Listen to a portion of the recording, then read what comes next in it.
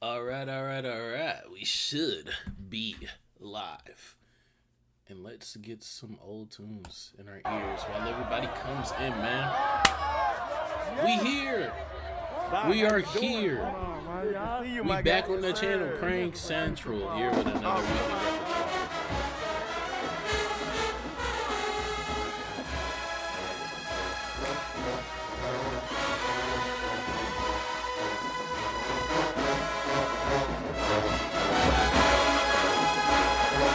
To the stream, everybody. And if you didn't know, now you know. We have super chat up there. Gold now. We have super chats. What's good, Chris? I was just about to say. You already know what we're doing first.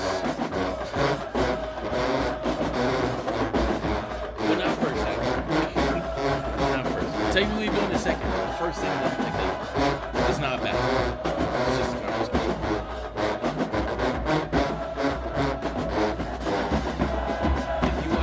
If you're wondering what playlist this is from, I'm playing from currently, it is not the top song playlist. But you can barely hear me. Yeah, I turned up the music pretty high, I'm not gonna lie. Oh no, it was my mic. But yeah, if you're wondering what playlist I am going from, this is not a top song of the season playlist. It's not. Actually, let me do this. So now I have to do it eventually.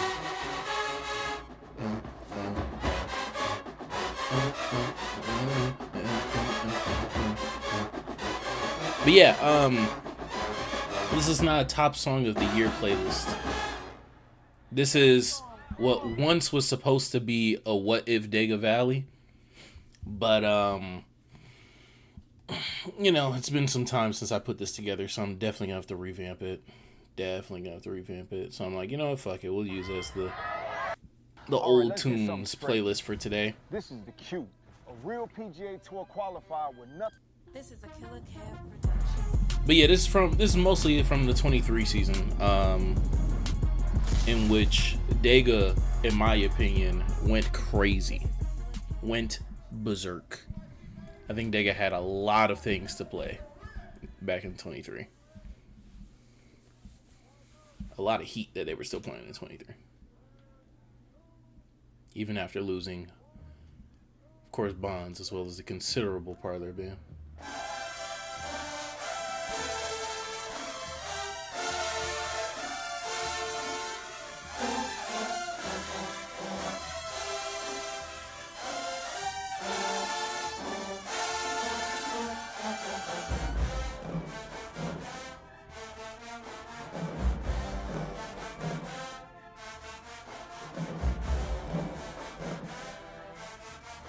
Like, this still sounds full for a band, you know, fuller than what Dega sounded in a while.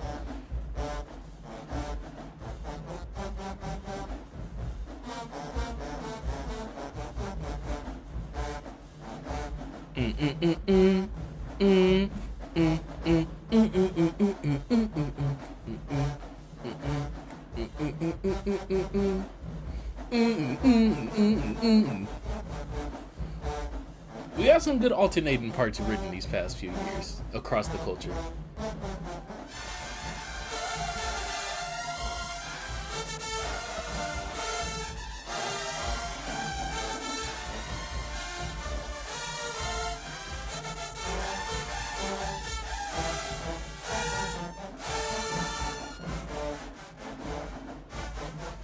Do y'all remember listening to this? Bro, Dega was playing some shit. New Orleans All-Star Band. I'm assuming you're saying started. Yeah, I heard they had their first practice yesterday. Yesterday was homecoming.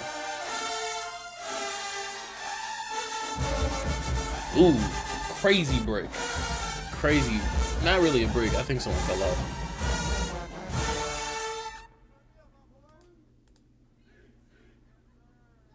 Okay, yeah, that's it. And this, I love this song too that Dega played back in 23.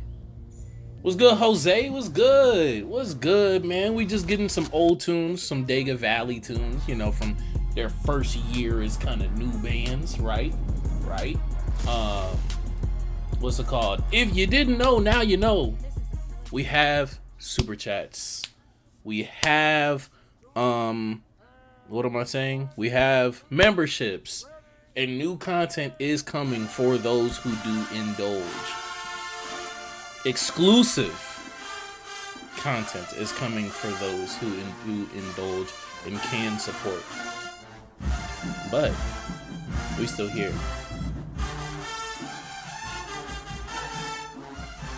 When niggas play this sounded heavenly to me. I'm gonna do Hum this summer. We are actually going to get into some Hum and Houston All-Star Band convos.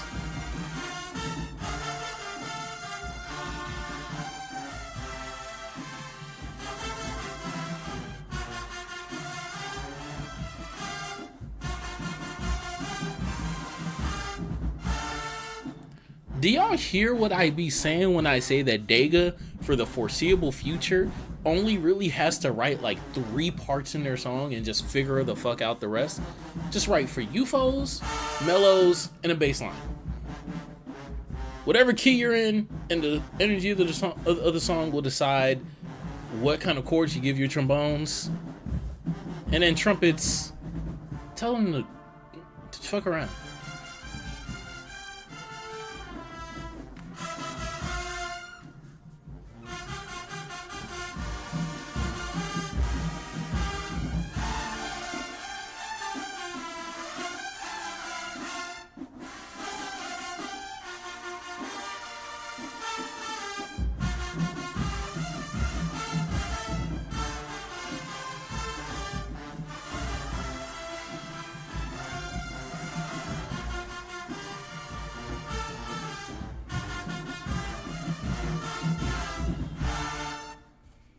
Nigga, that shit sounds fucking heavenly. That breakdown, I love that breakdown. I remember when they played this shit, and I'm like, yo, tell them just scream the whole, swear to God, well, actually don't scream the whole time. Don't scream, because you will fuck shit up. Make nigga a no trumpet band, swear to God, bro.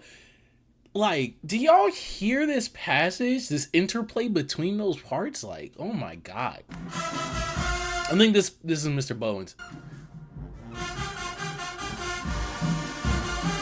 Mellow phrasing.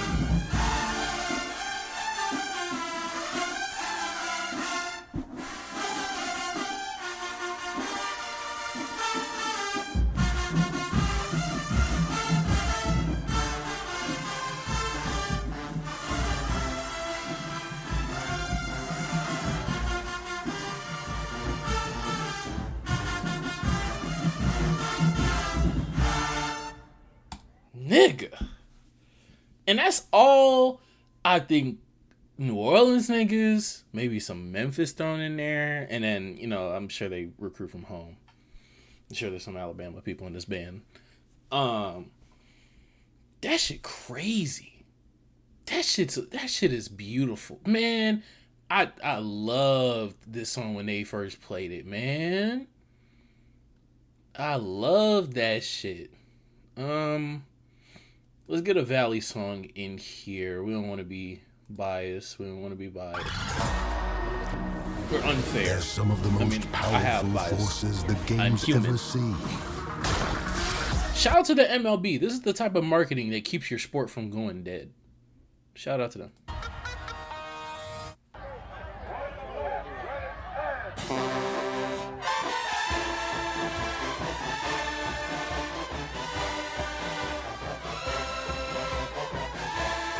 I love flowers, so.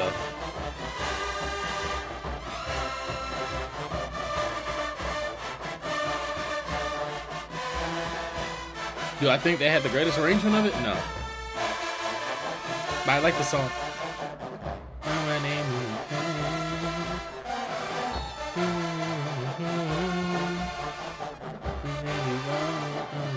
What's good, y'all? I can take myself dancing.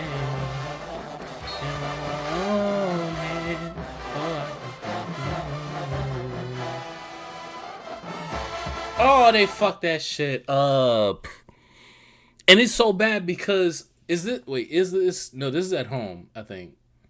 I think this is at home. Yeah, if this was the Jackson game, I was about to say, yo, Jackson would just play the shit right, and literally like their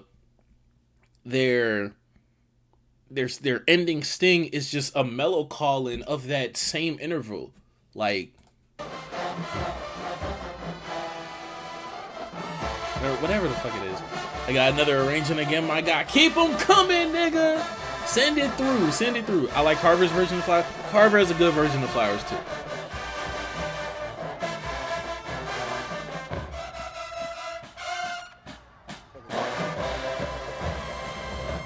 Yeah, that shit's garbage. That ending is ass. That ending is ass. But yeah, I think Carver ends with like the run, like that shit. But yeah, this ending's god awful. Valley smashing. Good job on it. Was this type of shit that was infuriating me. Cause I was marching. And actually, our first fucking performance of the year was National Battle of the Band, and we played against them across the field. And I'm looking at these niggas, I'm like, yo, they deep. And then I hear them and I'm like, they're shit.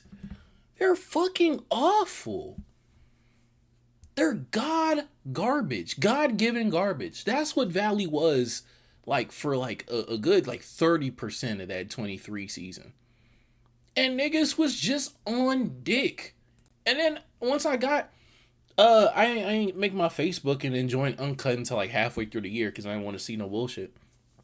Right? You know, I went 0 Dark 30 my sophomore year. My last semester marching. And what's it called?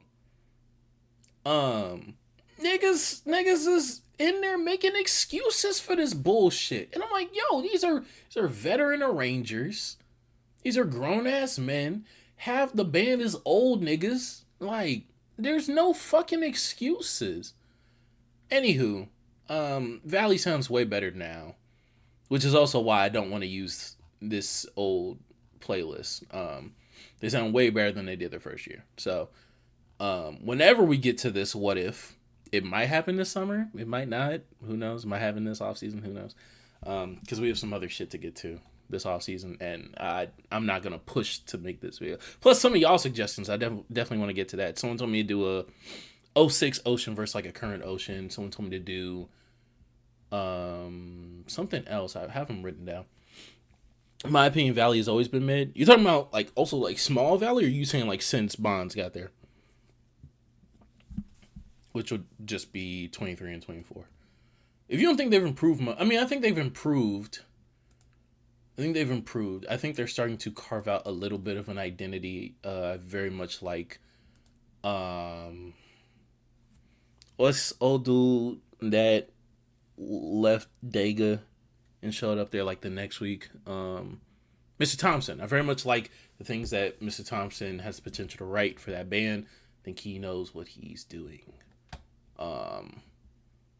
So yeah, I hope that gives that band a very unique sound. But the first thing I want to get into, right? Yeah, I'll still send that arrangement. I'm gonna email it to the right email, and then we'll fit it into the program.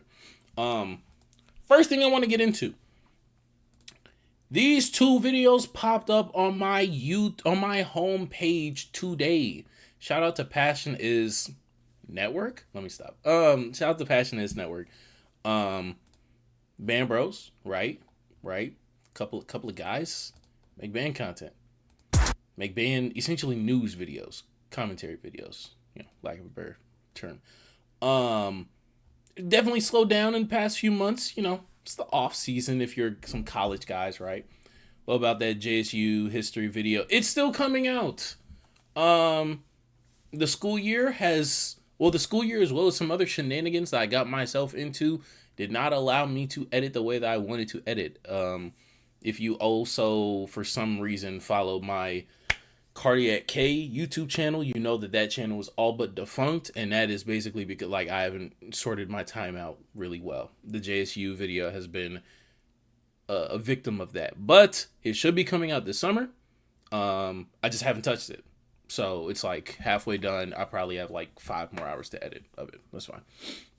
Like the past 5 seasons, but they're getting better. Yeah, Valley's definitely getting better.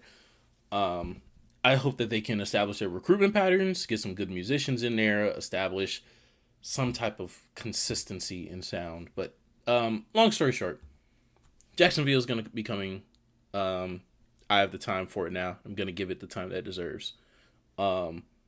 Actually, that video will go to members first. That video will go to members first, and then I'll make it public probably like half a week, maybe a week after. Gonna send in like 10 minutes, but that's fine. That's fair. First, I do want to get to these 2 videos. Shout out to Passionates Network. 2 guys, right? And some takes on the ongoing Houston All-Star scene. If you are unaware, Hum is coming back this summer. Shout out to Alex Vache. I think that's how you say his last name. Shout out to Alex. Shout out to Cash. Right? Shout out Big Bruh. I don't know if Marquise is on staff this year. I don't fucking know. Did you hear about what happens to the tenor drummer girl up there? I did not. You talking about Jackson or Valley? I don't know. I don't know what you're referring to. Or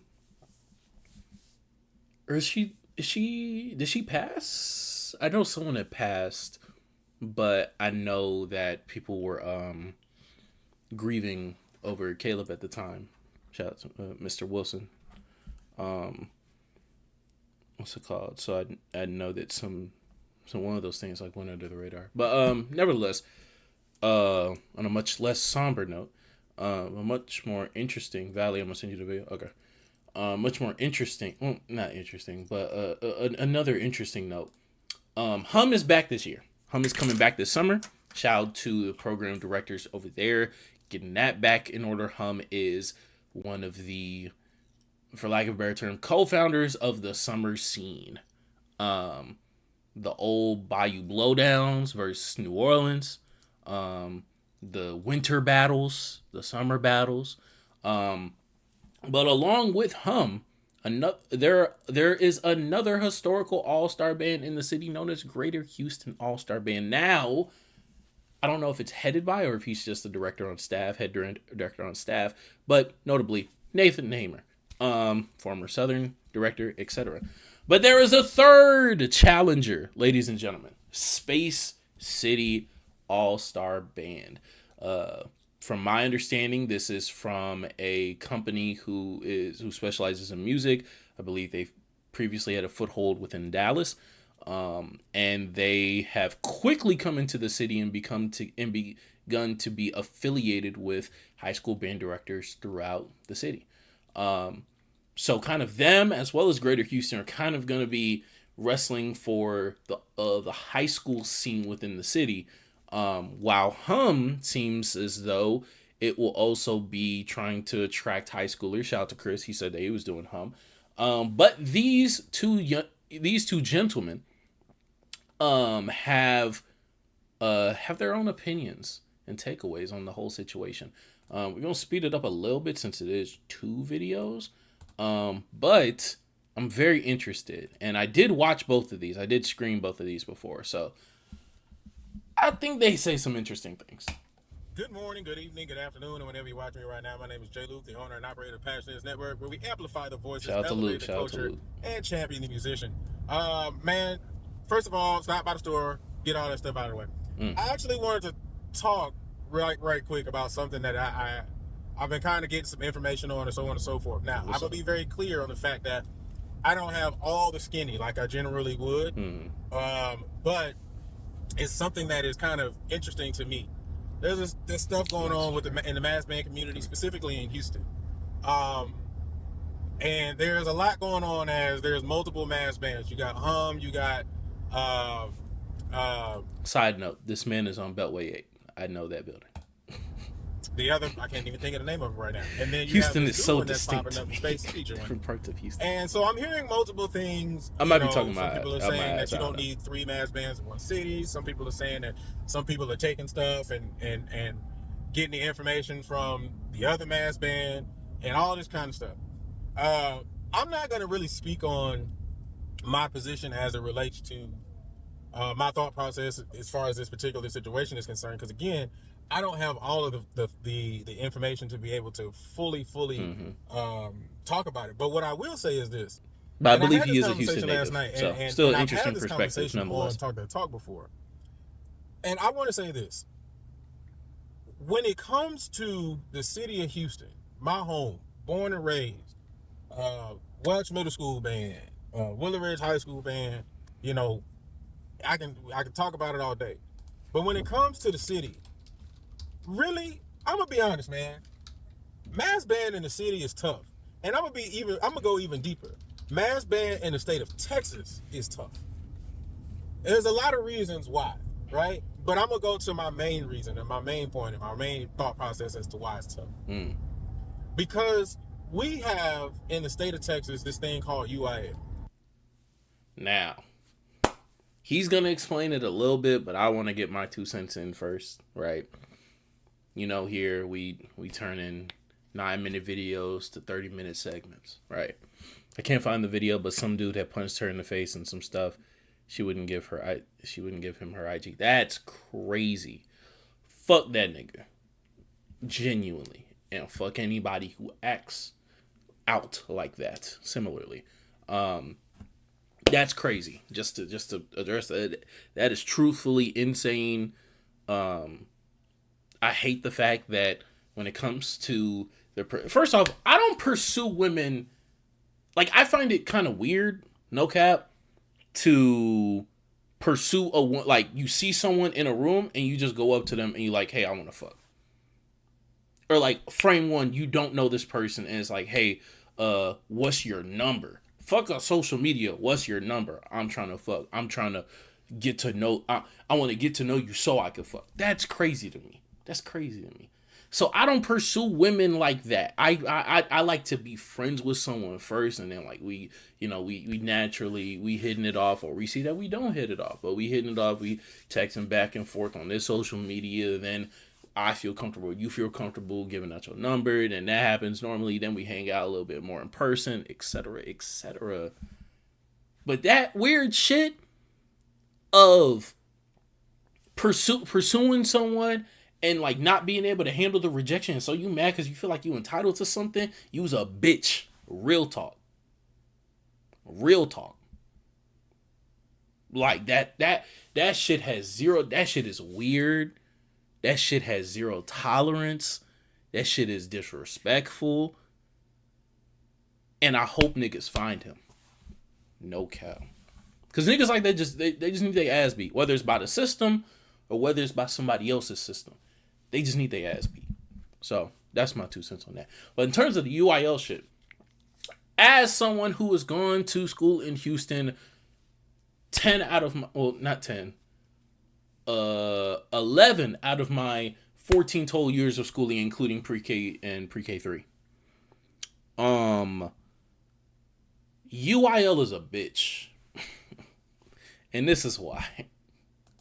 UIL, mind you, I have done, I went to Johnston Middle School, now Meyerland Middle School, under the direction of Candace Jordan.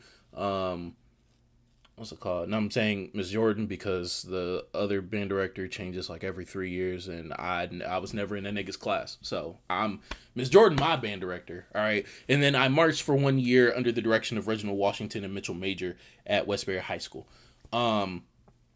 I have also participated in UIL competitions outside of music education and whatnot through speech. I grew up giving speeches within my school at Dotson Elementary.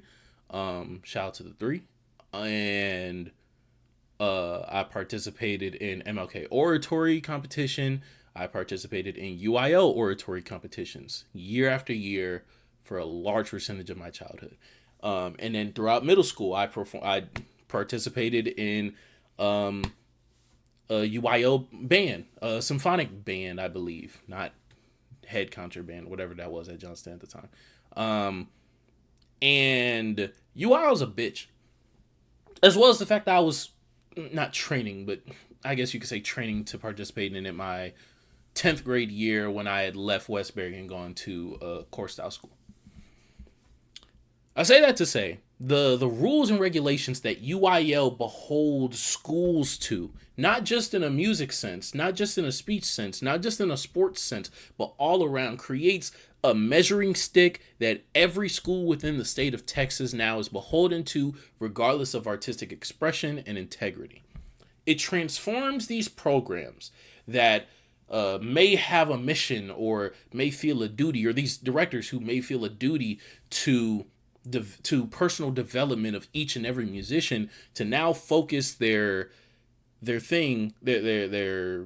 sights to just sustaining or creating a pathway to create a replicatable, consistent, good enough product of the overall sound of the band, irregardless of the personal level of musicianship on an individual level, in order to reach high enough scores, garner enough attention to therefore garner funding, and therefore to sustain just the existence of these fine arts programs within Texas. Fuck Houston. I can speak to Houston specifically because I went to HISD for like 9 years.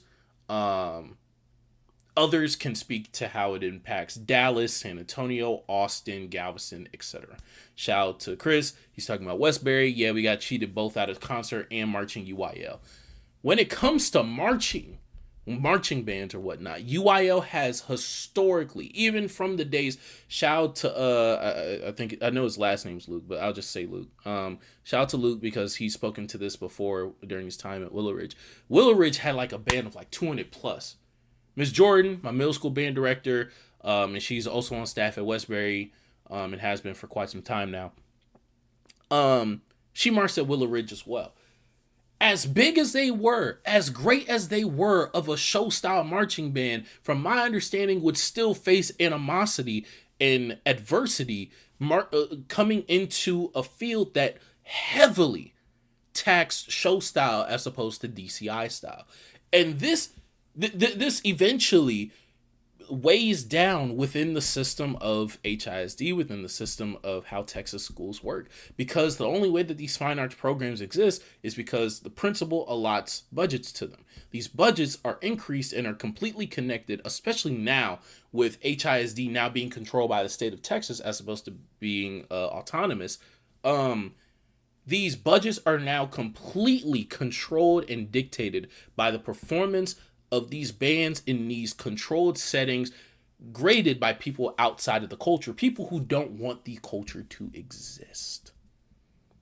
And it is why there's like sub 5 show style marching bands within HISD. Now within the Houston area, you still have a Thurgood Marshall, you still have a Sam Houston, you still have Katie, whatever, right? But the incentive for band directors to go to a Westbury, go to a Willow Ridge, go to a Sterling, go to a Yates, and continue to stay there for a decade, 15, 20 years, and continuously fight against admin, against principals, against the district, against UIL, is a force that has taken out a large percentage of the existing or would-be programs within the state of Texas. Therefore, just making the culture dwarfed. That is why the run that like Skyline went on a few years ago was so crazy. Because, even though some people outside the state of Texas will listen to them and be like, oh shit, that's just fucking high school PV. With, some Jackson style to it. Like, that is pushing it. That is pushing the fucking envelope. They've been doing that even back when Mr. Walsh was my dad's band director, and my dad crabbed at Southern in 06. And it's crazy. It's crazy. Also, I didn't know you were Legacy. Shout out. But yeah, like that situation is crippling to fine arts in general across the entire state. But specifically on us in the culture and on the culture existing in Houston and in Texas, it is absolutely suffocating. But yeah, let's see what he has to say. It's our standards and practices of how we rate our bands during the course of a year. by and large, most band directors are going, well, first of all, let's be real. We are governed by the state, the standards and practices of UIL, and most of our jobs in the state of Texas are depending upon what our UIL scores are. And we are governed, we have our bands based on that particular style or criteria of what the expectation is. And so when we look at mass band now, a lot of it is not necessarily predicated to what the expectations are in UIL. So you won't get a lot of band directors who are going to fully support mass band in the state. And yes, I'm going for full state, but I can also just say in Houston, you're not going to get a lot of band directors who are going to fully support mass band in that way because it doesn't necessarily benefit their programs when they come back. And the thing that I think he's going to get to that I completely agree with is the fact that over the course, granted, I've never marched a summer with Hum. Never. I showed up to 2 practices in, what was that, 21? 21 or 22? I paid my dues. Yeah, Mr. Walsh was his band director his senior year, so 05, 06. Oh, shit. Man. Damn. That's crazy. It's crazy. Wait, that means Walsh is in year 20? I thought Walsh was like in year 17, 18. Damn. I should have wished him happy 20. Because I don't be talking to Walsh. My mom wanted to donate water. But anyway, as an outside, as someone who's on the outside of Hum, of Greater Houston, of whatever, right? Growing up, the only participation I had specifically in the Houston show style scene was going to like Power Day right before COVID hit. That's it. That's the only interaction I had with Texas Southern, with Hum, with Texas Southern alums, with whatever. Like, that's it. Because Westbury is all like Southern influence. Oh, and I guess Darius.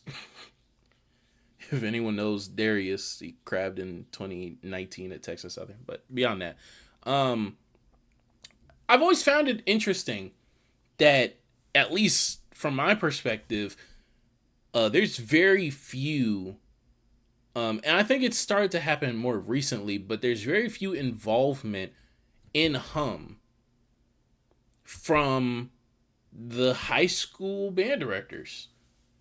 Like, granted, I know grudges are formed. I know lines in the sand are drawn, and a lot of people stand on that. Shout out to Mr. Walsh. But, it is the detach with the stronghold that something like UIL has on fine arts and band programs within the city. It is tantamount that high school band directors, in order to encourage the participation of summer band and mass band to their kids, that there is a pipeline, or there is an understanding that the tools and experiences gained here will be applicable here. Because at the end of the day, a high school band director's first and foremost duty is to the kids in their room. Now, don't get me wrong. Does Hum or does summer band inherently, and he's going to get to it, so it's going to sound like I'm regurgitating, but does summer band inherently like cultivate certain behaviors or whatnot that are not conducive to whatever? No. But whether it's because some niggas go in the summer and they just getting their rocks off, or whether it's because of the unregulation of summer and mass band, specifically in Houston and in Texas, there are bad influence that can occur, that can show up, and that can develop into these young kids that they then take back to their bands, and the product is the product.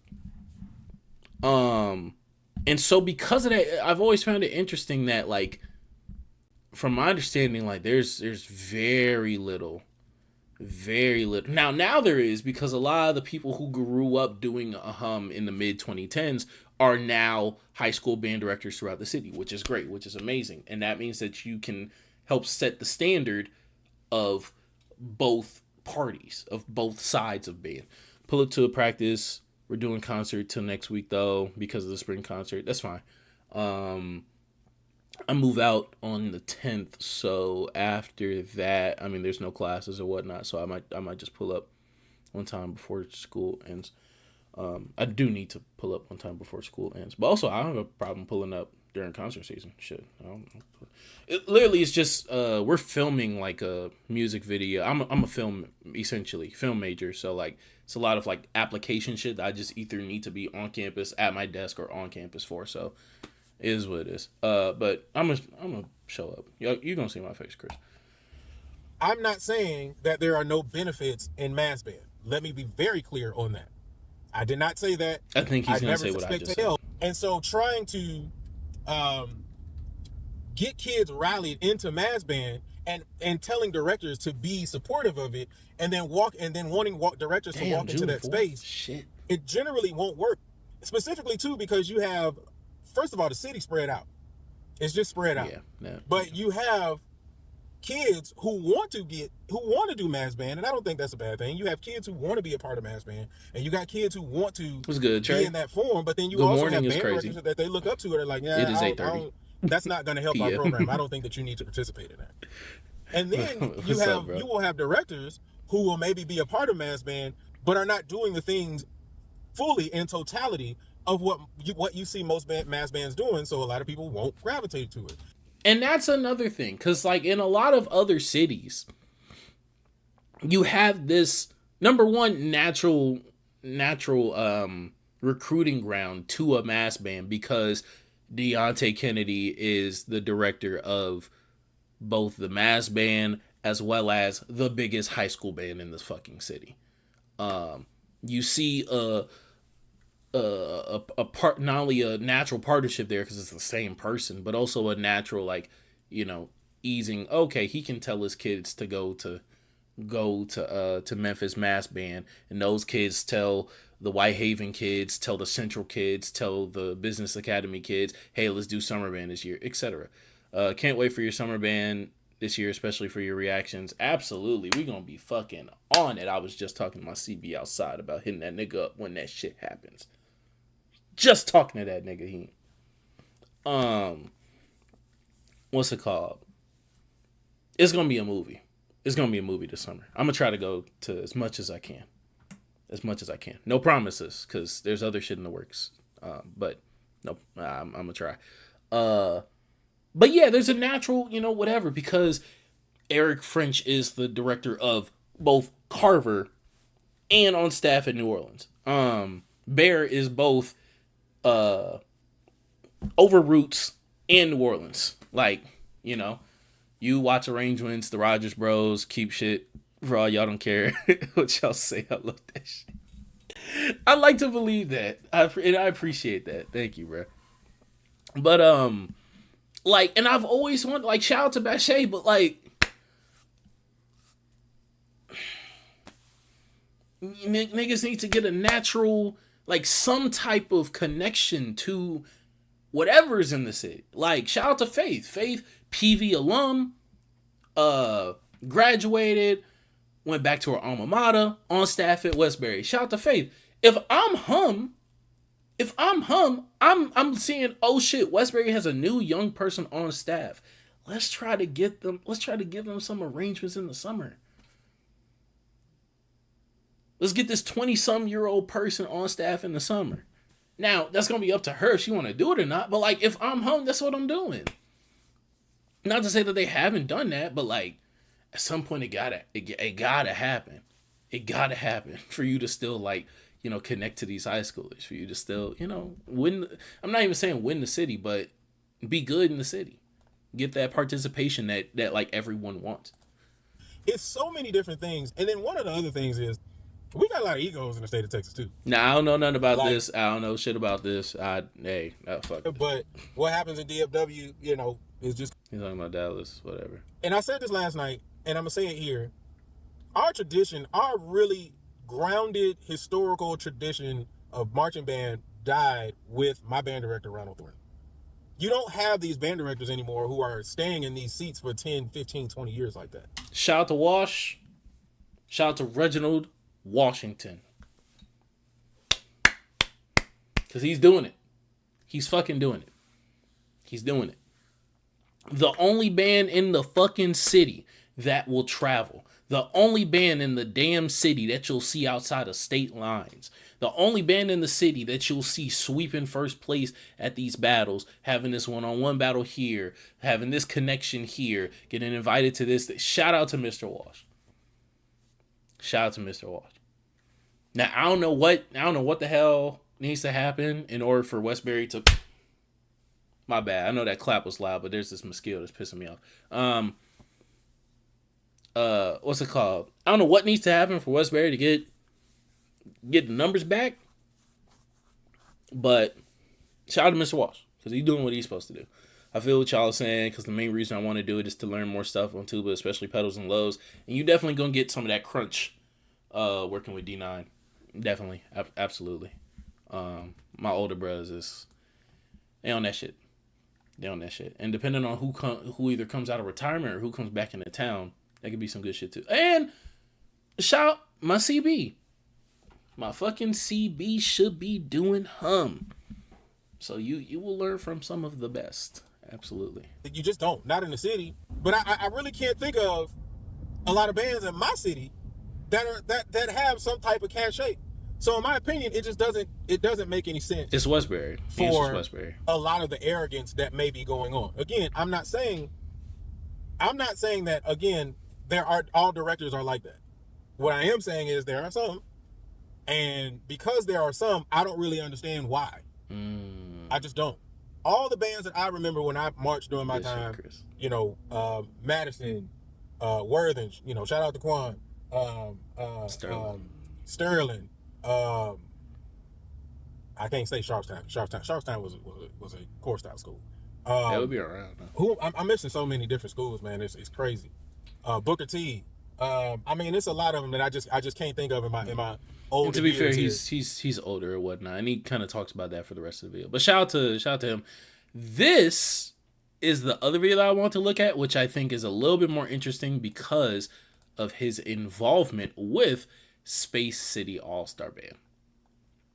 Morning, everybody. This is Quan, one of the panelists from the Talk That Talk podcast show that you can see us every other Wednesday, 7:30 on the Passioneers Network.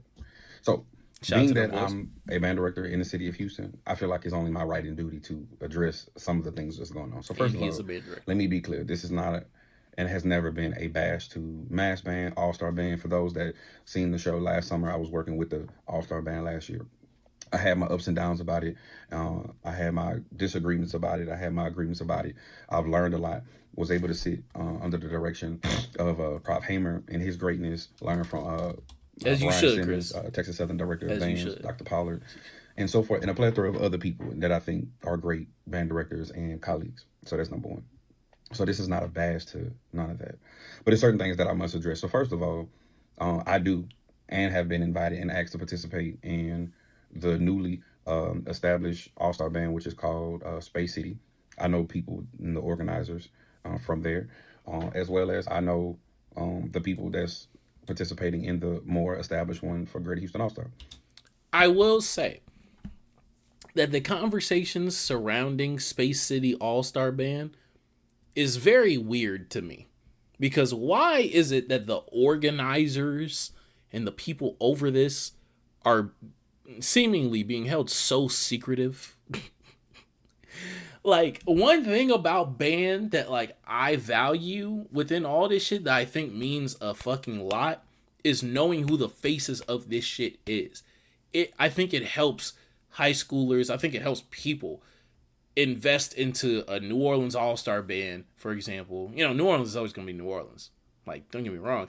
But it helps niggas when they know, oh shit, Bear's over that shit now.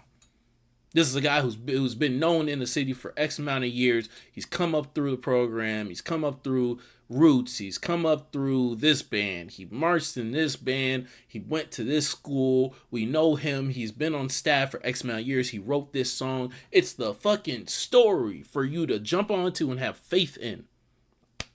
When it comes to Old Hum, I'm blanking on his name. Oh my God, I'm blanking on his name. Oh shit, Gibb. There we go, Gibb. My bad. Knowing that Gibb, the same guy who's over Greater Houston, is over Hum, is over Texas Southern, is doing this year-round band shit, and he is so deep into the community that helps people come back to Hum every single year. That helps you know who you are placing your trust into. The same man that took Texas Southern down, what's it called, to Merck City and was arranging his ass off. The same nigga who was single-handedly on these staffs and went against these people, took Hum down to New Orleans to do this, went against Simmons and the crew, and like these stories, these people that you can have faith in. But no cap, it is very hard, at least from my perspective and what I think that people want to see and react to.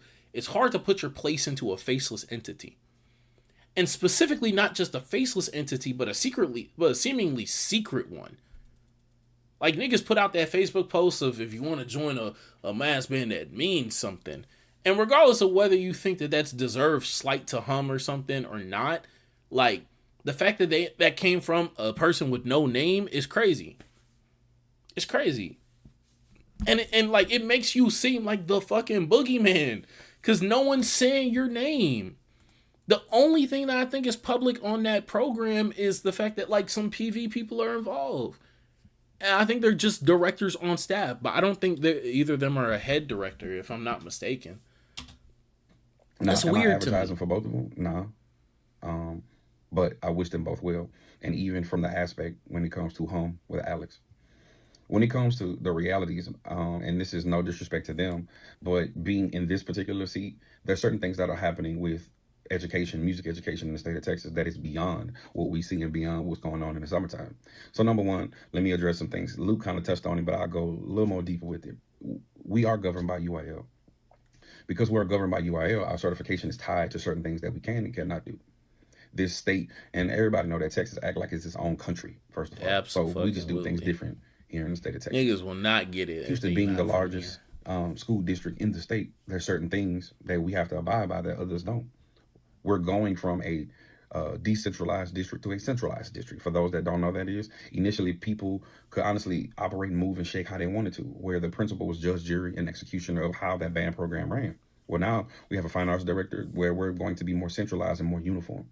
So that is a change. And that is going to strip all identity from, not all, but like a lot of identity from this school and this school and this school and this school, like specializing or having different experiences, because it's all going to be closer to standardized. That's insane. And I hate it. But most importantly, there was a bill passed, if not last week, the week before last, I didn't even graduate high school in HISD, and I be going to them PTO meetings when I fucking can. Called merit pay. So for those that do not know, merit pay is you are paid, your salary is paid according to your evaluation scores. Now, and that is great. That's fucking insane. Your salary is connected to UIO scores. Basically, the program's health and budgeting is dictated by that. And there's an implicit bias on show style. Like, oh fuck, I don't want to. That's kind of different for fine arts teachers, specifically band directors, right? So how do you evaluate a band director? By UIL. So just know it's happened before. When your scores are low, when you get them 3s and 4s according to UIL, guess what happened? You get fired. But what happens now is you can go from making $98,000 one year to making $68,000 the next year according to your evaluation. So when it comes to the specificity of how you want your band to be ran, let's be real. Not all band programs teach bad habits, but bad habits have been taught in All-Star Band. I'm not pointing any fingers at anyone, but that's just a reality of it, right? So I have to be cognizant of where I send my students to. That's number one. Number two, because of this merit pay, I have to be more mindful, about the camps that they go to. And this is also tied to a degree with some of my funding that I'm. And that's why it's important to have people who are both in the high school seat, also in the All-Star seat. Because it's the only way that those mindsets can now be aligned. Now, hopefully that's happening with Hum. I don't know the full staff for Hum, but hopefully that's happening with Hum. But like, that's important. In this state, that's important. I know y'all don't know that though. So I'm just trying to keep you informed. Now, number 3, Do I believe that they should have 2 programs? Yes, I do. I believe they should have 2 programs, one being a high school program and one being a program for alumni. The reason why I say this, and I'm gonna just be quite frank, this is uncut. In the past, I know that everybody wants to see Hum back. I remember when Hum used to battle New Orleans All-Star Band, when Brian Simmons was over New Orleans All-Star Band, and even when I believe Kenneth was over All-Star Band. That was like the glory days of Hum. Now, let's be honest. Hum started because Greater Houston All-Star and Hum had merged together. So that happened. And yeah, that was great. That was good for the city of Houston and for the city of New Orleans during those times. The only thing I disagree with is they shouldn't have had it in that hot gym that year. But that was a great time for the band, right? Now, let's be clear. There were certain things that took place that should not have happened. There was at times where you had students that were riding with older alumnus and things happened. How do I know? Those band directors told me. And when I became a band director in Houston, that was the first thing that they said. Be mindful of where you send your kids with the older students. Now, all what we see, such as we had an incident where a gentleman was grooming his students, those things happen.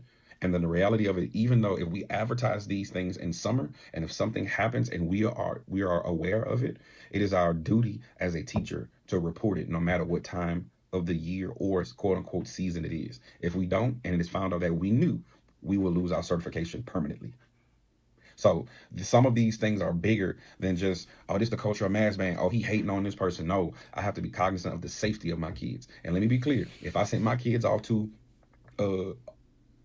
other band camp and something took place, it's the same thing. It's the same duty. It's the same right that I have to report these things.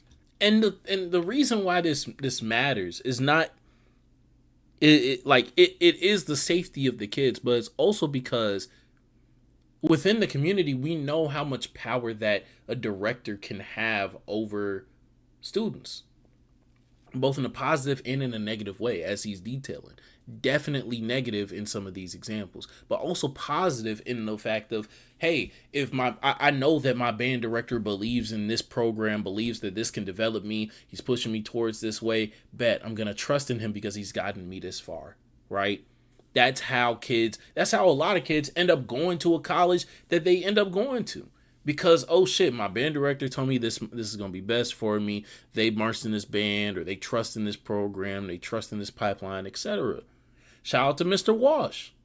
Mr. Wash, throughout my time being in the band, my time knowing whoever or whatnot, he was abrasive. He's abrasive to send kids to Texas Southern. He's abrasive to do that. Why? Because there is a history of Westbury kids going to Texas Southern and not staying all 4 years.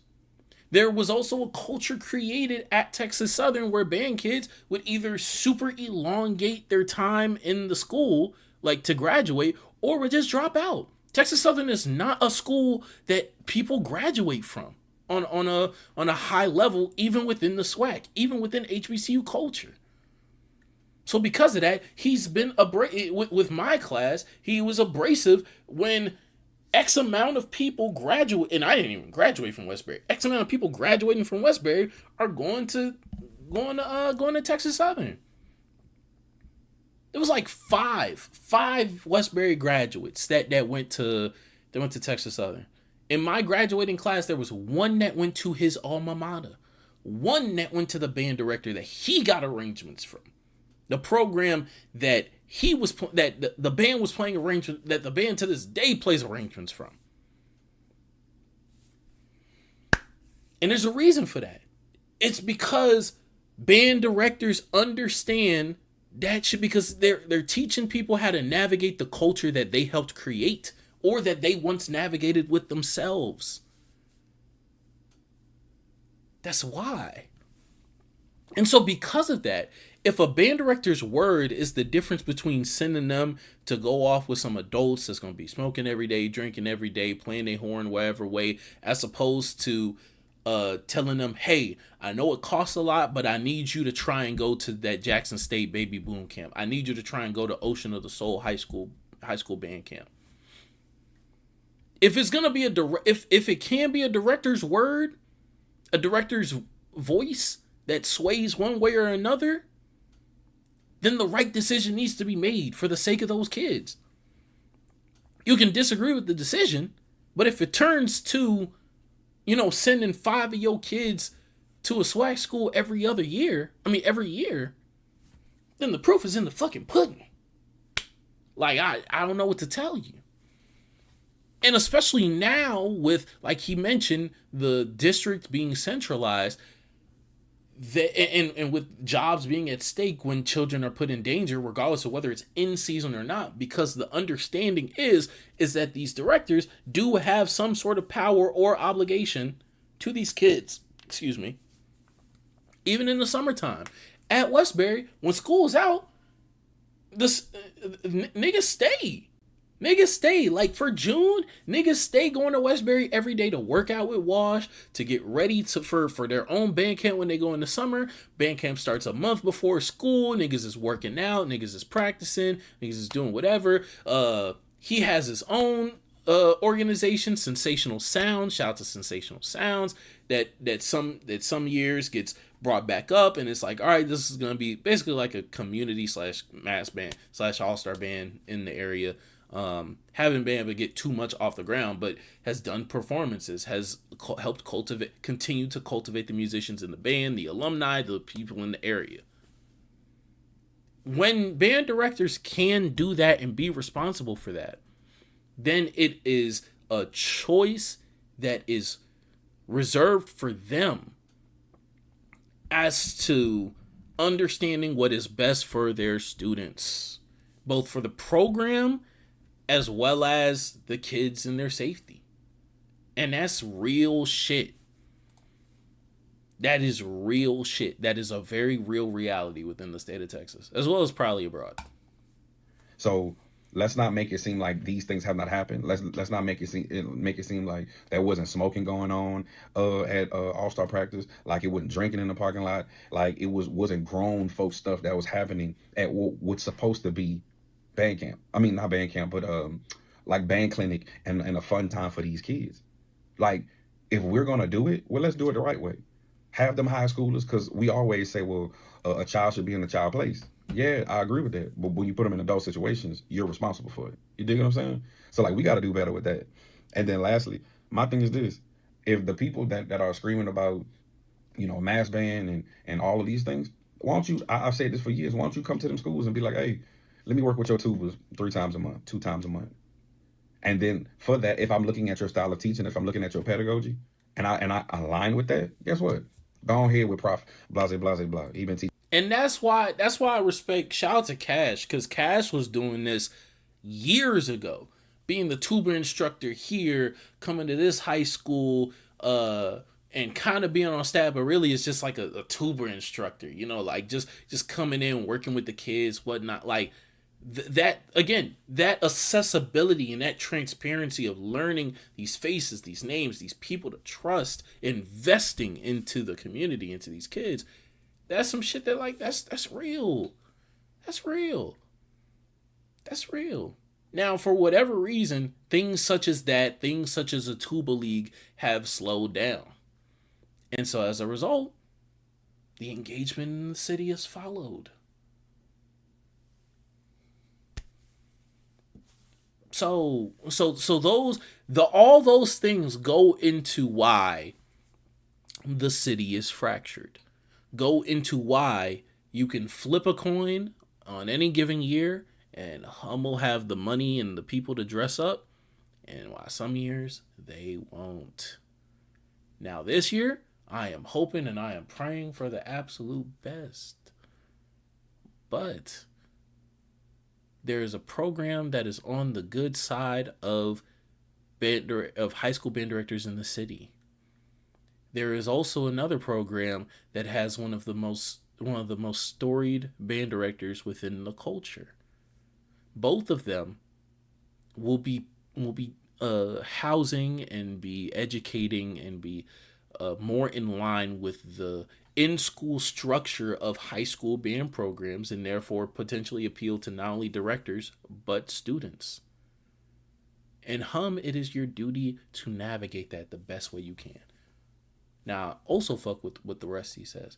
Trust me, I know a band director who made weird moves like how the fuck do a band or girl be a head drum major without tryouts and shit. And him and her would always be in the office together every time. My high school band director, cool as fuck, but made some odd moves, and the whole band room knew about it. And things like that. And granted, that's the high school band director. That's not even the unorganization that summer band has, right? That's the high school director taking advantage of that power dynamic. That's fucking nasty. But like I just mentioned, because of the culture, we have created environments where it is normalized and to some degree expected for band directors to have this close relationship with the students, have this close affiliation, have this close investment, etc. Right?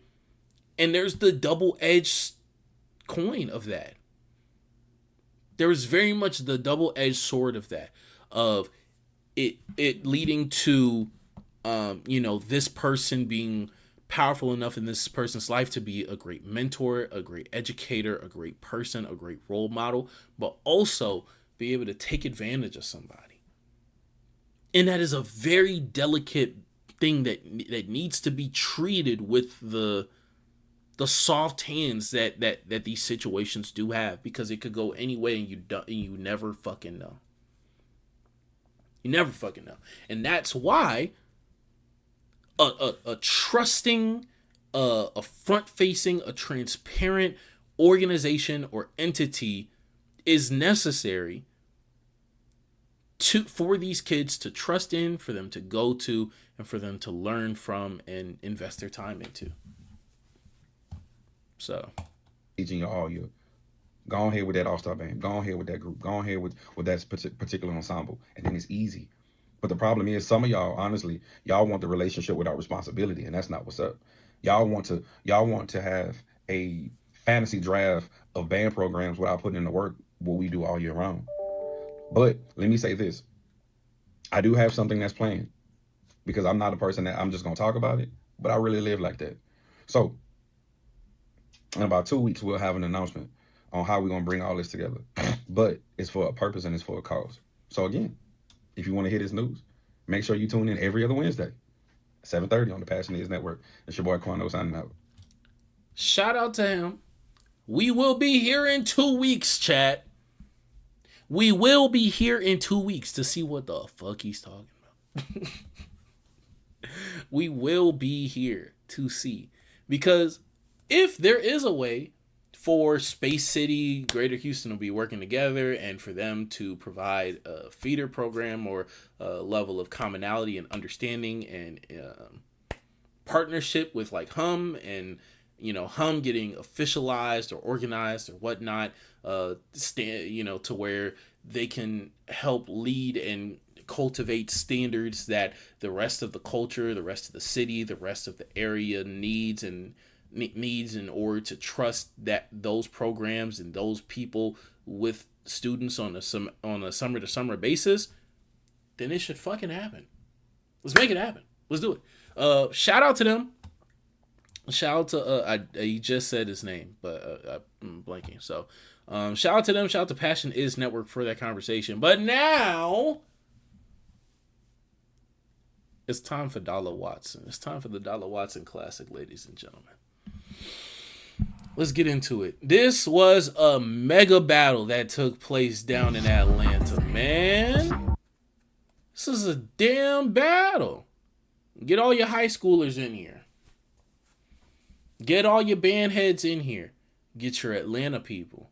Get your Memphis people. Get your Houston people. Where else did a band come from here? We got Southwest. We got Craigmont. We got Riverdale. We got South Cobb. We got I said Riverdale already. We got McNair. We got Lee. We got Jonesboro in the fucking building. Shout out to Dolla Watson hosting this grand high school battle year after fucking year.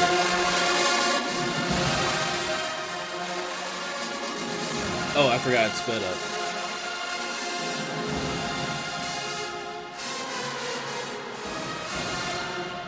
Niggas is just in an empty gym cranking.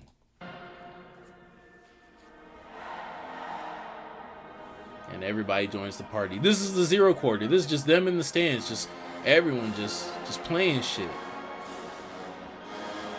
Let's get to it, man. Same thing with all these Louisiana All-Star bands. Why the fuck can't y'all never come together? But every motherfucker want to have an ego and beef.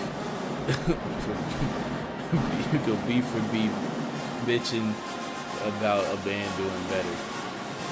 I'll say this, when it comes to Louisiana, hold on.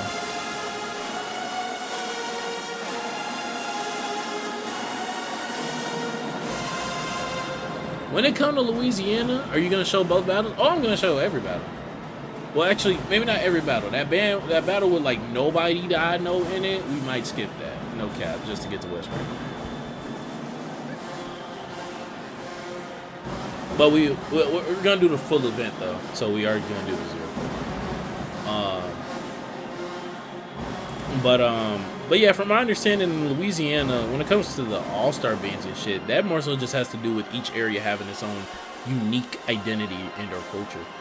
This is gonna be the battle of egos. I'm already knowing.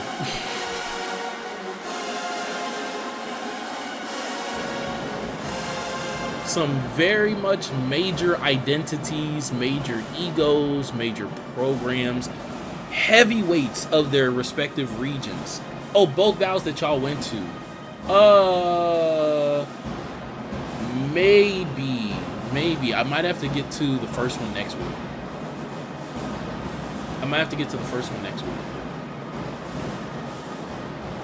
Just because Dolla Watson's like long as fuck. And as much as I want to be a homer, I do have to be fair and give the people what they want in terms of the full Dolla Watson battle. I don't know who they turning on, but it looked like everybody. So I might get to y'all first battle next week.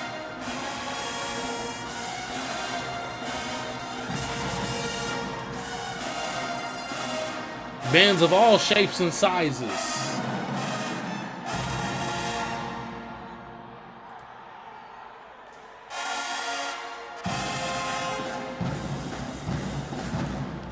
.337 and Regulators can come together. They from the same area, but they on weird shit. Yeah.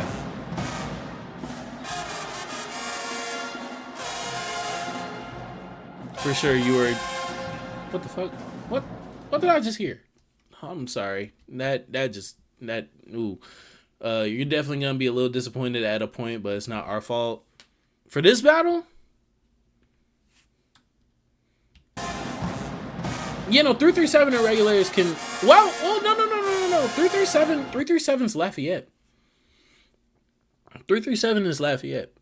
Because, shout out Cecilia High School, the band director over there. My family from Cecilia, from Cade, from St. Martinville, from Brobridge. That's where my family from. So shout out to Cecilia High School. Shout out to 337. But no, Regulators and 337 ain't the same. Regulators and LLI are the same area, but I don't think that's weird shit going on. I think that's more so a similar thing to what we were talking about earlier with high school standards versus summer band standards.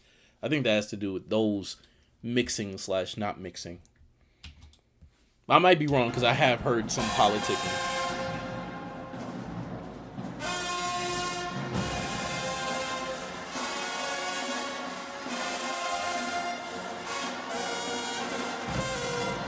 Oh boy.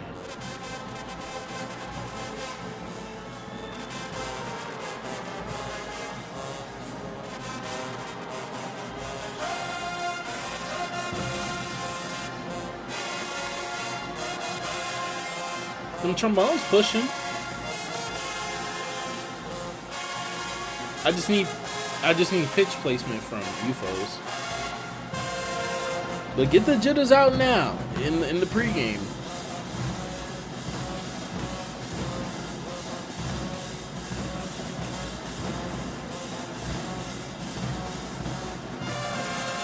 Come on, UFOs. Let's get it together. Let's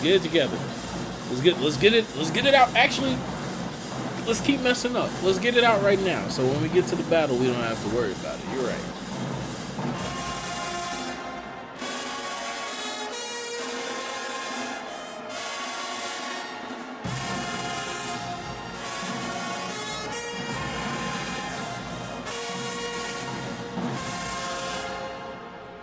Yeah, let's get this shit out now.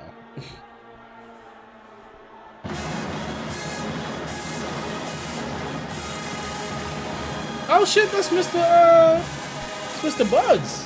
I didn't know he was director at Riverdale.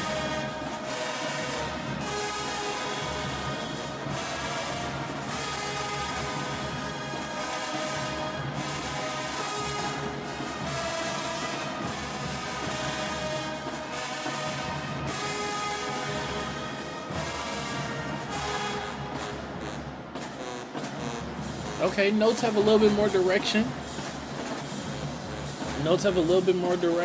Need some control on them. Don't want to just blast everywhere, you know. How many tubers? It sounded like 2. Then the 2 bands we battled. Oh, I'm knowing.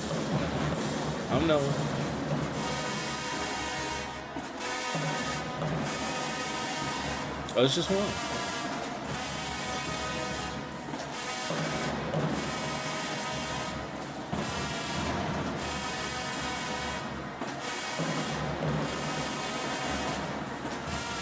I do like this that this battle not only protects the city rivalries within Georgia, but also allows and gives platform for the best bands in some other regions. Shout out to Westbury, shout out to WhiteHaven and Craigmont, as we'll see.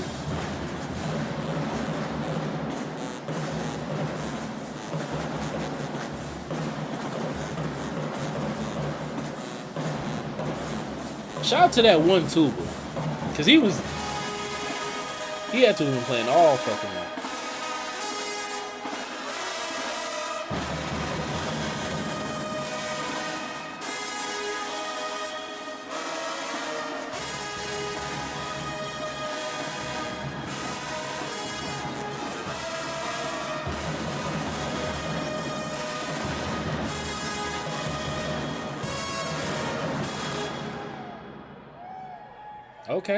Okay.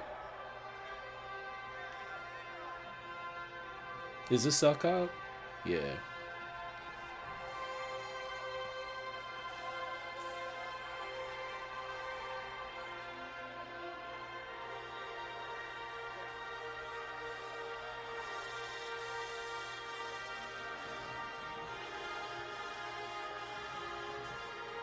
Yeah, niggas is talking shit from across the fucking gym.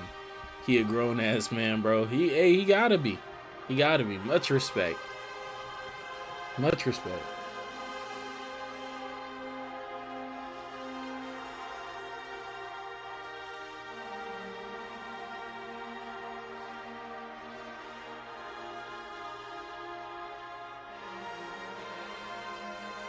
Good job phrasing through that UFOs. Playing very full. And connecting all that trumpets. Good.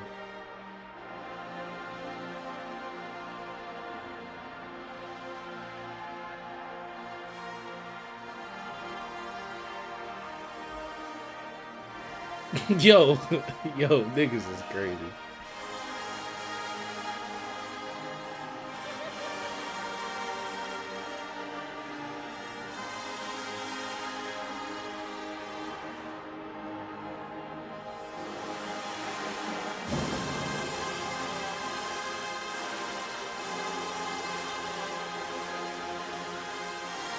This is the type of passion within musicality that I love, bro.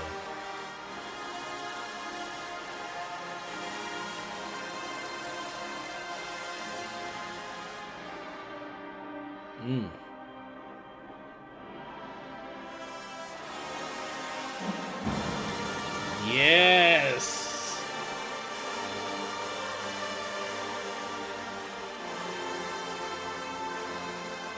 Yo, what the fuck? Bro's beard was thicker than yours. I don't have that thick of a beard. I don't. But yeah, he do got the harden going on. He do got the harden going on.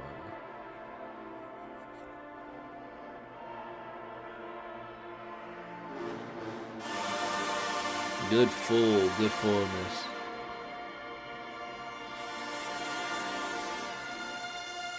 Sustain.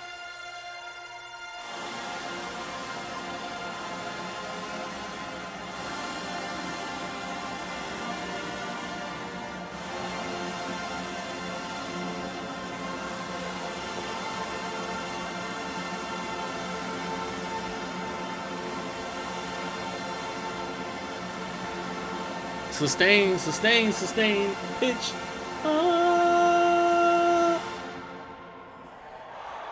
Shout out to South Cobb. Shout out to South Cobb, man. Shout out to Cobb County.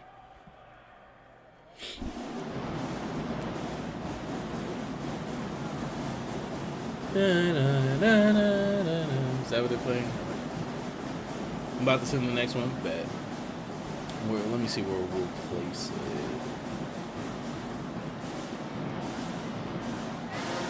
I think I know where I'll put it. No, it didn't send what I said. Oh, my bad.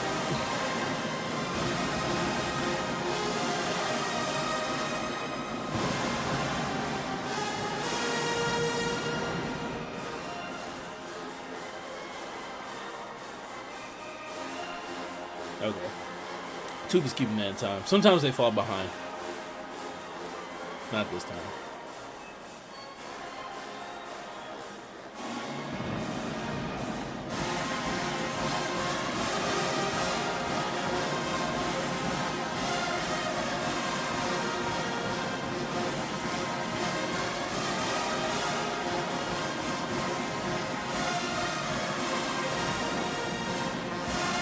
This is what we call a lip burner. Busy tuba part, a lot of octave work, some really just like phrasing exercise from the meat of the band.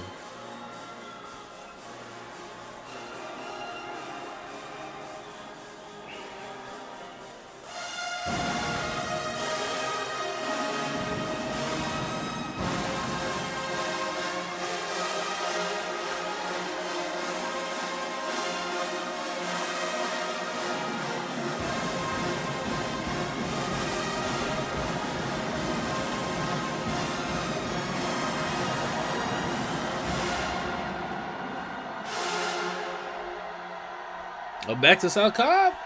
Okay. I thought McNair was going to get in. Because I think they warmed up already.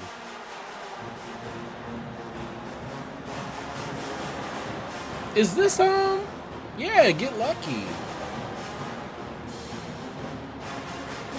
I noticed that Pharrell line anywhere.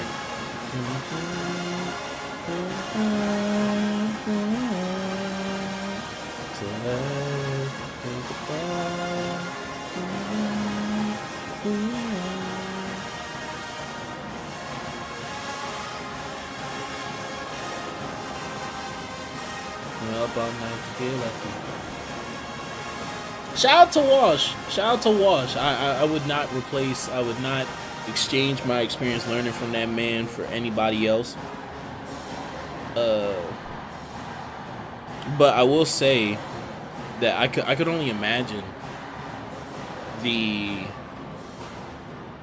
experience of like being in a band with a very eccentric personality like this as director, right? Because I'd imagine that there's definitely a level of confidence that gets instilled when your band director is as eccentric and is as like braggadocious about the production about your production, right? And the work that you all put in, and is as loud when it comes to showcasing that through antics and through personality or whatnot as the music itself. But also, no cat, Westbury just gonna let the music speak for itself. Come on, man. Come on, man. It's W supremacy. It's that supremacy.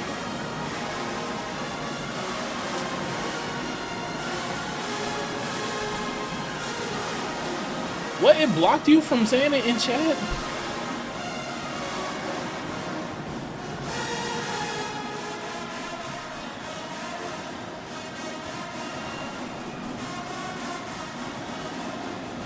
Oh, you talking about the tuba player. Oh, I thought you were talking about the band director. I mean, some niggas just develop like that. I'm not gonna lie. Some niggas are just grown-ass men in high school.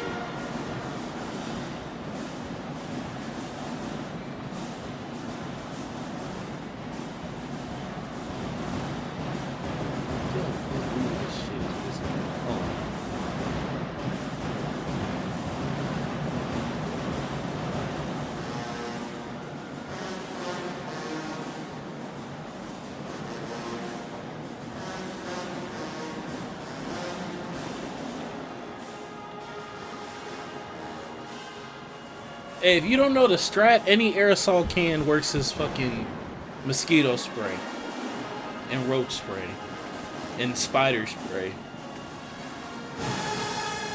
Yo, ooh, this nigga's impenetrable. Oh my fucking god.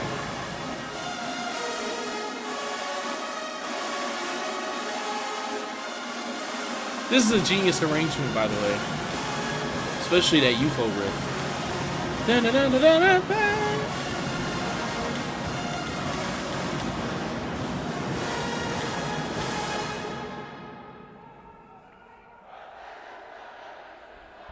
The only better arrangement of Candy Rain I can think of is like Jackson's.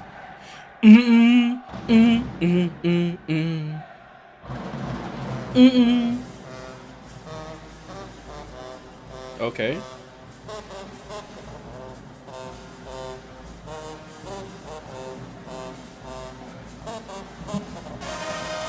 That nigga's hard carrying.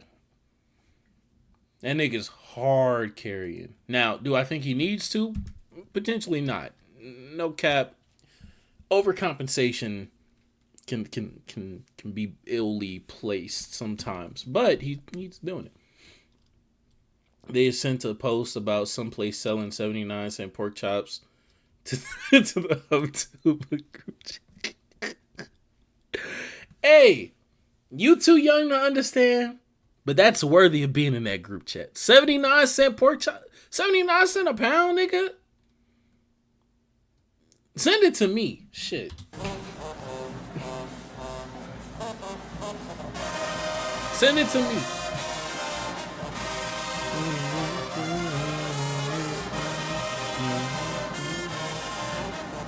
You folks phrase that, please.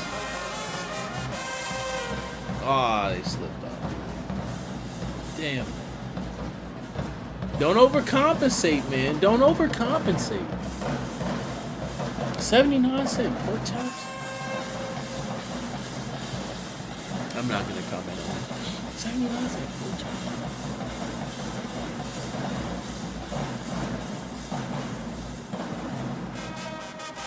Shout out Food Town. That's the only place I know where pork chops used to be that cheap.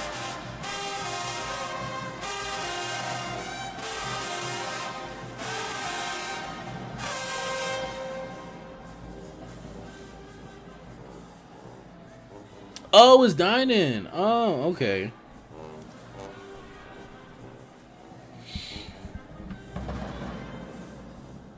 As someone who goes to high school in Georgia, I will be the first to tell you everyone was raving about how WhiteHaven and Craigmont been since last D-Dub.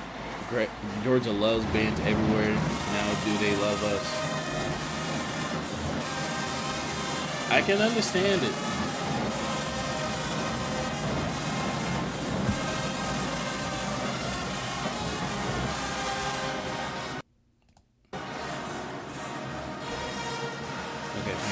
I was gonna have to speak of that. But yeah, as they show, WhiteHaven and Craigmont have created amazing programs that, from my understanding as someone who's been tapping into Georgia's band scene, are very few and far between nowadays in terms of just the scale, the sound, and the value that do you march for anyone down there? What you mean? Oh, you talking about BBB? What's it called? to the scale, to the size, and to the entertainment value that those two bands continuously bring.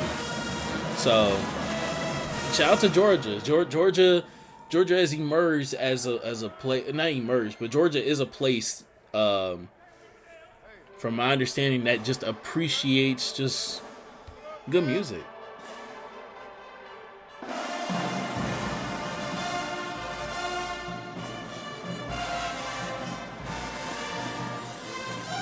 Oh, you at Westlake? Hey!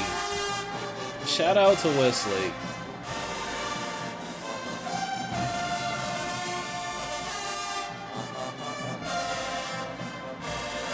Damn.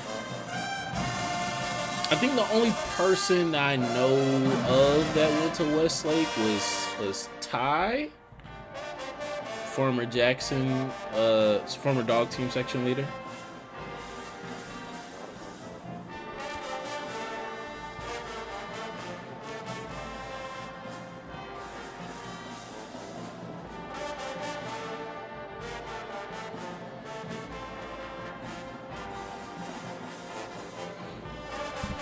What you play, BBB?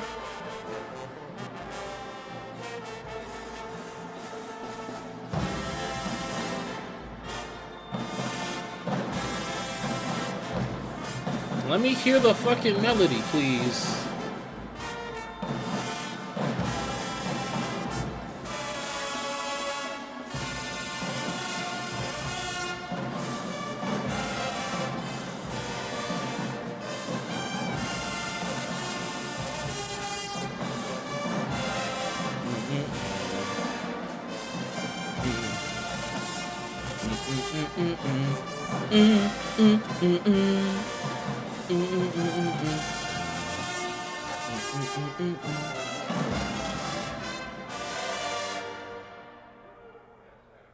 Okay. Good handoffs, upper brass. Good shit, and good fast fingers on that, you foes. And even a lighter tone.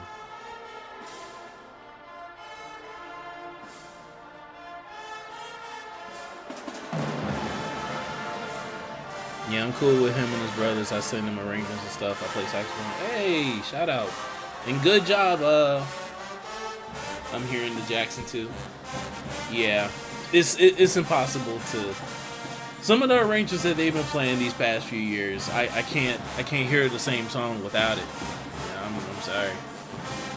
But that's the same with like a Texas Southern, I'll say, and probably an Auckland too.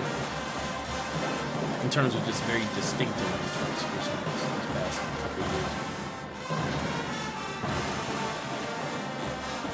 And of course, Southern historically. Oh, this is freeform.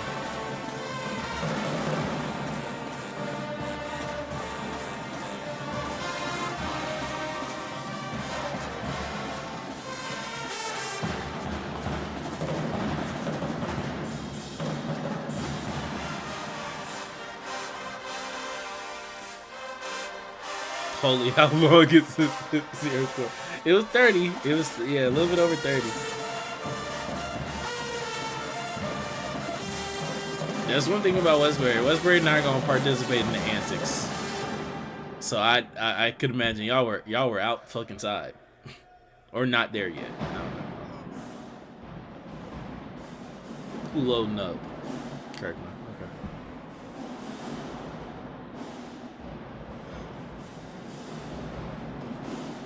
Westbury is not one for the antics and the theatric battle, also known as the 0 point. Come in, do your job. We back on I-10. How'd I know?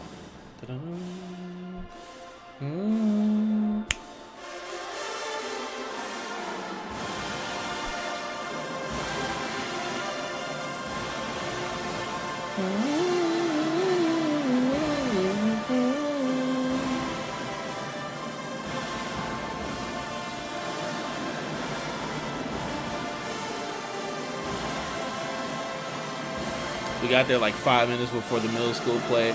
Look at this, fair. And y'all were coming from the farthest, so yeah, that's more than fair.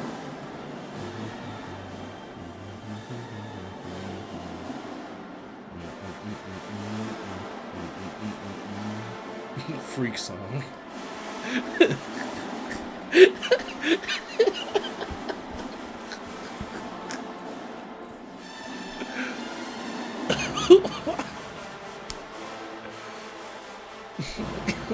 We singing this yo, nigga, it's just a good song. I can sing it anywhere.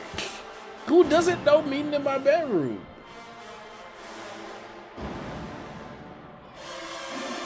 Do you think Stranger in My House is a freak song?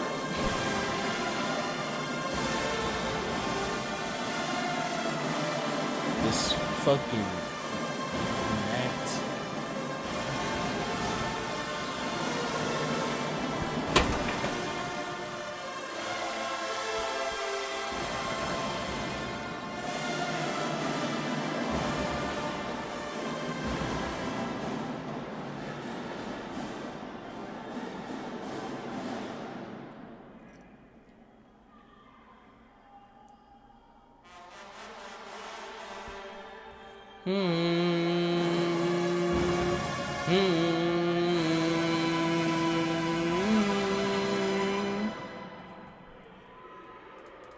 Shout out. Shout out. Yo, shout out to fucking South Cobb. They bringing the damn energy.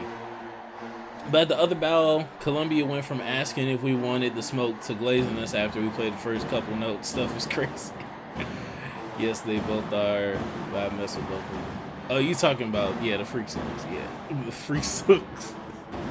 I just did. I never considered that like a freak song. There are freak songs. Meeting in My Bedroom, despite the name, is not one that I consider. Some Weekend songs are like freak songs.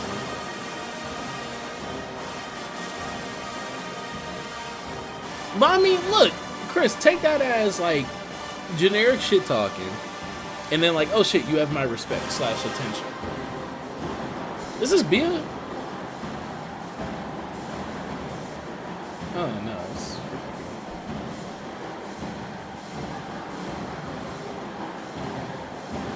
I swear I heard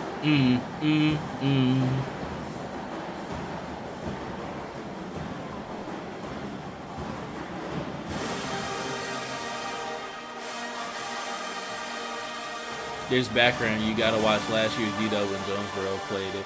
Oh yeah, no, I remember Jonesboro playing this and then getting in everybody's face and shit. Yeah, the band director traumatized my mom.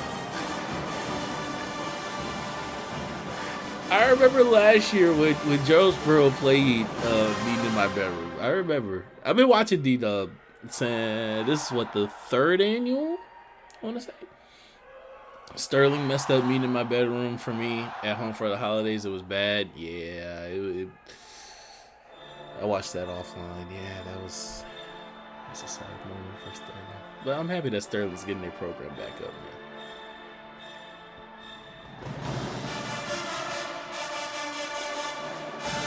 Is there no spring home for the holidays? What the fuck? I should have heard about that already.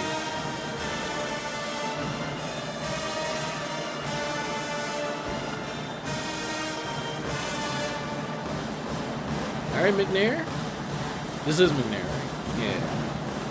M3. Stay shit.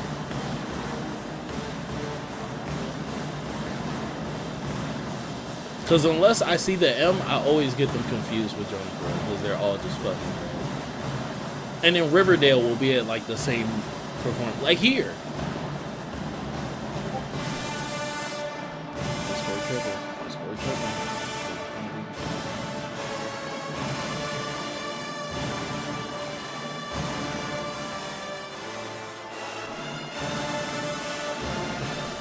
BBB, I can't read that. I can't. I'm a grown man, but hey, get it, man. Oh, y'all fucking funny. There is the Mayhem in May. You pulling up with us? I'll see. Cause I have a few internships that I'm trying to do screenwriting wise. But I don't know when they start. I just have the first meeting this upcoming weekend, so I gotta see. My fault, sir. No, talk your shit. I'm just saying I can't repeat that. But hey, let it be known. Let it be known. Just make sure she don't see it. Or make sure she does see it. Who knows? There we go.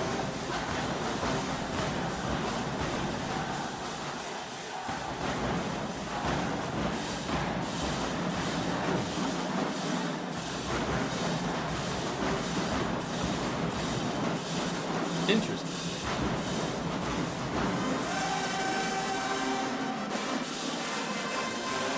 It's May 27th.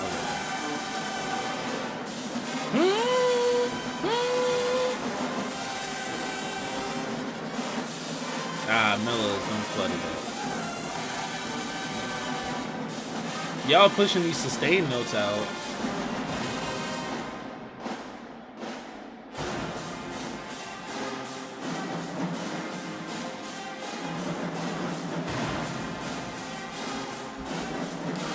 Does anyone know who ended up winning the Bucks game? Bucks Pacers. Damn, Pacers won by 1 point. Damn. Damn, man. And with that, Giannis, despite dropping a triple-double, a 30-point triple-double, is out the playoffs in 5 games. Oh,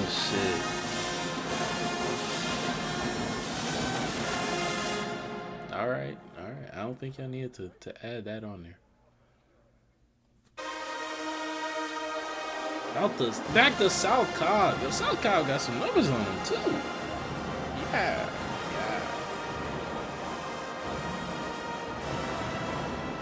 Oh, Reese made the game-winning layup.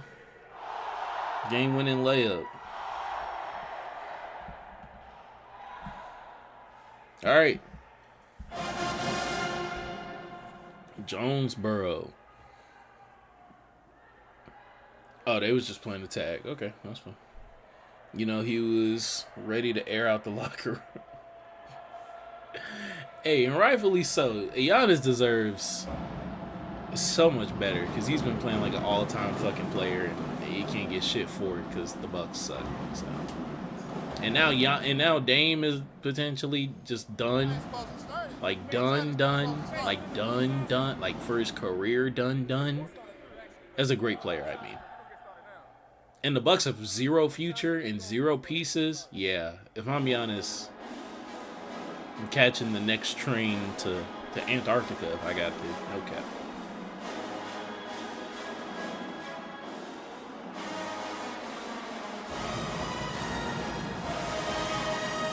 Them trumpets are clear.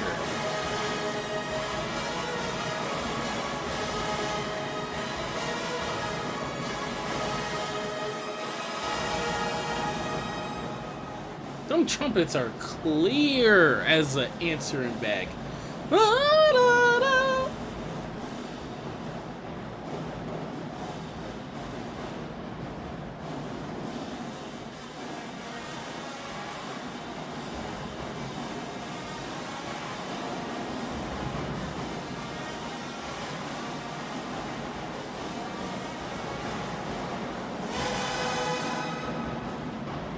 Damn, man. They strong with it. They good with it.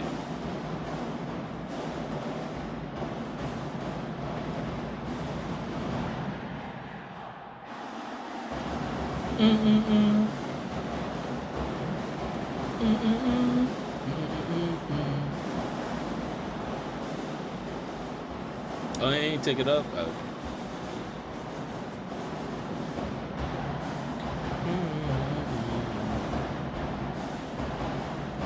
Yeah, they having fun. That's the biggest part about all this.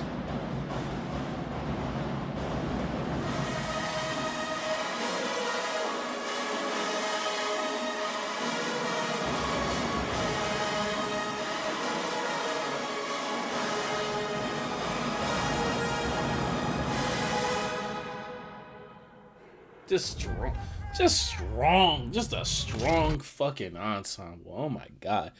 Speaking of a strong ensemble, you know, probably the strongest there would have to be the grown men in the room, right? Well, luckily, there was a guest performer. In Wilberforce University, we have not heard Wilberforce in quite some time. Shout out to Wilberforce. Their first showing in a while over here as the guest performer for this Battle of the Bands, featuring a ton, and I mean a ton, of potential recruits. Them as well as Morehouse showed their face. We will not be listening to Morehouse. I feel like having fun today. Thank you very much. Wilberforce, what you got?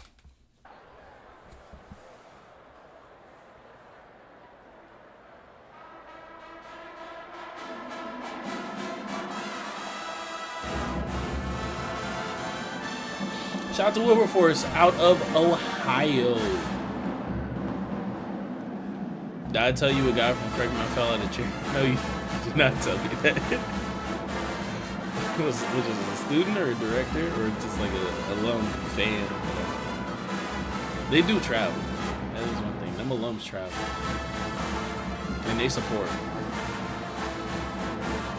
Morehouse Ben is actually a disgrace right now, I'm not gonna lie. And I already know better.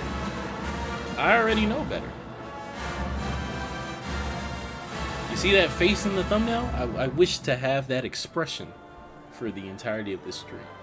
That is why we are not listening to Morehouse. It used to be Howard. Howard used to be booty butt cheeks too. It is the cooties have transferred to Morehouse.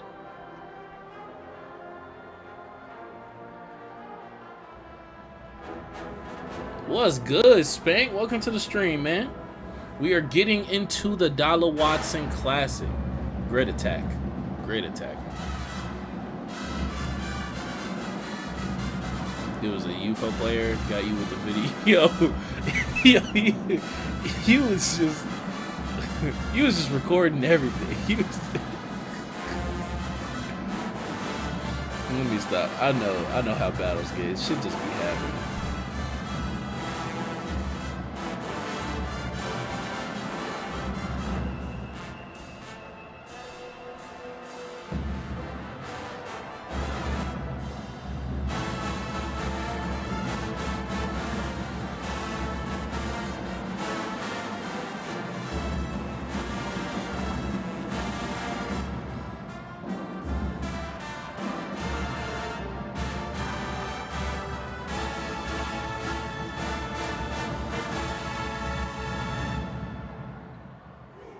I wonder what theme that was. I didn't record it. It was one of our simple players. Fair. I know how battles get, you know, just random shit happens.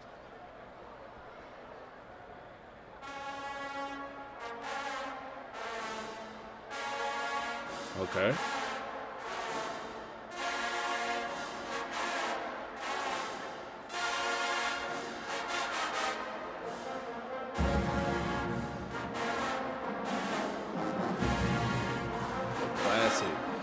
Good, man. It's 6:01. Welcome to the stream, man. We getting into the battle. This is the last showcase before we get to the actual first three-way, featuring Riverdale, Westbury, and I'm blanking on that fucking third school. Jesus. But for the meantime, Wilberforce is showing out.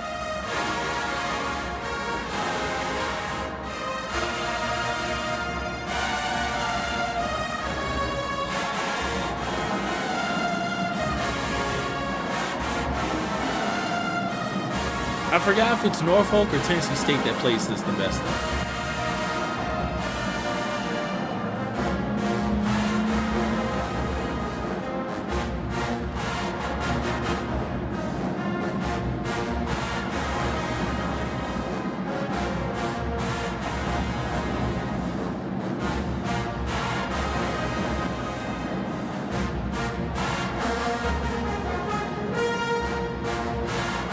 Okay, you folks.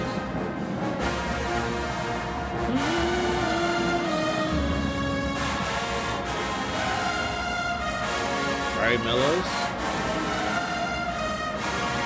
I just got a screen recording for Showtime on 17.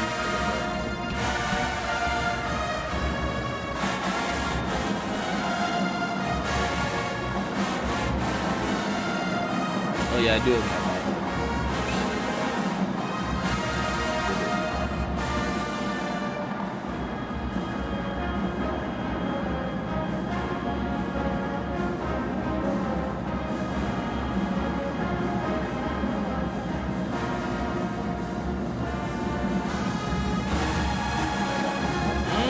Good open.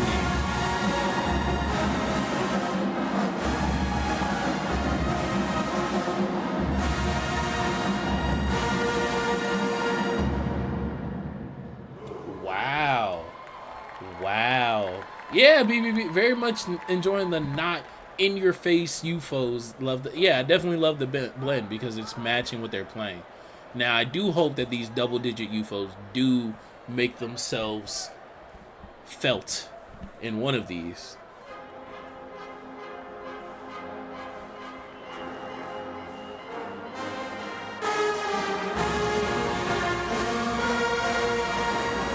There we go. There is balance here though.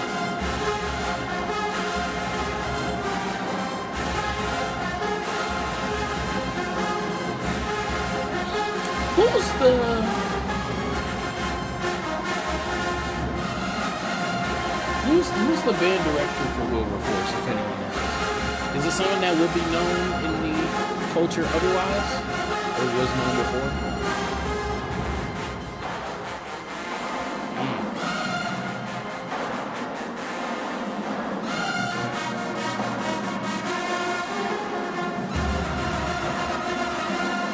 Oh, okay.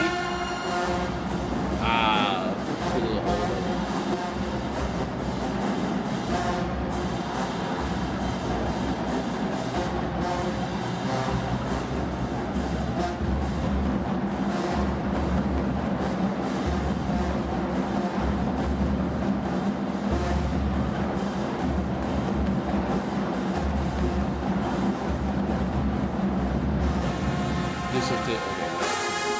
They got a lot of UFOs, don't they? Yeah, hella UFOs. Okay, they facing crowd.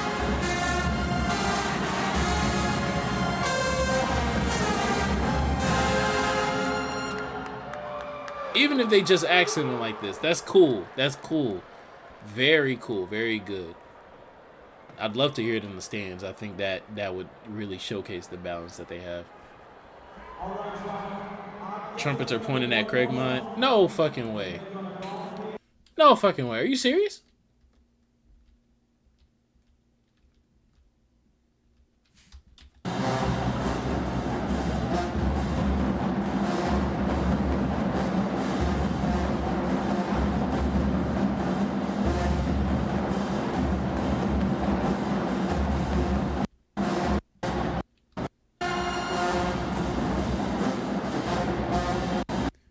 Oh my god. Oh my god. I know Craigmont was talking about, or excuse me, Mr. Kennedy was talking about stepping to one of them colleges. I forgot which one he was talking about.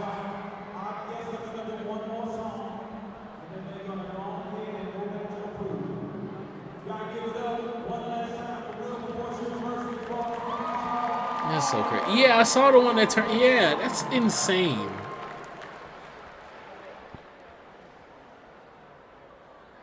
Oh my god, yo, so I just seen that shit, Chris. What the fuck? Flat forward too is crazy. He said he was going blood Wilberforce. Oh, it was Wilberforce. Oh.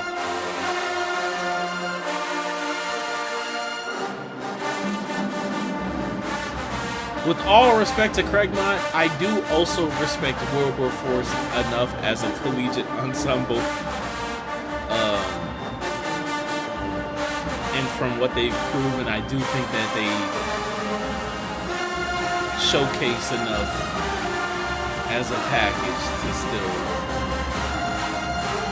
clean. And y'all know I sing the praises of Craigmont. There are collegiate ensembles that I believe that Craigmont can step to and step over.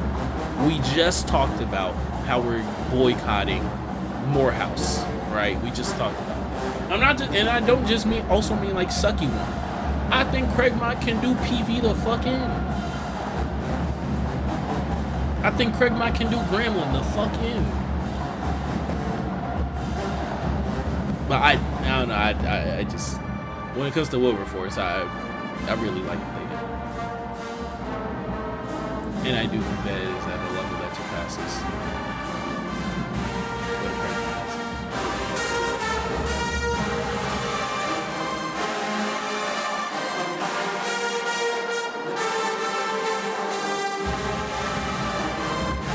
He kept the fucking horn out. The horn costs more than you, nigga. Okay, crazy unnecessary hangover. That was obnoxious. All right. Chill out. Chill the fuck out. But yes, Chris, always protect the horn. The horn is more valuable than the player. All right? Protect the horn. I will never forget Craigmont actually blew at them. It's not here. It might be in this. It might be in the full thing. Might be in the full thing. Let me see. Here are the middle schools, the stands. When did Morehouse perform first? Oh, Wilberforce performed way later. I did not know that. Okay. Let's get into the battle. Let's get into the battle. Let's make sure we're starting at the start. Bro.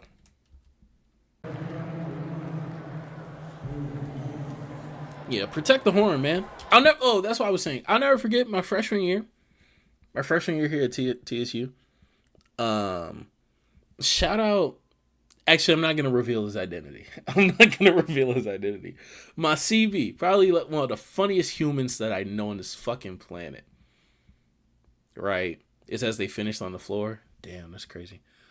One of the funniest humans I know on the fucking planet fell face forward on the fucking practice field the day before a game. He stands up, right? We lining up. We getting in twos. We about to go back to the band hall. Actually, not even. I think we were just gonna line back up on the field. I look over, and he was facing the other way from me, but his UFO's bell was facing me, and I'm like, well, why is that? He's not holding it backwards. Why is that? That bitch was bent out of shape, like like nobody's fucking business, bro. Like nobody's business. That shit was so bad. I've never seen a bell. I didn't know that bells could do that. I did not know. I kid you not. I did not know that bells could do that. I did not know that bells could do that. Grown man establishing his raging dominance on trumpet to kids that can't go see a R-rated movie by themselves. You're not wrong. You're not wrong, Triple B. You're not fucking wrong. But I didn't know that horns could do that, bro.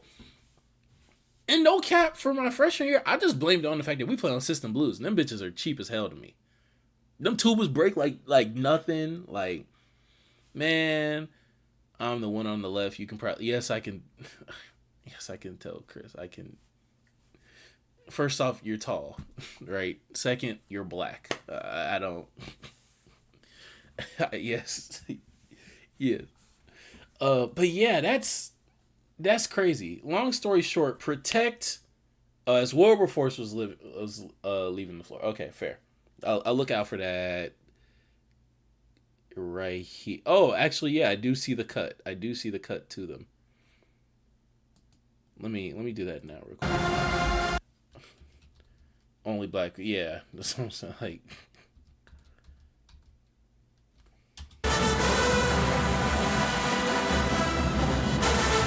yeah, the sideline blowdown.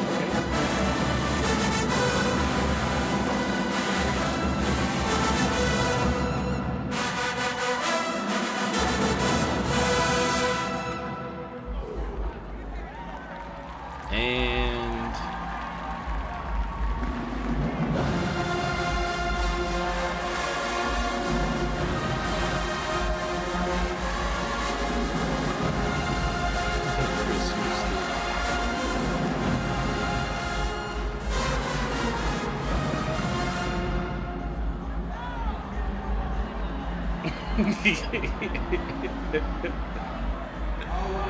You know what? I'll never blame him for trying. I'll never blame him for trying, man. There's always new heights to hit when you're on top. So, shout out. I was wondering who was on fucking Glock. I was listening for it earlier. Anywho, long story short, protect the belt, not yourself.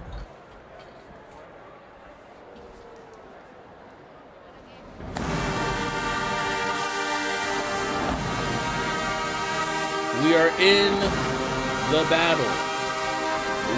Westbury, Southwest, Riverdale. Let's get into the shenanigans. It's battle time.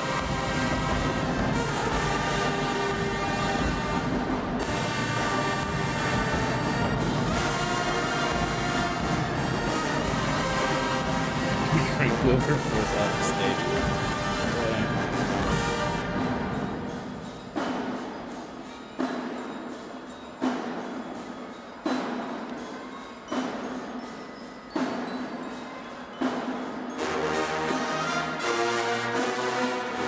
TI mix. Okay.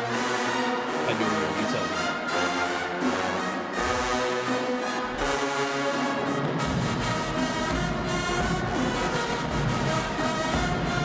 I like that groove between trombones and UFOs.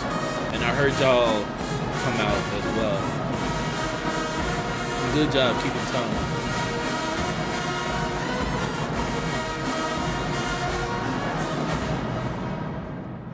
Ah! Can't hang over. If you're gonna make it a clean break off, make that cut off clean.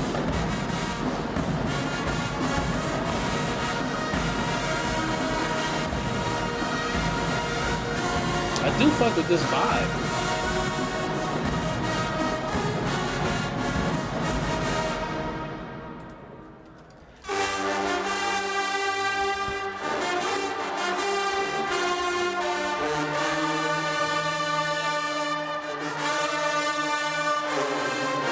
Come on, mellows or trumpet, give me some definition on that walk up.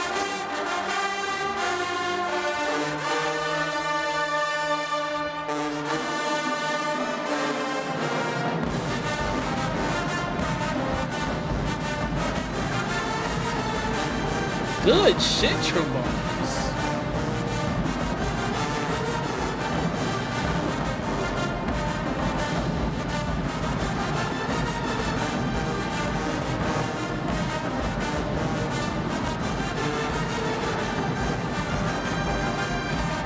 Good fullness, y'all. Back.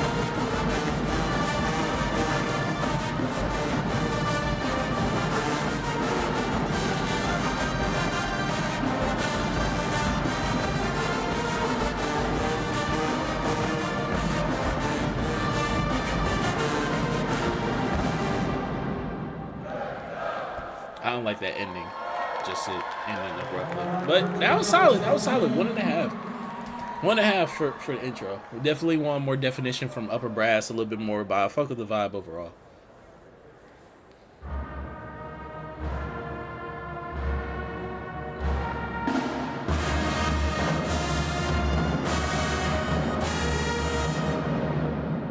You folks, I want that at full value.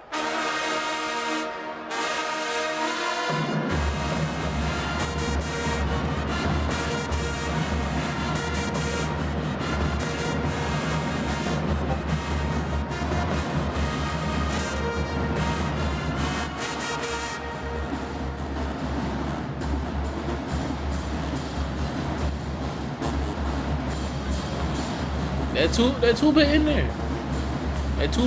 I don't know if that's a grown man, but he playing like that. So, cause this ain't no small band really.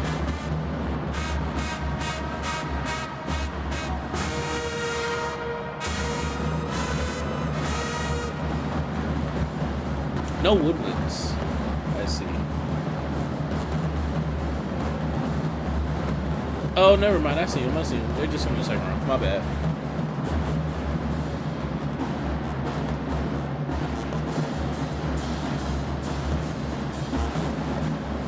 I thought they didn't have. I thought they was all brass for a second.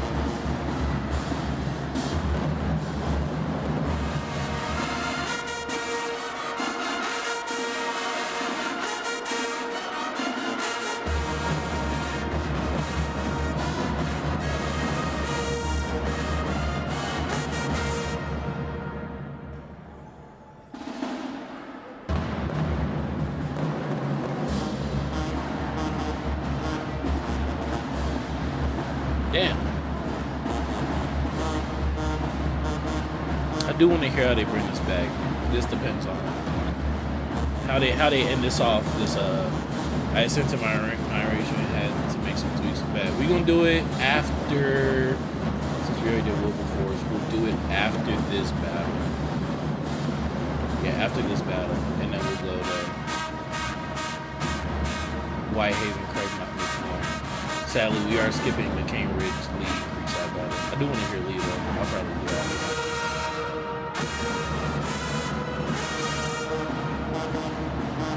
Okay, you folks was a little bit stronger on that. More direct on the pitch. That's why I was listening for. They have the volume. They just don't have tonguing and pitch placement nailed as of yet.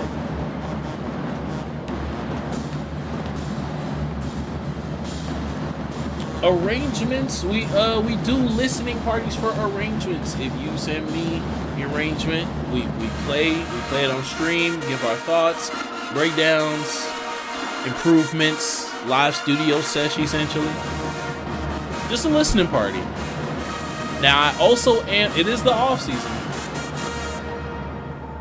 I will do arrangement battles as well. And I will write. I will write if I get bored enough. Riverdale also gets a 1.5. The back half of that definitely improved upon some of the things I think were lacking.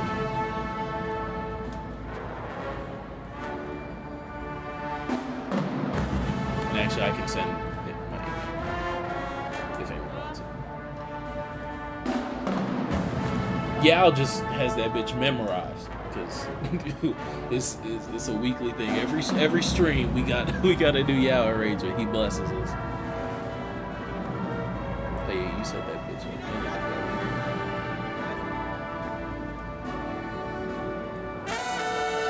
Ooh! Come on. I thought we got the jitters out. Come on.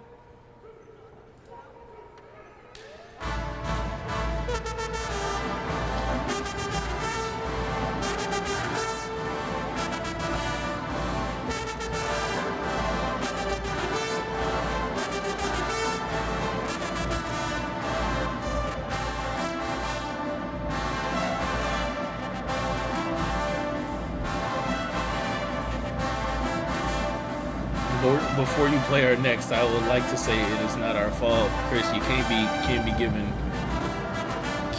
no prefaces like that, man. Come on. I'm gonna run this summer, man. I'm already knowing, y'all. I'm already knowing.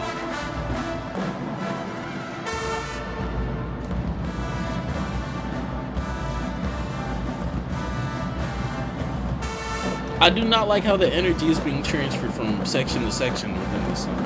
Not section as in like trombone to baritone, but like from A, B, C, D. I don't know. Things seem very jarring.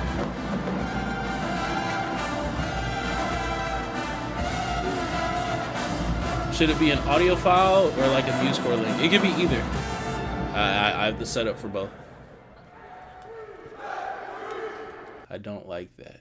One. Y'all just need to take things a little bit slower.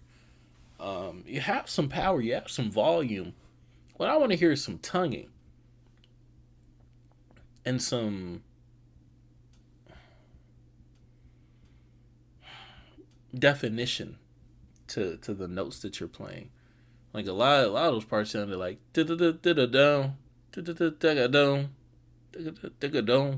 like it just it's like only certain notes within a phrase within a part were heard, as opposed to me being able to hear da da da da da da da da da da da da da, like, you know, having definition to all of those. It just sounded, some of the just sounded like notes.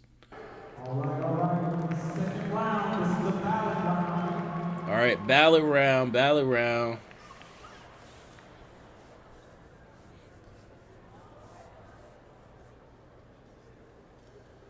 Shout out to Mr. Major.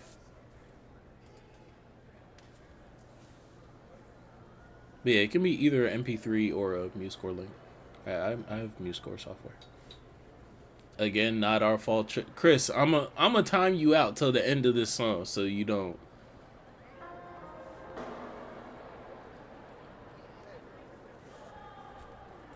Hold on.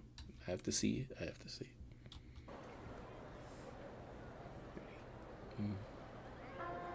Oh, okay. He did the big gesture. He did the big gesture. So some people were reading it. Some people were like, say something.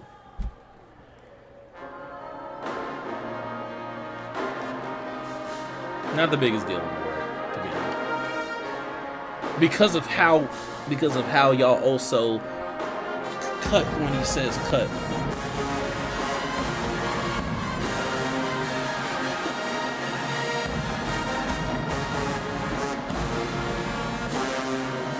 Good shit. Good shit, you three. Good shit. And good shit, you foes. Good tonguing. I want more styling on that walk down.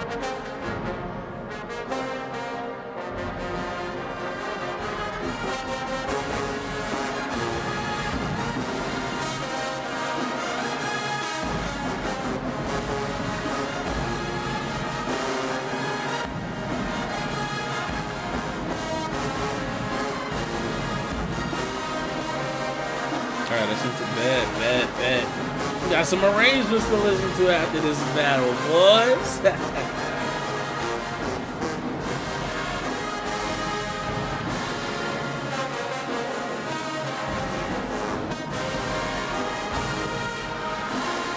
Good mellows. Good job bouncing on that interval.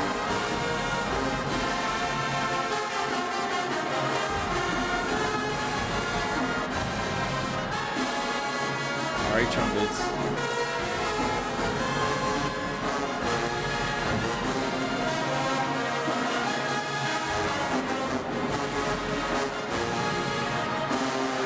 Yo, everyone, just about everyone is on A1. Good job, Sky and High trumpets. That's probably you, Goodson.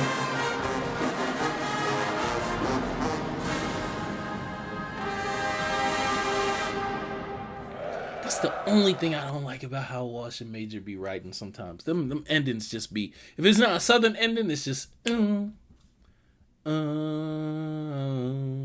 some variation of that. 2.5. Trying to be a superstar for real. That nigga just be screaming. He just be screaming anything. I seen when he went down to Jackson and shit. That nigga was just screaming shit. He didn't give a fuck about it. None. He just want to shoot for the stars. I don't blame him though. Two, not quite a 2.5. Not quite a 2.5, but just about everybody was operating on high cylinders. I really like how that shit blended. Really just messiness, a little bit of messiness between some passages that trumpets were playing kept it from being a 2.5. That's really it. Tubas was in the pocket, was pushing through the pocket all song. UFOs on that open exposed part, that verse. I really like how you were scaling down on some of those runs. I want a little bit more styling though. Da da da da da or da da da.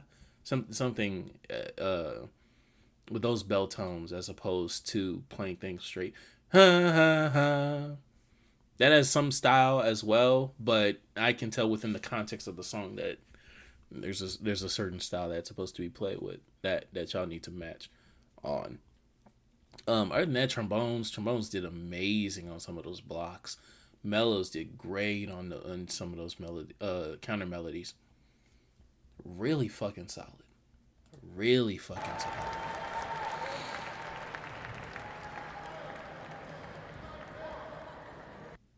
History? Yeah, we built that. Crime, yeah, Chris, you was tripping for nothing. And on August 30th, we run that. 2 powerhouse. Chris, you was tripping for nothing. Ain't nobody gonna overly tax. Like, everybody gets one. Everybody gets one. And like, you niggas cut that shit out. Niggas, nope, cut it out. 1, 2, ready, and again. Like, it's about recovery. It's about recovery. I hope niggas don't think I'm being biased with that. But.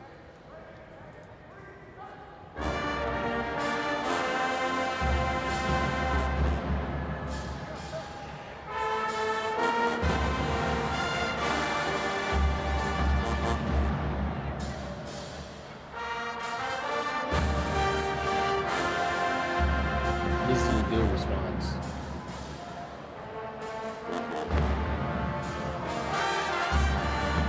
On trumpets. Play through the horn. Play through the horn.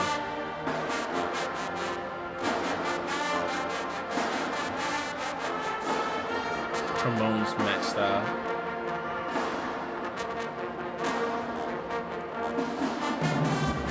Good job matching you folks.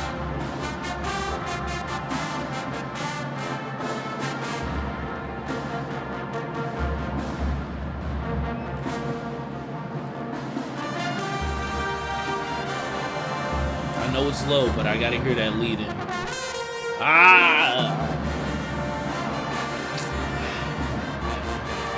God forbid KBC at high school and not any group of striving positions make a mistake. Hey man. Some people can make the adjustment with their ears.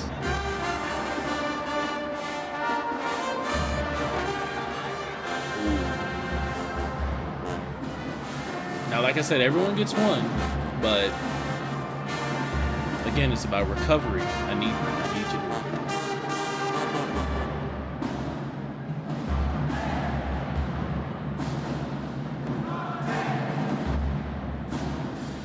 I need you to recover. I need you to recover, Riverdale.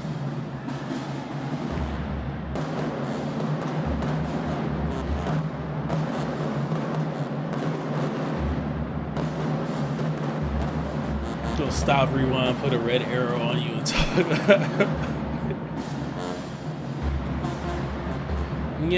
There's situations where it's necessary and there's situations where it's not necessary.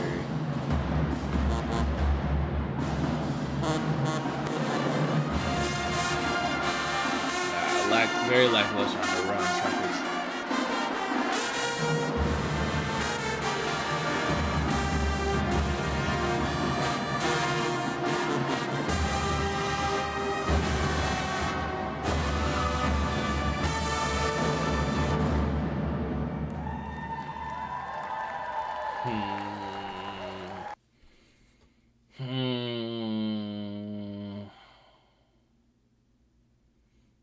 Now Riverdale be talking shit, let them bake. It don't got nothing to do with talking shit.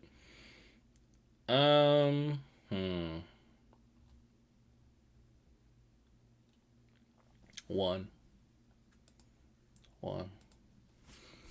Too many dexterity issues. It would be one thing if it was a one-off thing, but consistently throughout that full middle portion of the song, even getting into the what's it called after the break, just too many this fucking bullshit flying around. Too many issues with that dexterity, as well as UFOs being loud and wrong. UFOs been loud and wrong quite a bit throughout that 1.5. Yeah, I can respect it. I just it's just too many things that took away from it. Too many things too consistently. Tubas did they shit. For most part, trombones did they shit. I was definitely hearing some second guessing from trumpets, once they heard shit falling apart a little bit going into the break. Once again, you folks being loud and wrong. Mellows did they thing for the most part, from what I remember. So, but yeah, gotta give it a 1 on my end.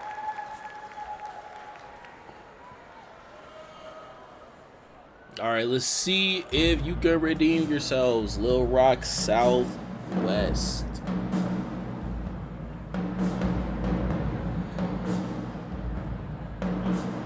Uno, dos, tres.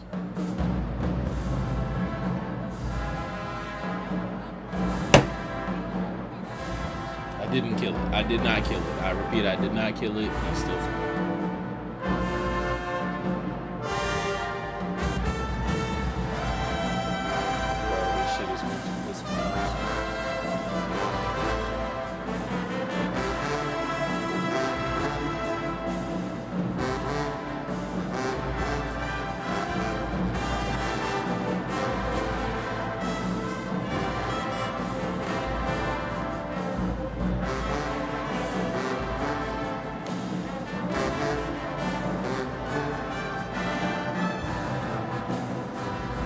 Fuck with the groove.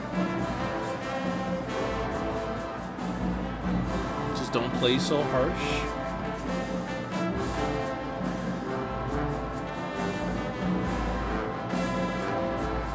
But still play confident.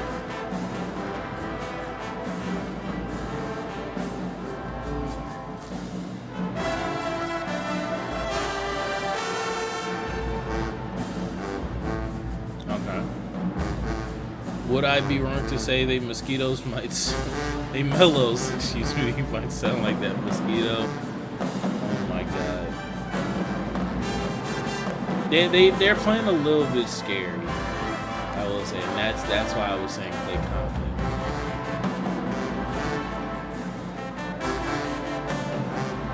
Those UFOs are trying to eat those phrases a little bit.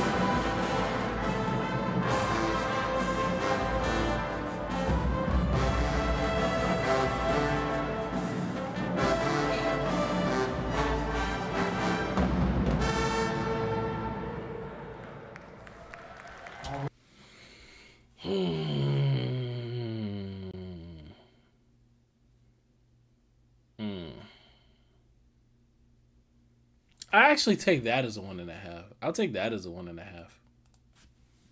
Cause they ain't really do much wrong. Ain't really do much wrong. Will I take that as a 1.5? Hold on, I gotta think.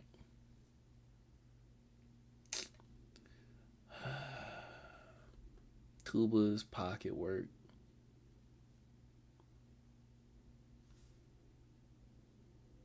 I don't know. It's wait, 1.5 will put it on par with that shit that was like that Westbury play. Westbury and Riverdale played first round. It's closer to Riverdale, even with all the mess ups, than it was the first round shit. So yeah, I guess another 1. Damn. I was trying to reason with it. I was trying. Third round. Who's it on? Mr. Major. What's that, Ephraim? Hey. Did Faith come? Faith came down. I seen Faith. I saw Faith in Georgia. She don't know what to do with herself. Faith is hilarious.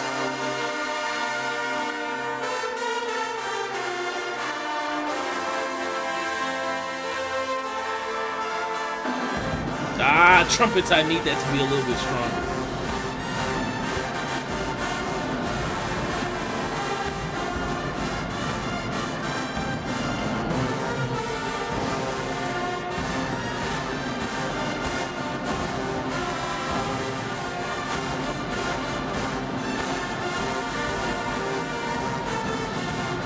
Oh yeah.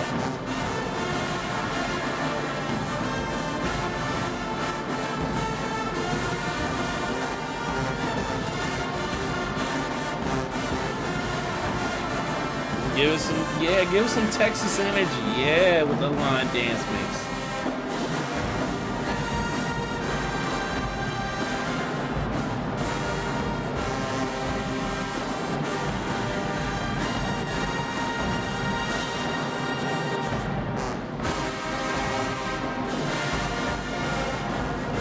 tubas. Yeah.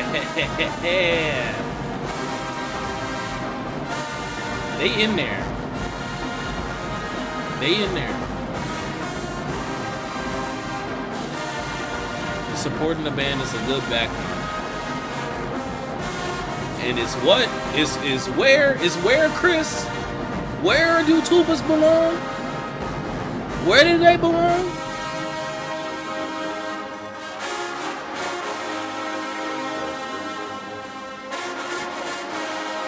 After a year, you should know what I'm talking about.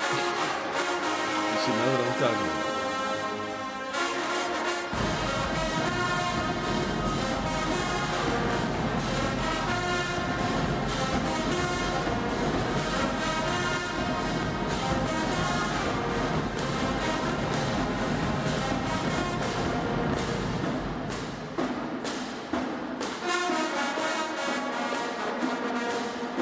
Come on, man. Come on. They're in the fucking basement. Hey, now just think about it. I am a mids and a highs guy. And I was dealing with that shit, with him saying that shit every day. Hated that shit.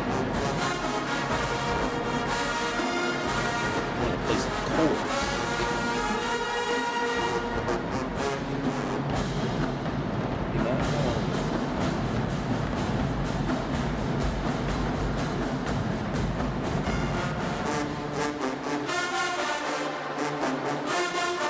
Good transitions for a mix.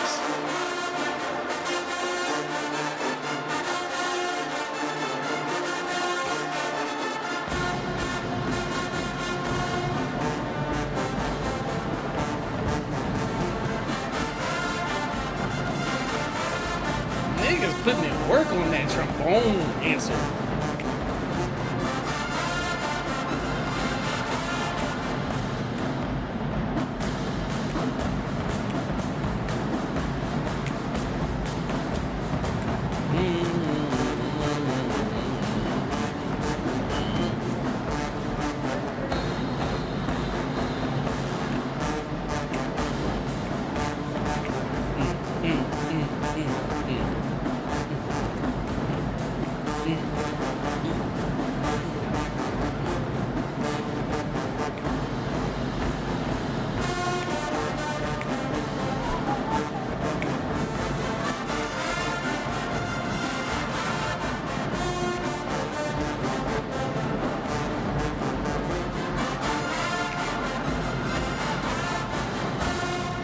Yeah, niggas hit that shit, nigga. Yeah, had the crowd jumping.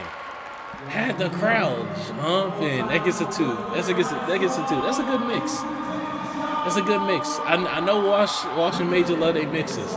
That's a good mix. That's a good mix. Yeah, niggas hit that shit.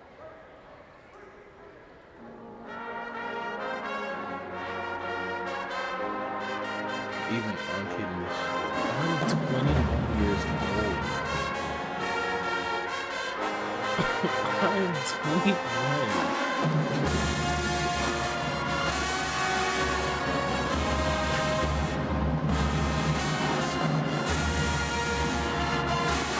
All right, Riverdale with the comeback.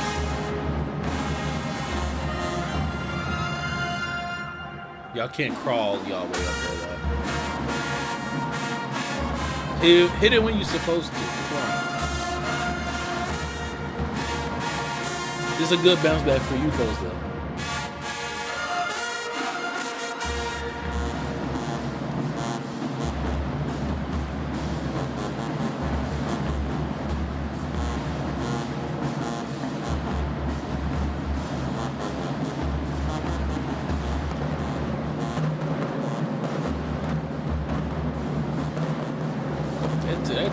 That tuba hitting it.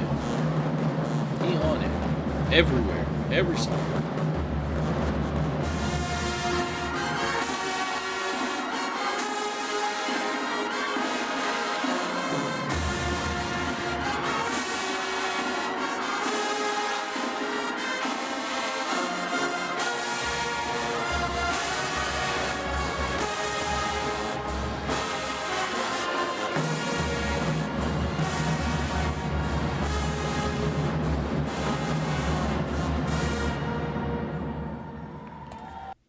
there's too much emptiness I'm hearing from upper brass in parts of this song where I'm seeing them try to do something, but some of them attempted screamers, they swallowing air right here. They swallowing air, but it's to the point to where it no cap, there's no problem swallowing air because I don't hear you missing. I don't hear you fucking everything up. But by taking away from the otherwise what would be at the very least just a trumpet sound, I'm hearing nothing. I'm hearing nothing in response. That's a problem. But still, trombones laying into that shit. UFOs, pretty solid job. Tuba, good job. 1.5 still. 1.5 still on that, in my opinion. I think that's a very sizable difference between last round. That's why, like, last round, I'm like, no, let me give it a 1, because it's closer to the fucking 1 than something like this, for example.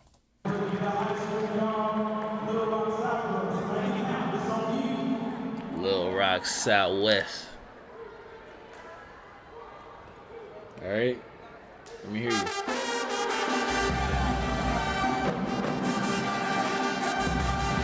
Okay.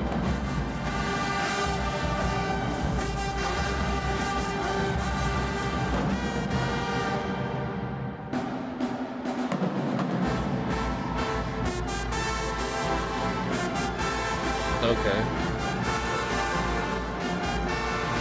Come tweak it enough here.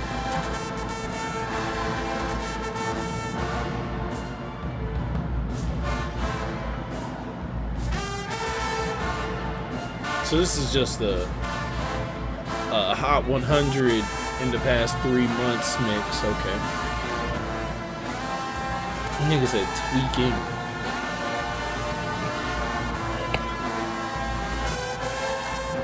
Whoa! Y'all got a hero on UFO, but it's not. It can't save you. It can't save you. Come on.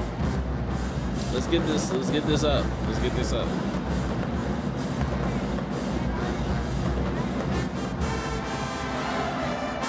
Yeah, Nokia's not a band song. I don't like how people are looking at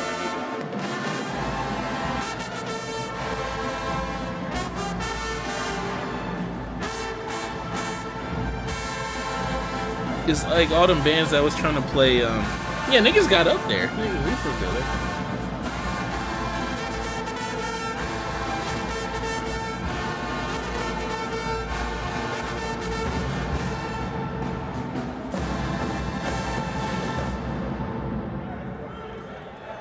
The problem is UFOs are just overblowing the band. That's the problem.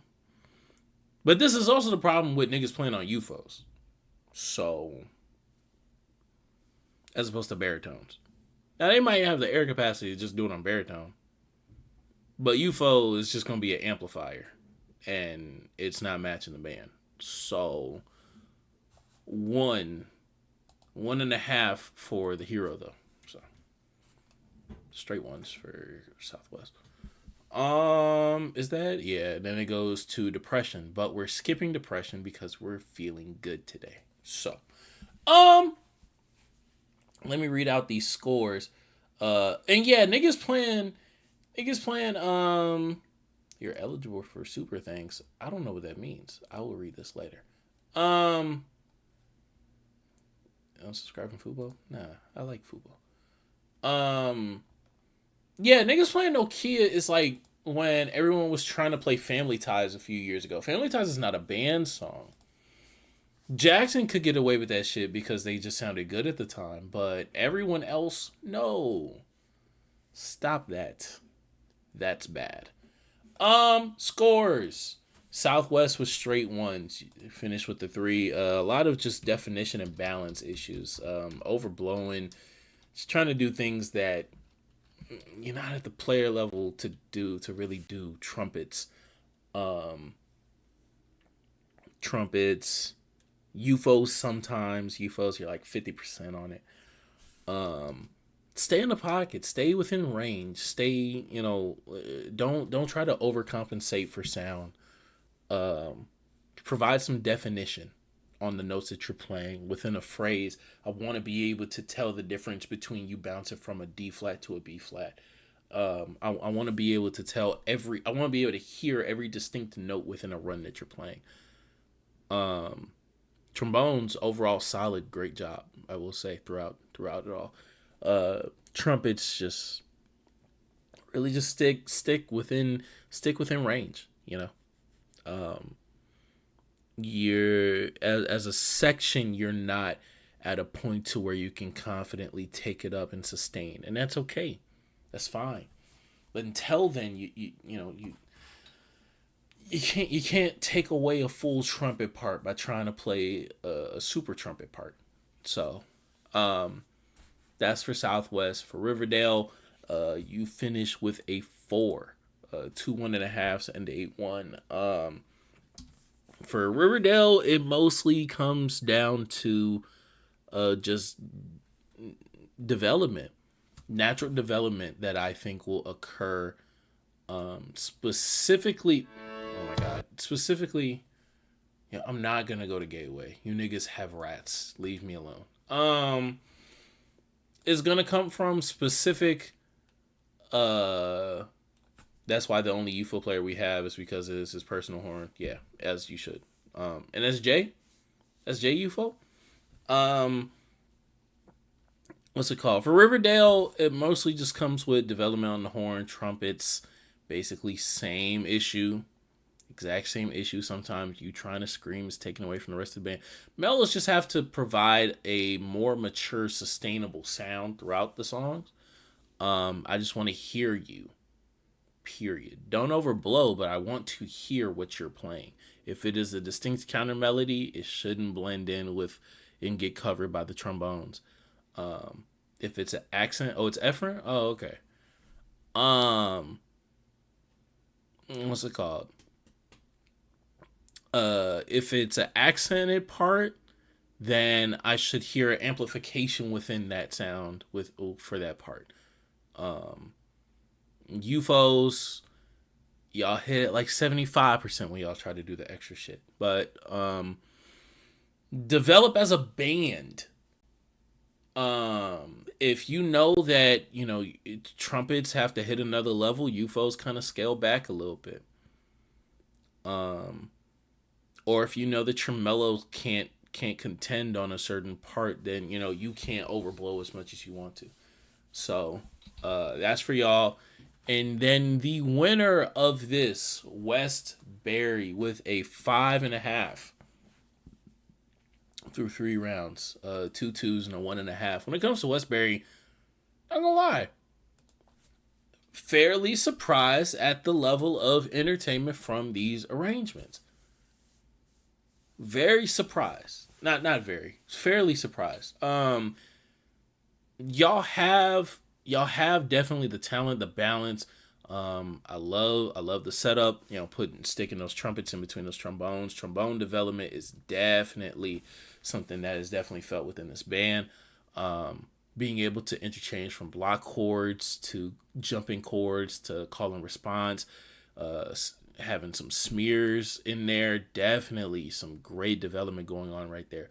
Trumpets, I want to hear a little bit more dexterity. I don't know if it's more on the fingering part or more on the tonguing part of separating some of those phrases that you're playing. But sometimes in otherwise what is a great tonguing trombone section, an amazing tonguing baritone section, and some mellows that are definitely holding it down, y'all are definitely the ones that are the wild card in terms of providing some muddiness.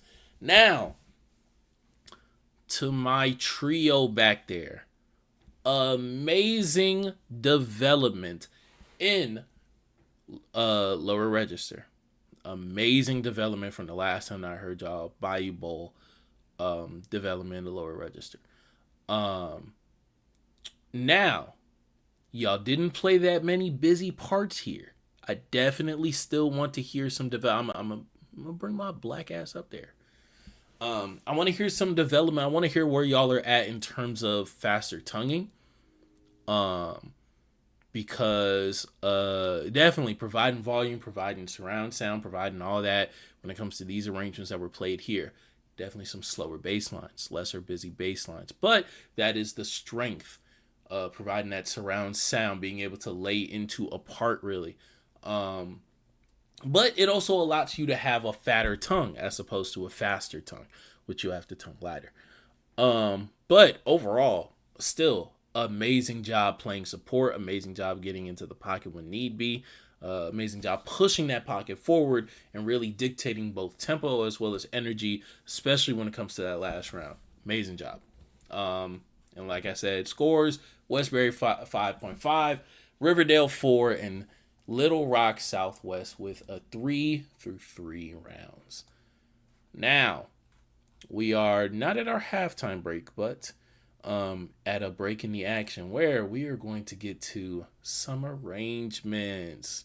First, oh shit. Shout out to Triple B sending through. How many is this? 4? Yeah, 3 arrangements. 2 arrangements. Okay, bet. And let me see if Yao sent another one to the other email. I know you said he was done with one. I don't know if he was planning on sending it though. If not, that's perfectly fine. Okay, he didn't. All right, so let's get to Yao's arrangement. Can you please? This is a high school arrangement. This is a high school arrangement. All right. All right, here we go.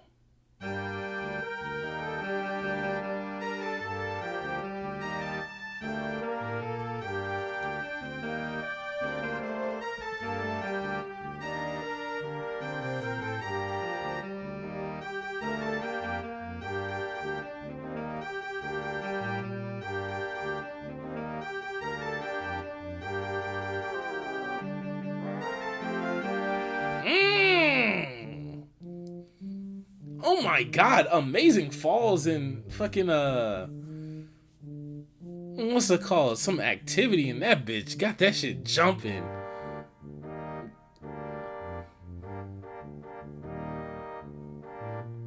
Pedal tone. Inverting the chord.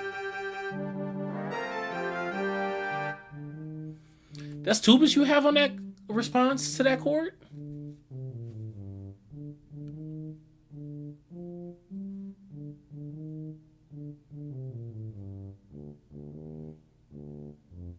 I'm fucking with this. I love this energy.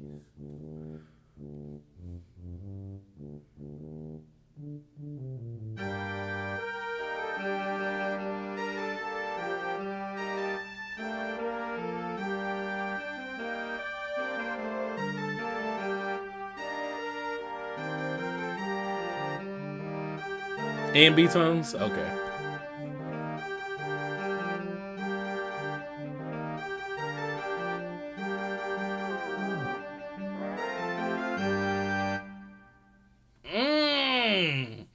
That shit's fire.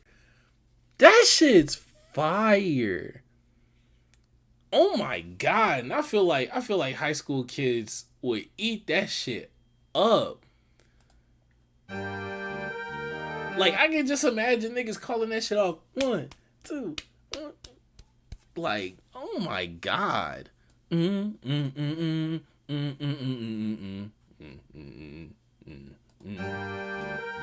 I love that activity.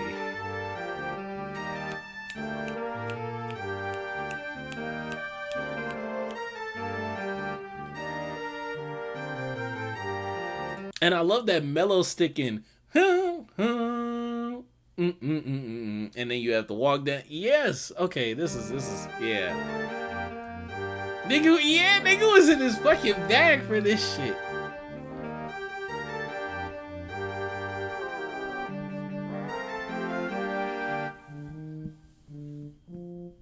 Is someone's fire alarm going off? Someone's fire alarm is going off.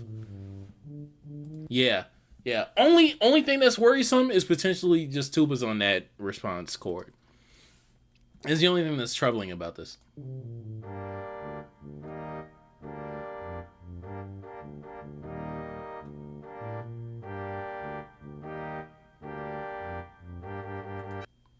And you could potentially go to you could add a 7th in there.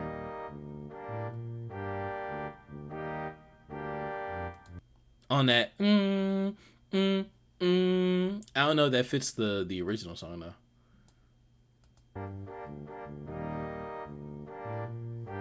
It just adds some little bit of tension. Adds a little bit of tension going into that breakup, you know. You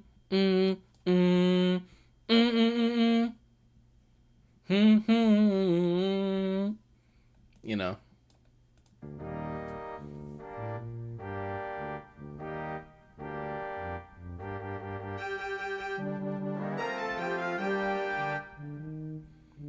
It just sounded weird to me. Fair.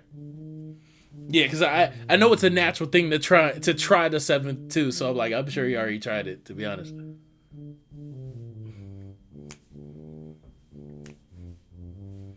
This was smash. This was smash a lot of high school bands. This was smash a lot of high school bands.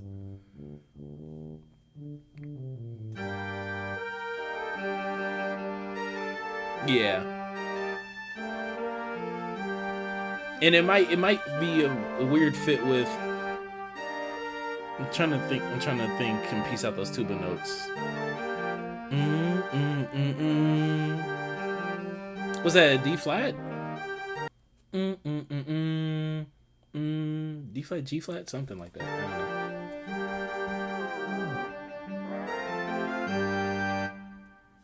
I have no perfect pitch, not in the slightest. Chat, y'all know what we fucking do. Rated out of 10. Rated out of 10. No cap. No cap. That's one of the funnest arrangements that we've heard on here in general. That's one of the most fun arrangements. Just a fun, high energy piece. Yeah. That's one of, if not the most fun, entertaining, high energy, high pace, like ones that we've sat here and listened to. That shit's gas. That shit gas. I'm saying a 10. That's a 10.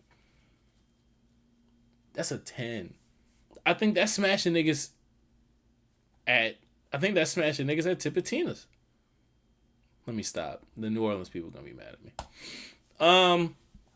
That's just gas. Y'all know what y'all do. Y'all know what y'all do every stream. Every damn stream, y'all know what y'all do. But we have a new entry into the ring. Triple B. Shout out to the Docs. Shout out to the Docs, right? But let's see what a Nokia got. Let's see what the Nokia got.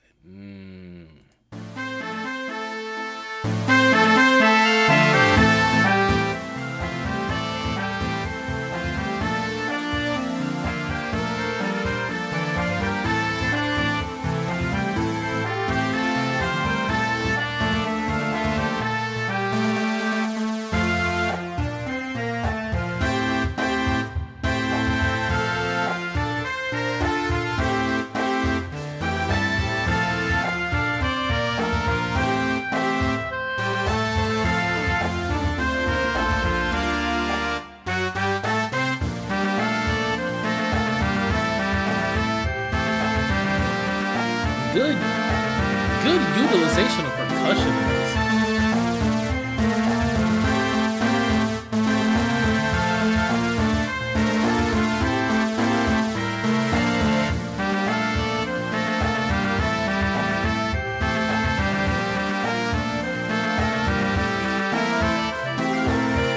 Good run.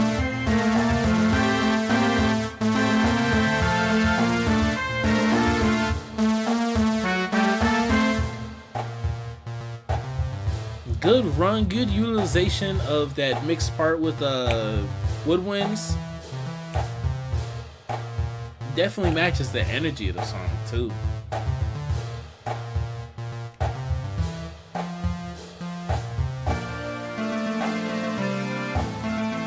And I fuck with the vibe switches too.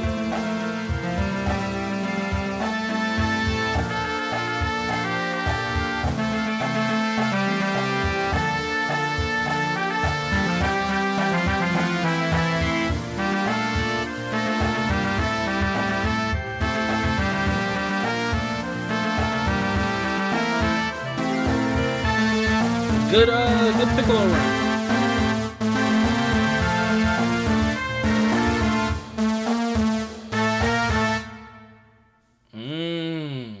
I'm fucking with that. How much of that? Let me see. How much of that are you putting accent on? I figured. And for the end part, I figured. Okay. Literally, only thing about this is because you have the potential to fully detail the styling that you want, right? Be intentional with writing these accents. Be very intentional with writing these accents. Utilize some legatos in here, right? Especially for that lower UFO part. Actually probably find it in the music.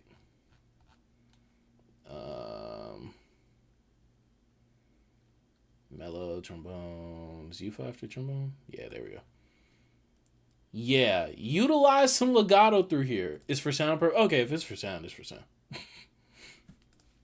If it's for sound, it's for sound. But yeah, literally aside from that, I'm fucking with that heavy.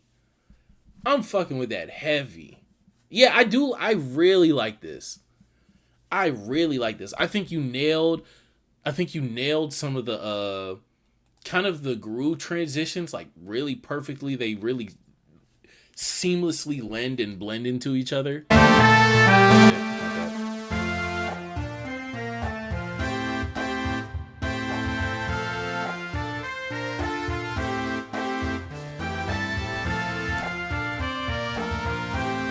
And that walk down, that mellow walk down.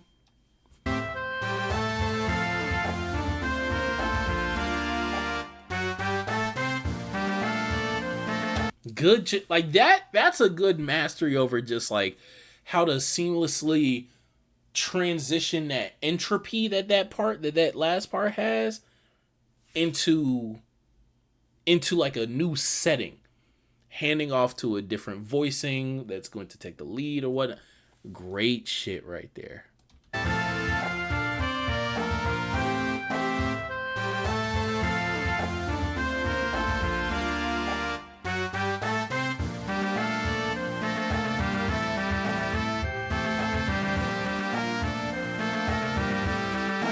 And I love how you use woodwind to color this out. I love how you're using that piccolo and some clarinet too, because I'm hearing airiness. How you using those woodwinds to color this out. I really fuck with this shit. Good shit. Good fucking shit. I also say 9.5 to 10. I also say 9.5 to 10. This is good. I didn't intro it right. Short be mine. Shorty be mine.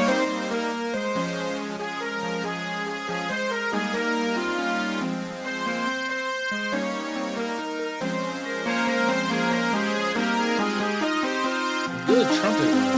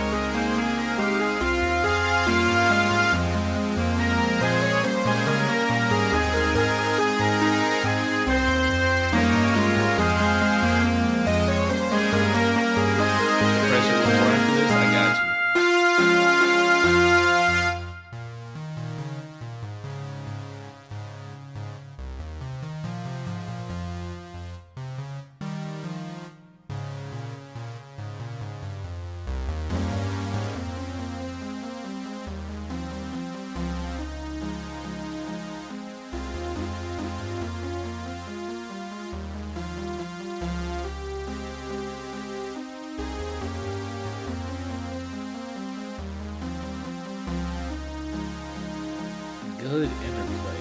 Amazing. Absolutely just flowing.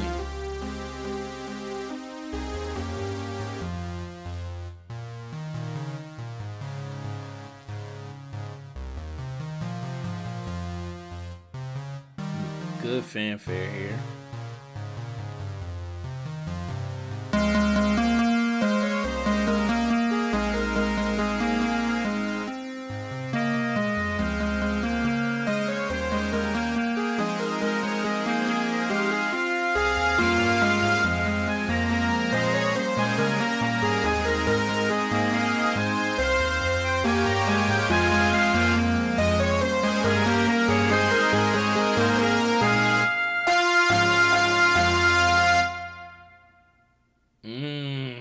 I really fucking love how you are writing UFO and mellow interplay.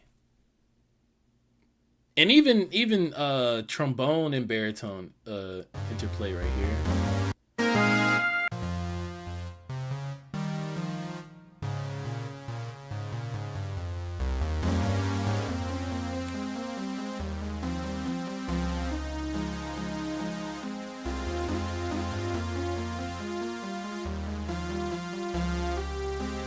And I was already fucking with those descending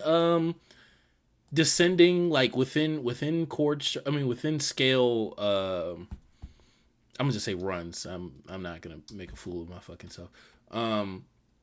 When you gave it to mellows earlier,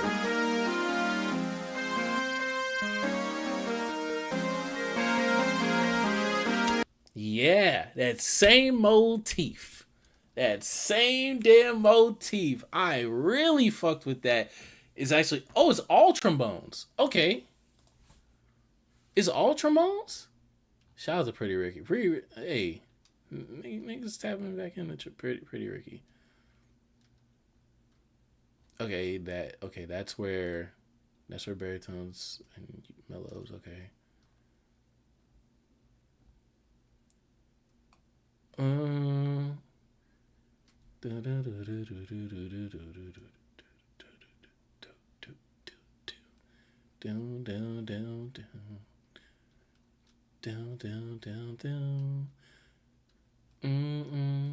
Yeah. Oh shit. Okay. I really fuck with that. I thought that first trombone part was baritone. I'm assuming you experimented with giving that part to baritone. I'm assuming. Sending an arrangement. Yo, niggas, hey, niggas is getting inspired type shit. I really fuck with this. This shit is beautiful. Especially this ending.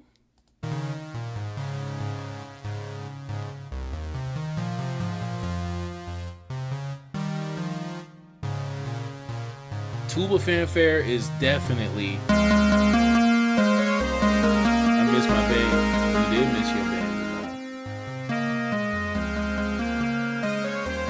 Cause ain't you from Riverdale?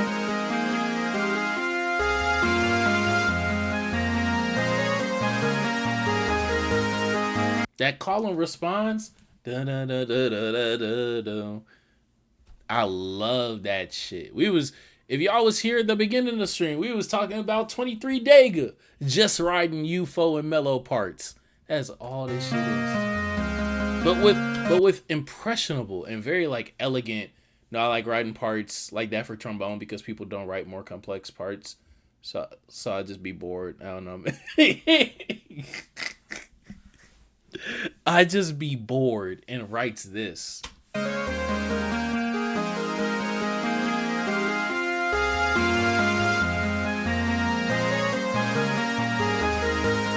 With the elegancy in that color, and I know I'm about to say I know where woodwinds are woodwinds were either gonna go to the 5th or they were gonna repeat the appraisal.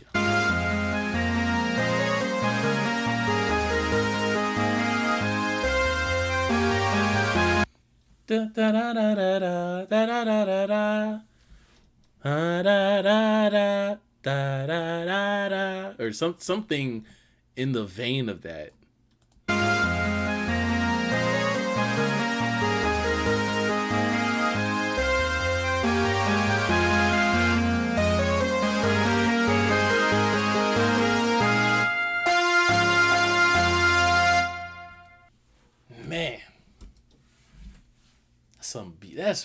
Hey, y'all been quiet. He's like, that's real. that's real. Hey, man. Whether it's boredom, whether it's whatever. What was the email? Hold on. Let me get it from here. Cardiac Caleb. Because this is the email that I use for the band channel. So it's probably just better to send it to there. Whether it's boredom, whether it's whatever, it is genius. That is what it is. That is what it is. That is what it is. Okay, 2 new ones. Yeah, Jamal, you went to Riverdale, right? I had y'all losing, just so you know. Had y'all losing. Not by much, just by like 1.5 points to Westbury. Oh no, you went to Jonesboro. No, I don't fucking know. I don't remember. Let's get into these other arrangements. But yeah, that's the email. Send it through.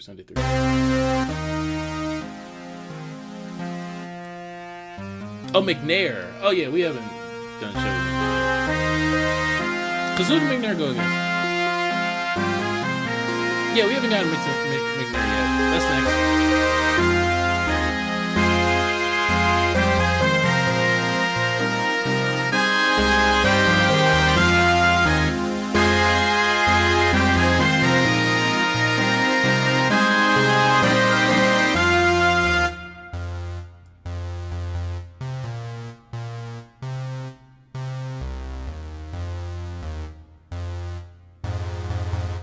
Caramel and Change Me are older before I begin the great comeback.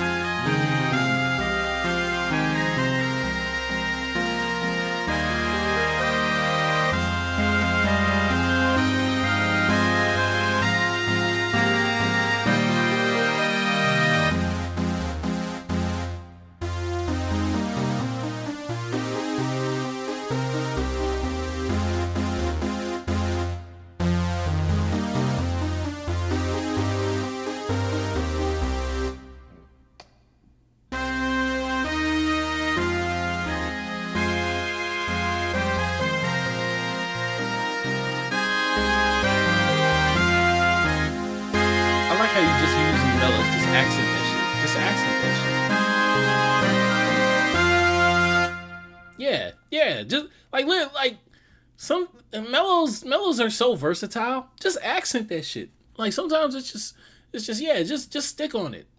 Just stick on it, mellows.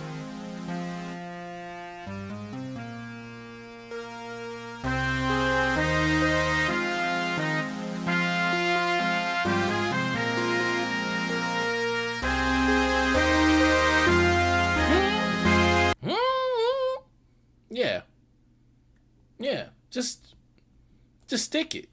just stick it.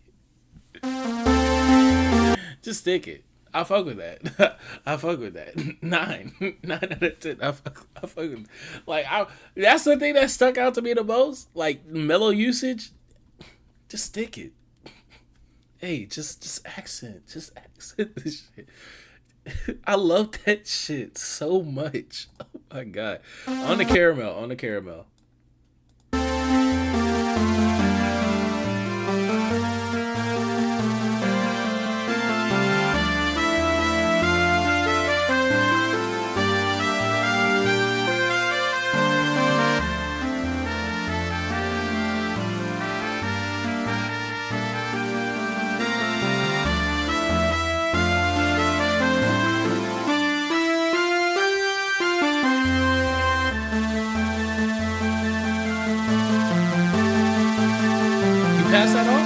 You passed that off, right?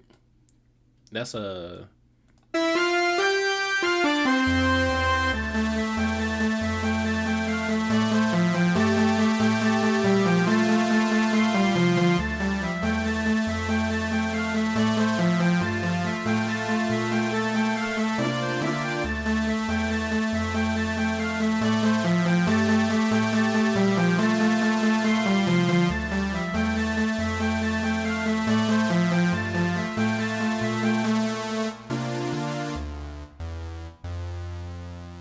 I do fuck with that decision. A lead-in cut off as opposed to last note. Oh, trombone stagger. Okay.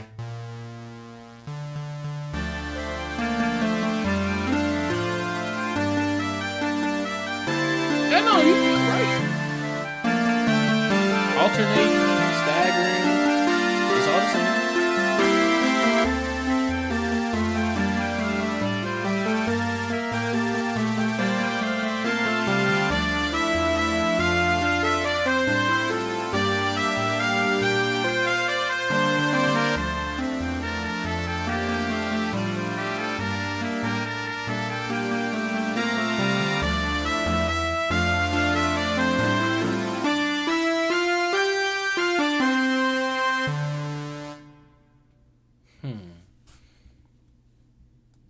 Are trombones laying out of that? Let me see. We doing fanfares too. We can do fanfares another day, only because like I do want to get through this full battle at the very least. Because technically after this we still have Tipatina'S. I don't know if we get into Tipatina'S today. Okay, I don't know if we gonna get to Abe or Carver today. Oh shit! Oh my god! I'm trying to hear for trombones in this.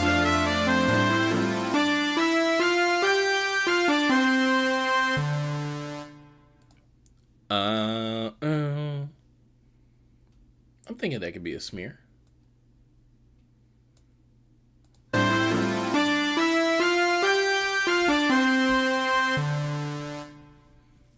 That's like a lead in. I'm thinking. Did y'all get to we've only been we listened to the stands. We listened to the 0 quarter stands.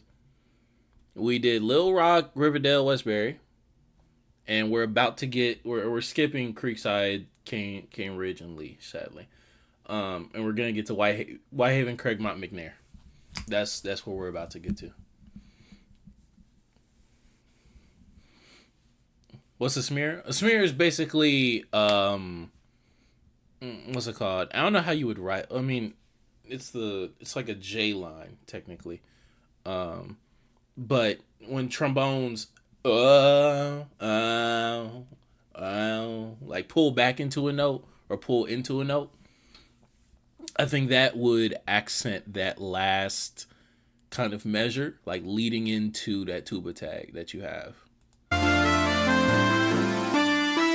Because you have, I'm on staff. You're on staff at McNair? I did not know you were on staff at McNair. What the fuck? What the hell? We finna get to y'all. We finna get to you niggas. What's it called? But with what you have right here, Triple B, right? You have this like emptiness that's like a lead up from upper brass with UFOs. Da da da da da da da or da da da da da.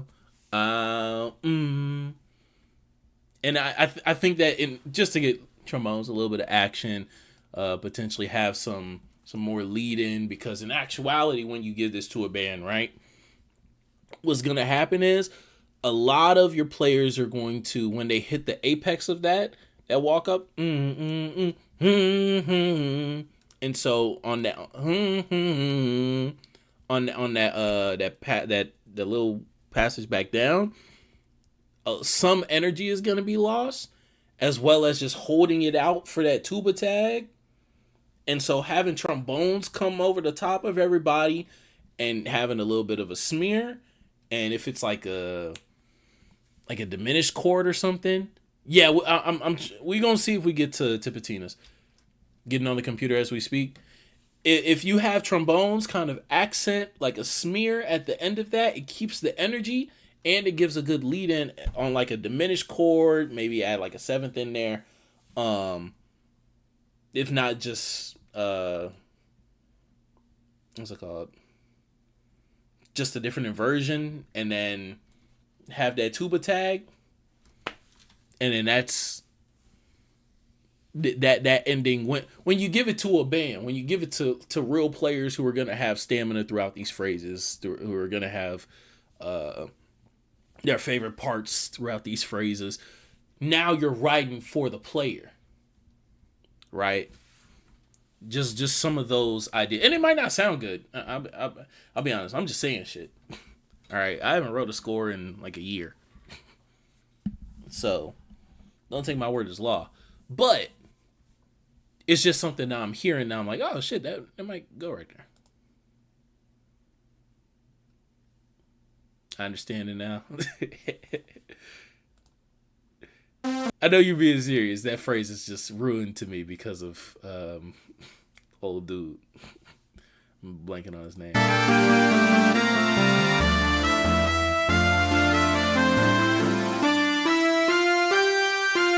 And it just kind of repeats that motif because you kind of have it here.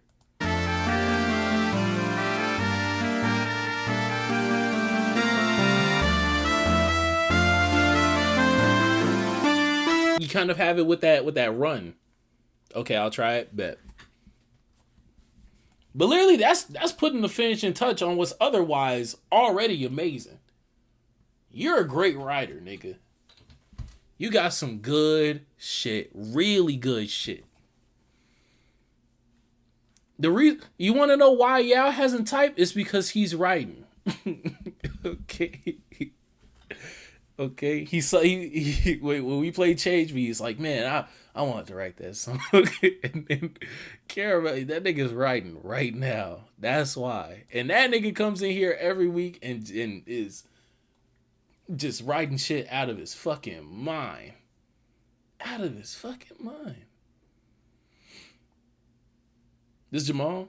Yeah, it's Jamal. Okay. I think so. Yeah. Ooh, I miss my dogs. Okay, let's listen to Nokia. In the lab, baby.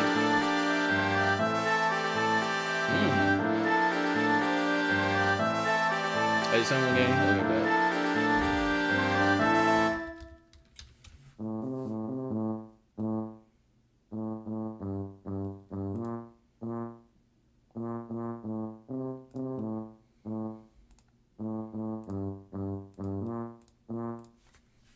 I'm sending it over.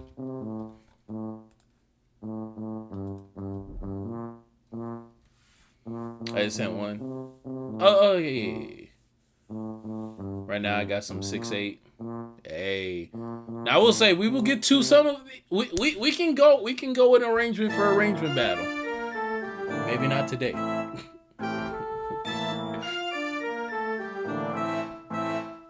Had to write this for the dancer team.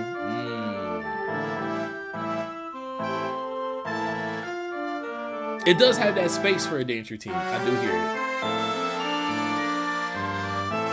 And it is that tempo.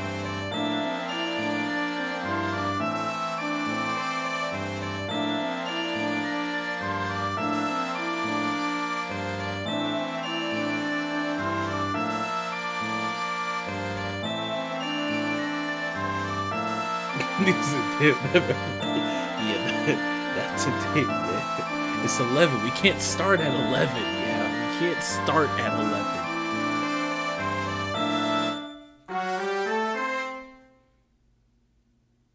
Okay, I'll fuck with it.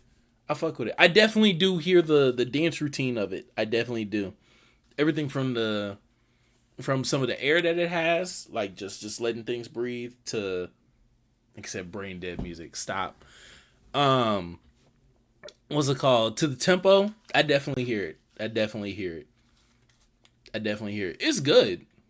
I probably give it an 8. Because I know that I've heard you write like your fill-ins for otherwise.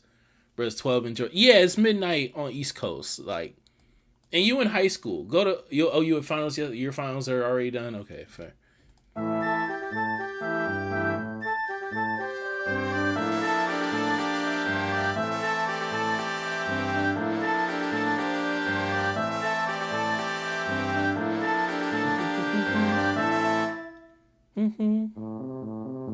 Okay, yeah, there's definitely room for everyone to where the F the function. let's get to it. Yeah. So, I definitely fuck with it. But I do hear some of the sacrifices made for the entry team.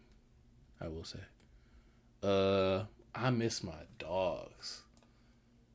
Nigga arranged the classic. Come on.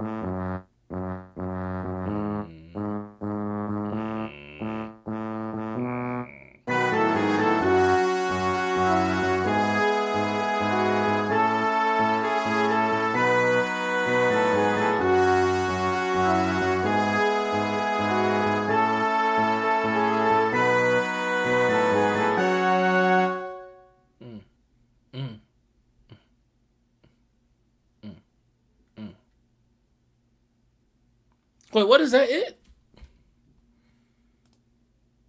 Oh no, this is definitely chant. Right? I'm cheating. Okay, I'm about to say I'm peeking. Okay.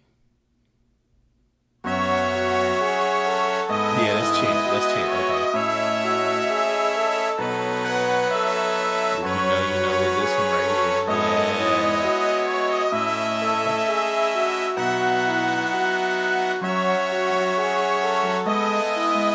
No, you good. I'm about to say.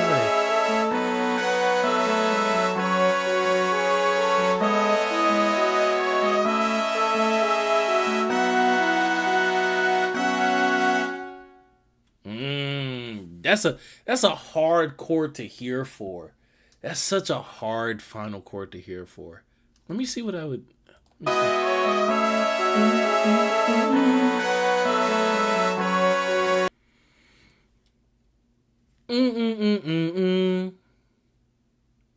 As opposed to the double. Does that fit with the chord though? Because I know trombone sustaining that.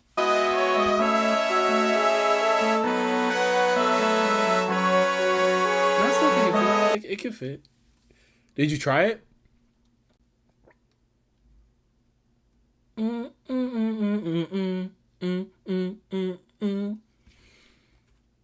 And no cap, I'm being extra on my tuba shit. Can you chord this?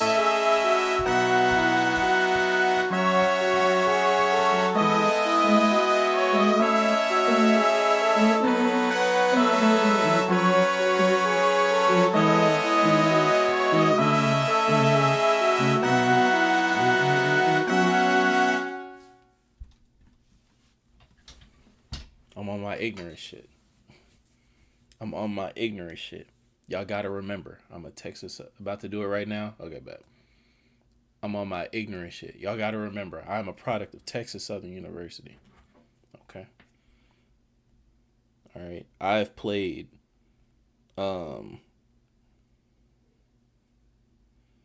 I've played Dr. Javon Pollard arrangements. All right. I do stupid shit on the horn. We chord.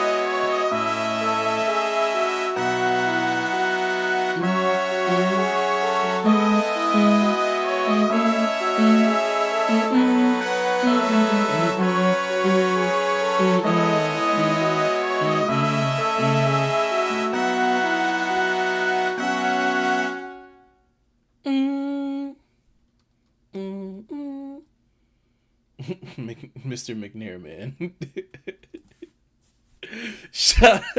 Mr. McNair, man, is fucking hilarious. I fuck with that shit. I fuck with that shit.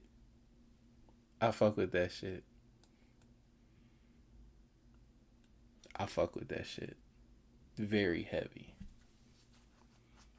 9 with the chords.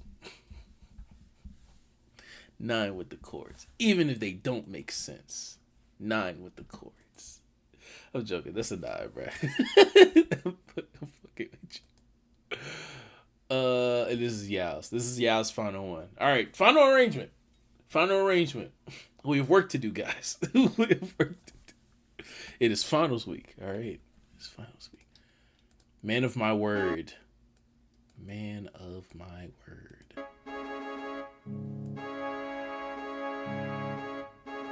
Yeah, I'm doing it right now.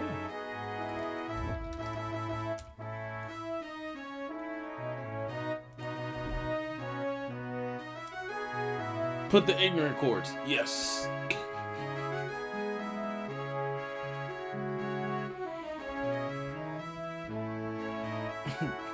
High school is gonna be looking at this shit like, what the fuck? What the fuck did Jamal put on this paper? Oh my god.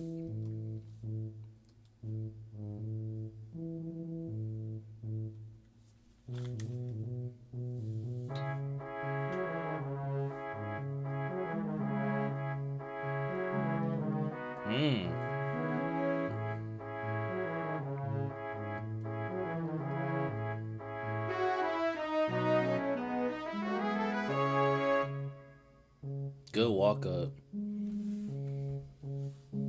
Good run.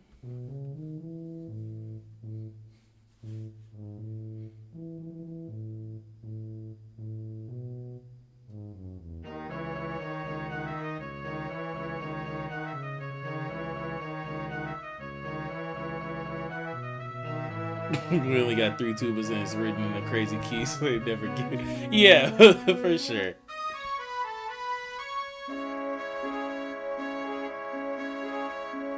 Hold on, how'd you come out that empty part?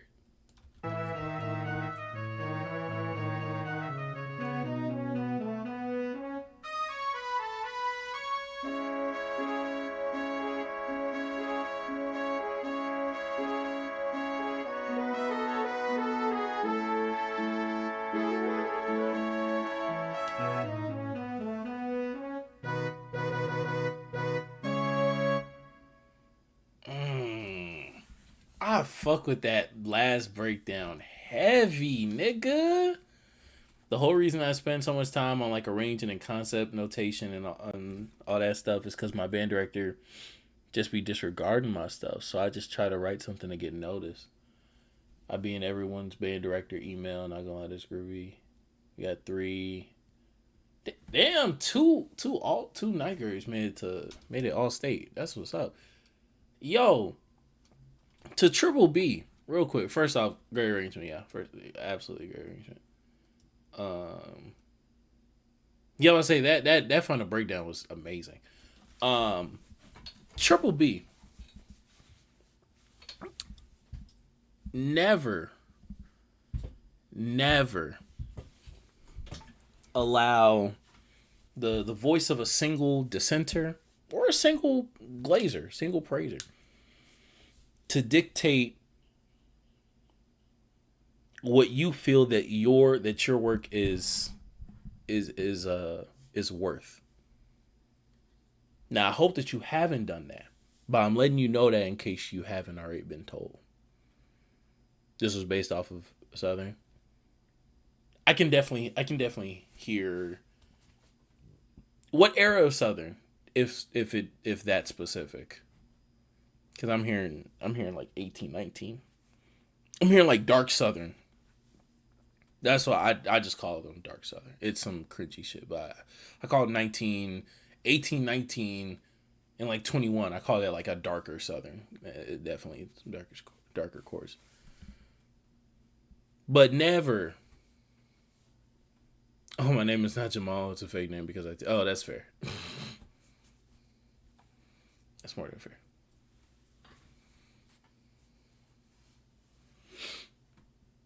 But yeah, to Triple B, that's nah. I don't know your band director, I don't know if it's a thing of hubris. I don't know if it's a decision of, just the policy of like, not taking student arrangers, or if it's not even like that. Oh, it's your mid. Oh, okay, that's fair. But you make good shit. You make good stuff. Now, if that's what's driving you, then allow it. Allow those feelings to definitely come in to push you. But you have a gift, man. You have recognition. You have a talent. Use that for you. Use that for you.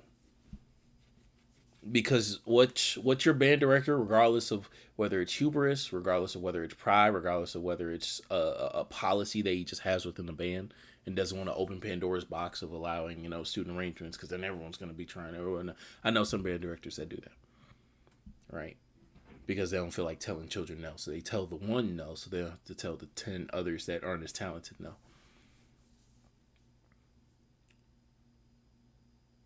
Your gifts and your talents and your progression in this shit is great enough to where you honing in on that is going to take you places that his approval will never. And that's just fact. That is just fact. That is true. And and the only way for it to remain true and to continue to live and be true is for you to live that shit. So keep arranging, keep writing, keep trying, keep doing whatever. Not to be noticed, but to be greater, to where you don't have to worry about being noticed, because you will write the table. You will set the standard. Yeah, we just haven't had a kid write anything good enough yet, but keep going. I'm young in the game too. I'm 20, bro. Keep going for sure. He's lying. He's 30. Let me stop. But seriously though, keep going, because you got that shit. Like, you got that shit. Like, real talk. And I don't know if you have. I hope you haven't. It does not seem like you have. It is partially like that, but it's also, I'm trying to recreate a feeling of a song, or that feeling you get from hearing something from Jackson playing. It just has you at the edge of your seat. Yeah, and let that flow through you just as much, if not more. Right? On to the battle. Yeah, let that flow through you just as much, if not more, because that feeling is going to be something that you can chase for the rest of your life, and that you will achieve as you continue to grow, as you continue to transcend your own abilities and make new sounds for yourself and integrate new concepts for yourself, because you're naturally exploring those things and just incorporating them one by one as you continue to learn, as opposed to having your North Star be potentially someone's approval, because that's something that someone may never give you, but that you don't need them to give you. Shush, my band is up. This nigga here. But he is right. We are on to the big trifecta. The big twee. The big twee. Craigmont versus WhiteHaven versus McNair. Let's get to it.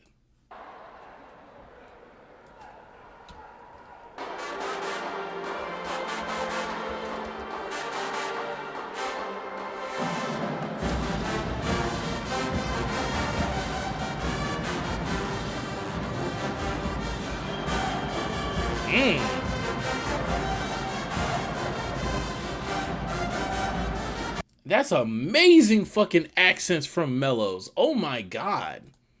Sounds like a whirlwind.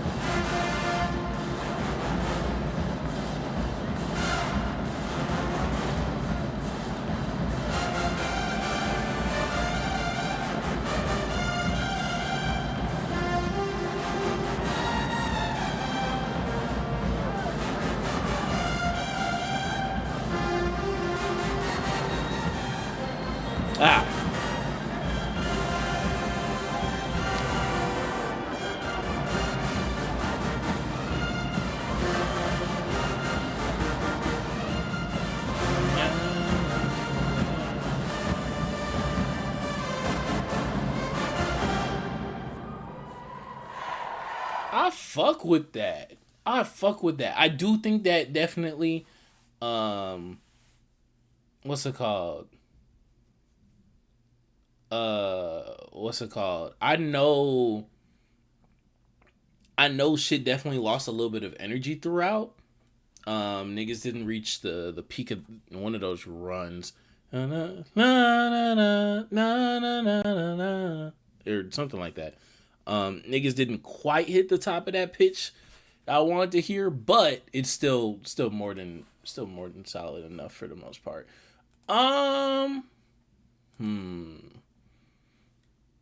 Mellows did y'all shit on that. Trombones did y'all shit on that. UFOs, I want a little bit more direct of a sound. I want more of a direct of a sound.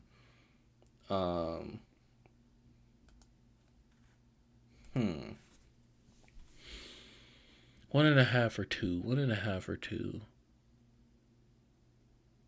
I think 1.5. I think 1.5. I think 1.5. I think 1.5. I think 1.5. I think y'all are capable of more. I think so. Good starter. Great starter. On the Craigmont. Is this nigga in the stands? Oh my god. 1.5, no bias. Fairs.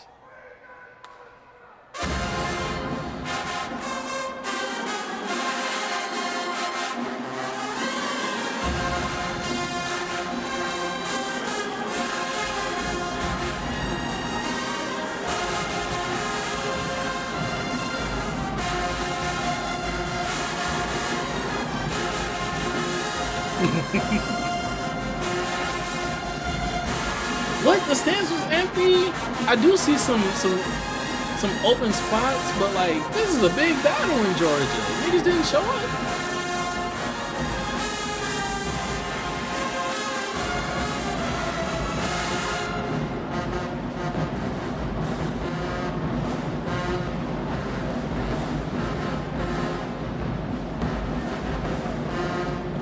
Actually, shout out to Showtime Web, but for these last two battles, because of the size of the bands and the size of the percussion sections, I'm gonna switch over to someone who's on the ground. You gotta point out how Doof fell to the rest of the street. Oh my god, maybe 200 people. It was only 200 people. What? Are you kidding me? Are you fucking kidding me? Only 200 people? That's crazy. Does A1?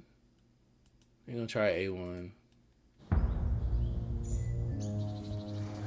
Just because it's a bigger band, but specifically bigger percussion. And I can hear niggas get swallowed up by that gym.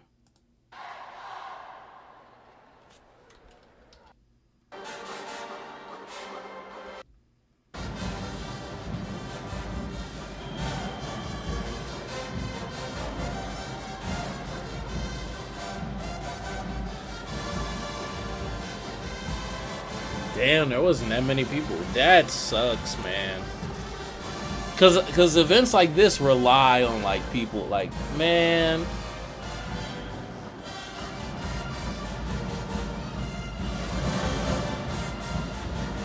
Damn, it's actually a similar problem here.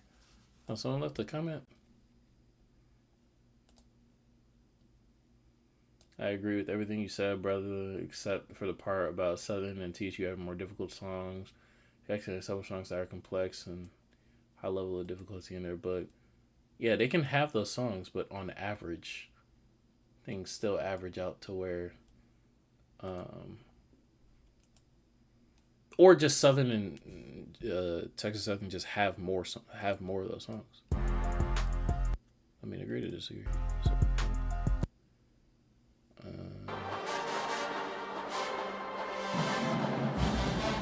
all of them record from the same spot. Yeah, I saw those mics in the middle.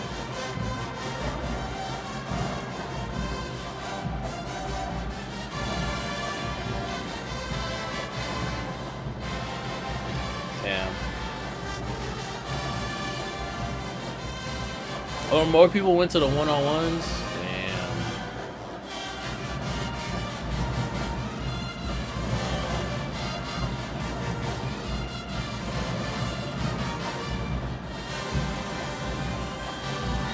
Yeah, yeah, it was the night before. That's in this playlist too. We'll get to that next week.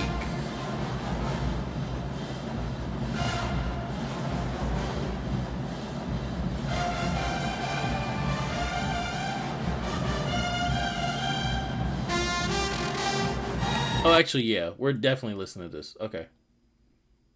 That was the test. The test was how did the UFOs come across?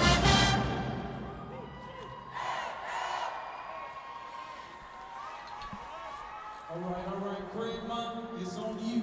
All right, there we go.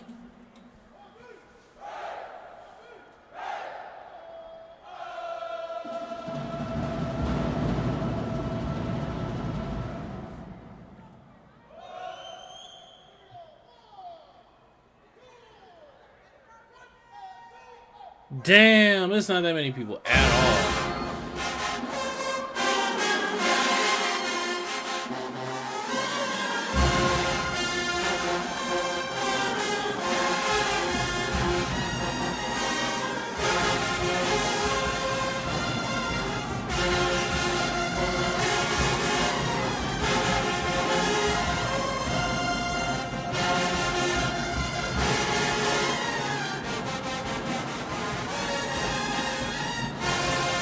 Actually, this is way better because I can hear some. That's a band at the top right. Yeah, I see. I can hear more specifics and tonguing.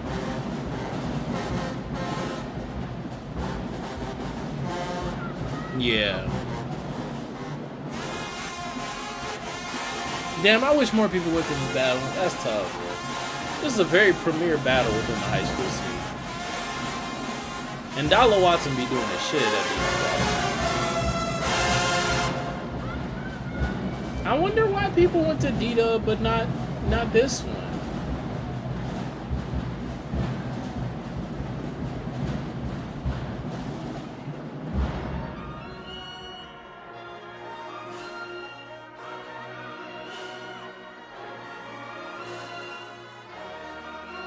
I'm about to say, watch your accidentals.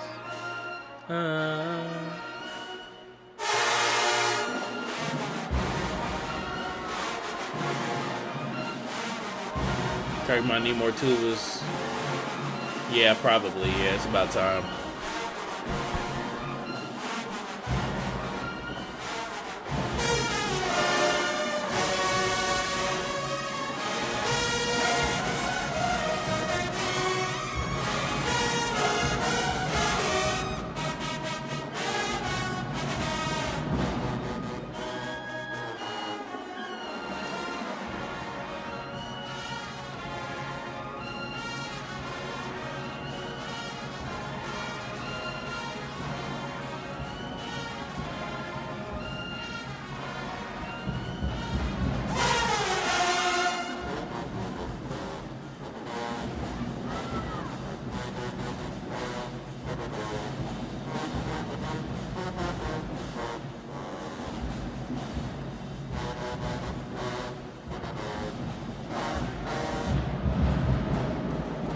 I think they had like 8 to start the year, if I'm not mistaken. Oh, $30 ticket. Yeah, yeah, it's just the gym eating them. I'm not gonna lie. They do need more though. Once the mellows develop, they're going to need more.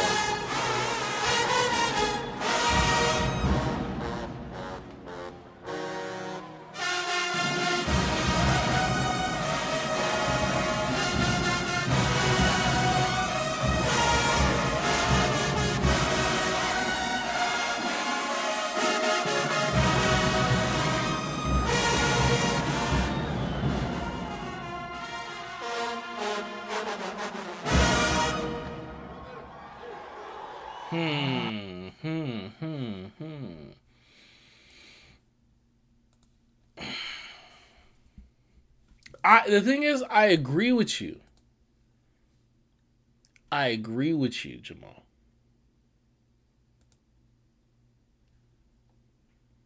But I don't want to tax things for just being long. Cause like the mixes that Westbury was playing were like 3 minutes, 3.5. This was about the same, 3.5. Yeah, it was long. My only thing is that I just think that what's the song called? I love this song. I'm forgetting the fucking song. Oh my god, we fucking played it. Revenge. They played Revenge. They played for 5 minutes. It was 3.5. What's it called? But Revenge sounded way better than Tweaker did. In my opinion, like that's really the thing. Cry Me a River? No, it's Revenge. It's Revenge.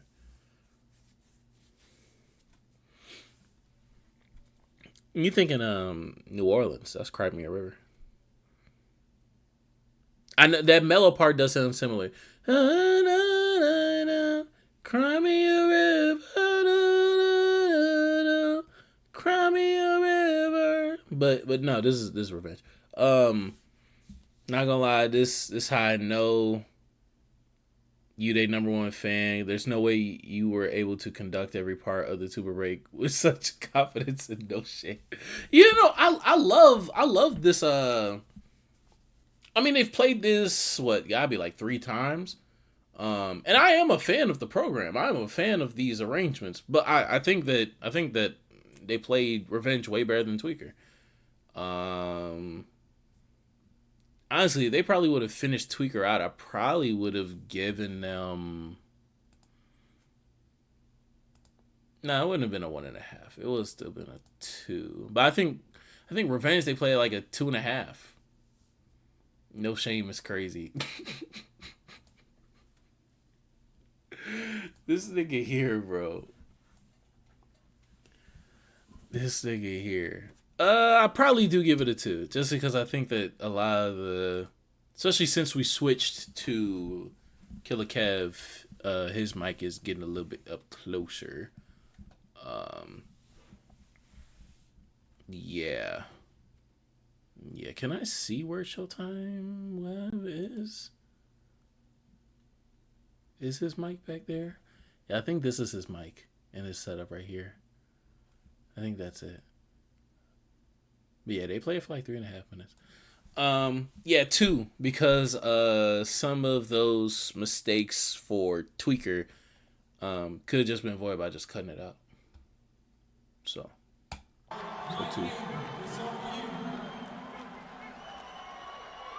2 is supposed to 2.5. Let's hear WhiteHaven, one of the most improved bands in the high school scene.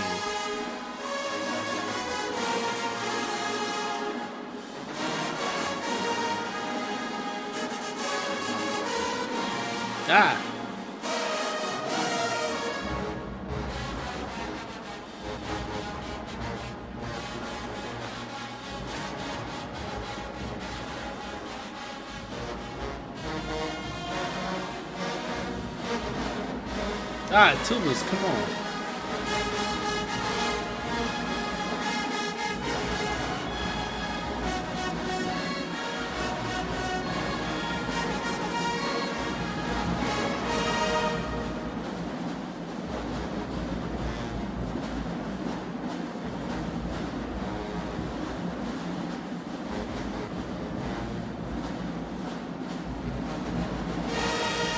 Percussion killed them.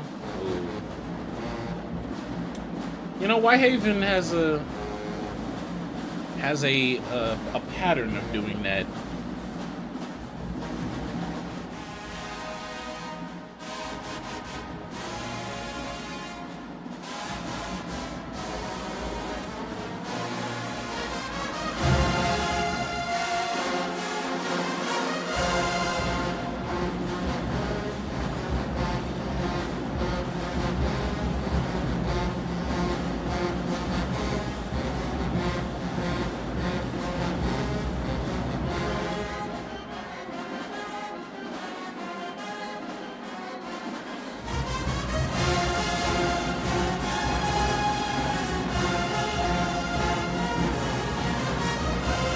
Good run and sustain mellows.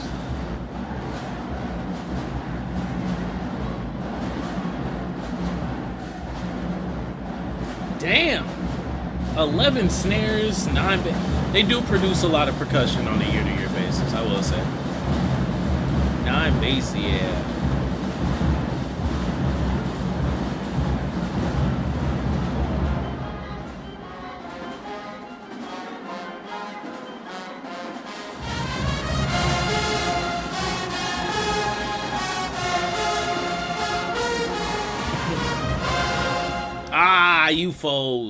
UFOs. I was actually gonna give him a 2.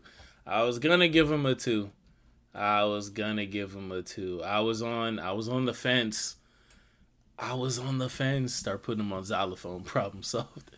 I was so close. I was on the fence of a 2, but yeah, it stays at the 1.5. Yeah, definitely the fucking factory for them boys. Yeah, that sucks. It's not, and again, just to clear up, it's not that mistake that brings it from a 2 to a 1.5. It was teetering. Things were going in a better direction after a messy intro, right? After a little bit of sloppiness from tubas in like the first half. Trumpets were pretty meh, whatever, for a lot of it. But impressive showing from mellows. UFOs were solid for most of it. Just not really phrasing anything over there in the UFOs, but yeah. Sir WhiteHaven is looking like Graham with the xylophone. There's more bands than just Graham with the xylophone. Shit, St. Aug sounds amazing with a Glock.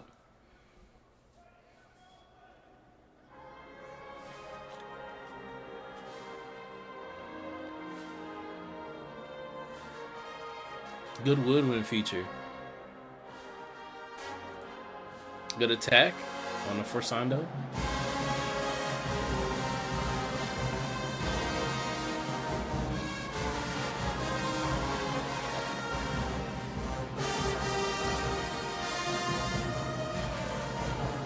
Good job, mellows and UFOs. But don't stick out like a sore thumb, UFOs.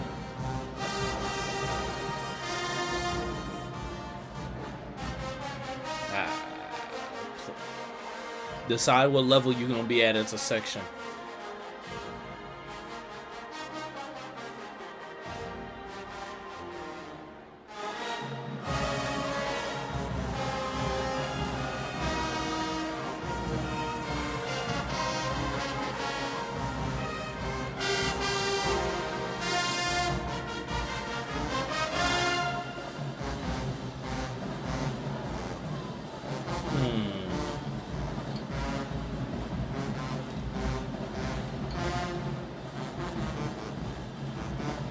Ooh, good shit, tubas.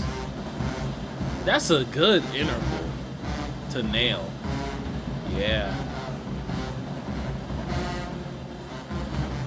I don't think the timbre of those UFOs matches the rest of the band, though.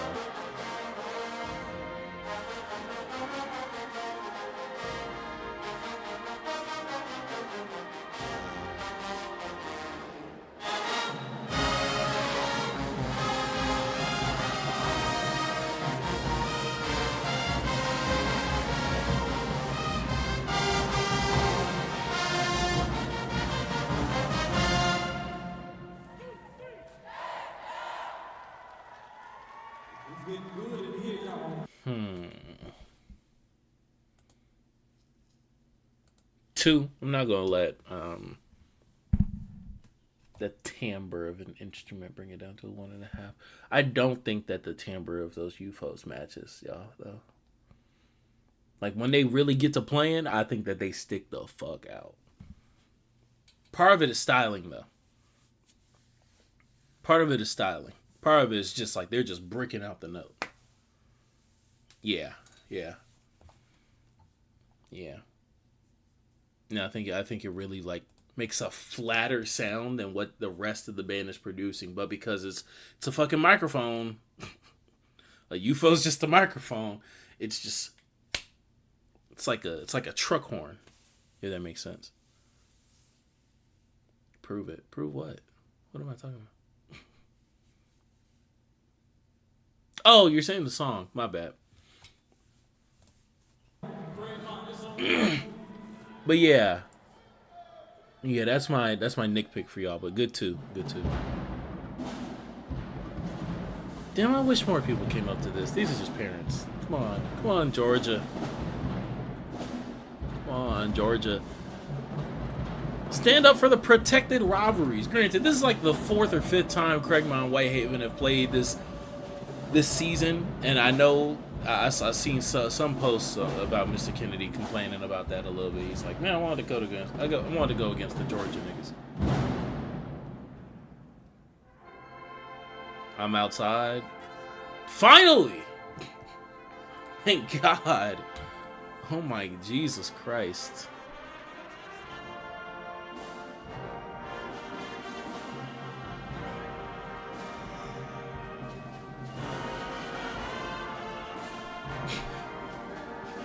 Stuff.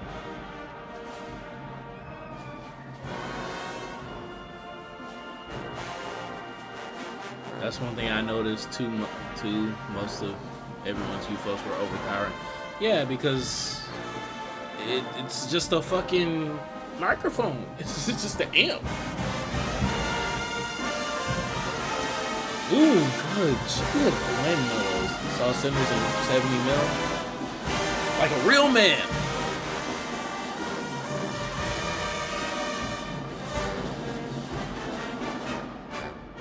A lot of people's prom was that weekend. I couldn't even go. Some bands had to sub out for. Okay, that's fair.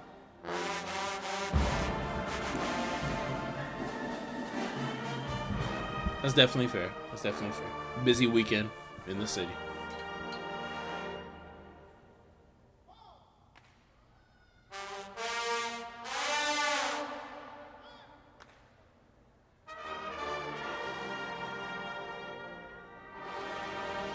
Still some guesswork.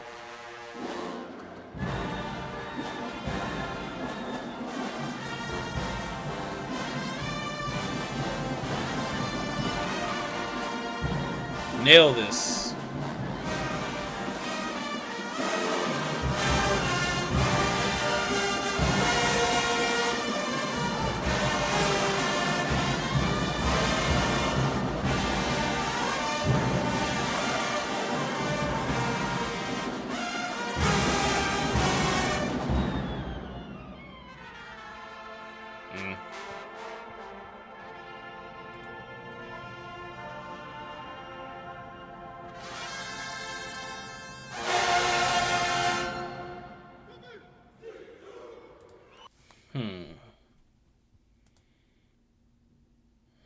The problem was that certain sections don't have a chance because we were in the gym. Like our trumpets had no chance.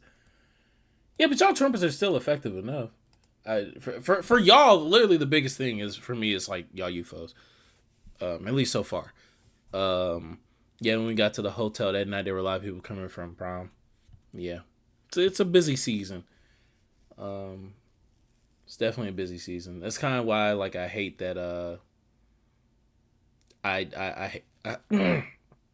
I hate that battle season for high schools is like late school year shit, because in New Orleans, well, and not just in New Orleans, but February is like oh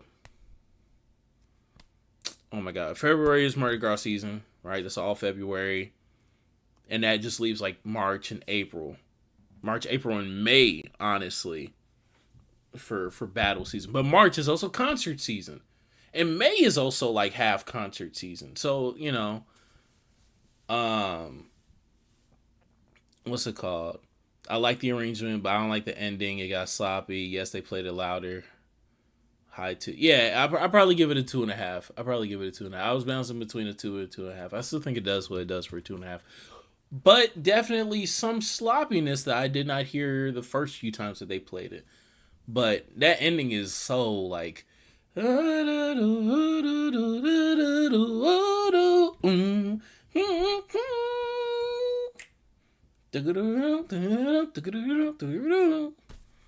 That's honestly some.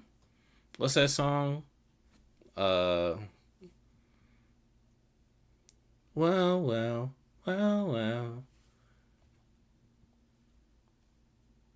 Oh, he was on staff. He was on staff at McNair for the battle.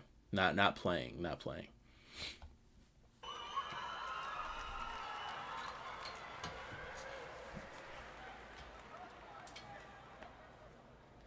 Slow jams, yeah.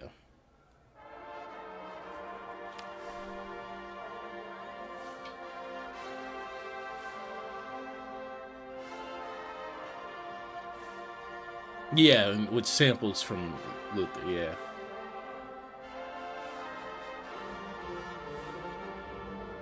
Ooh. Okay, ColumHaven.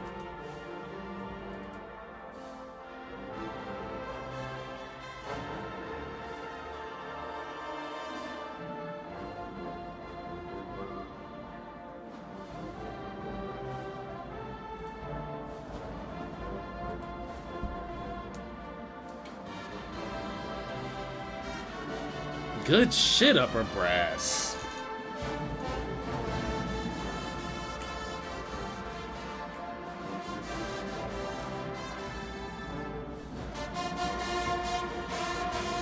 Good shit. Ooh, trombones. Yes.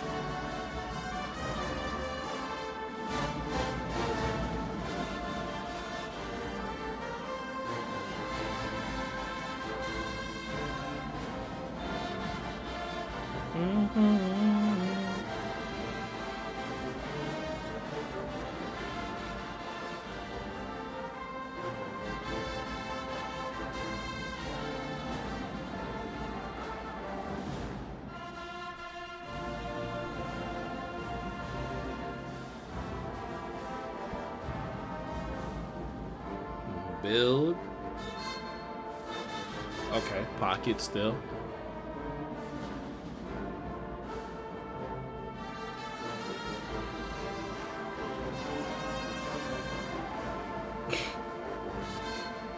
Chris is trying to find the fall.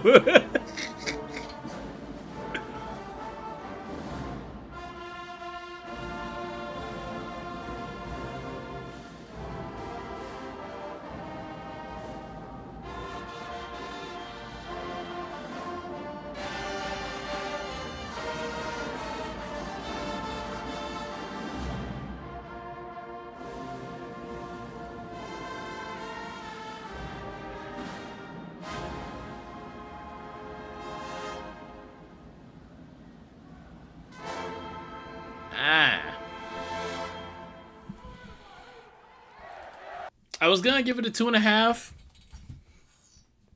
I'm gonna give it a 2. Cause like Jamal said, yeah, no climax. I was still gonna give it a 2.5 though, because I wasn't gonna tax them for it too much. But iffy for Sondo. Crazy iffy for Sondo. Come on, man. Plus, you have some points of natural build-up, which need to be met with climax in order to balance the entropy of the song. Chris is really trying to find the fall. I'm gonna show y'all what Chris is talking about. I'm gonna show y'all what Chris is talking about. Where is that nigga? Let's go to history. Oh no, it's on here. Never mind. Let me see. Because the camera was over here.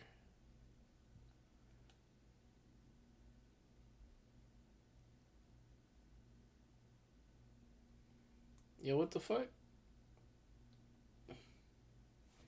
Wait, let me see. No way that could be a 2. They literally stopped playing halfway through. They didn't stop playing. They didn't quit on the damn song.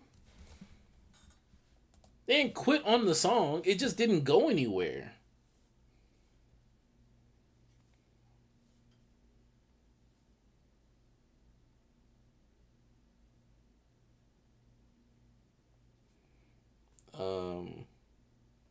I'm checking the video back.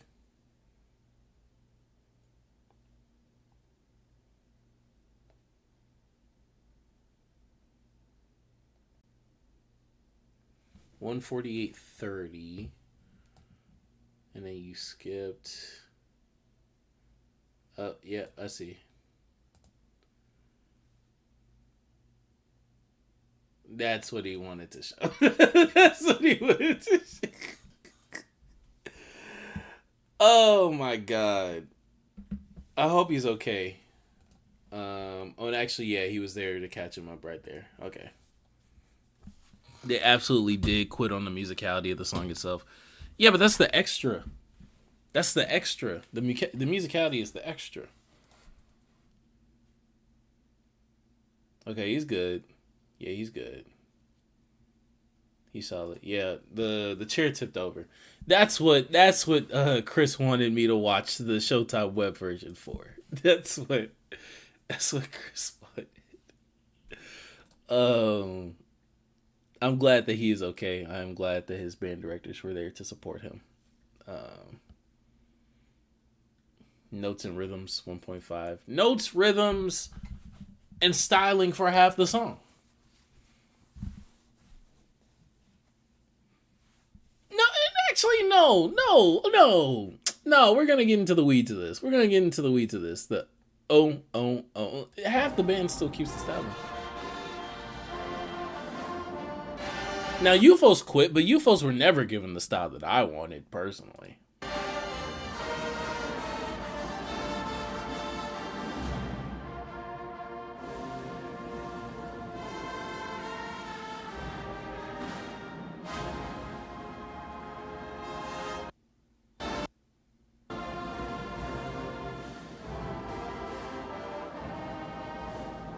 Woodwinds, trombones, and mellows still give style.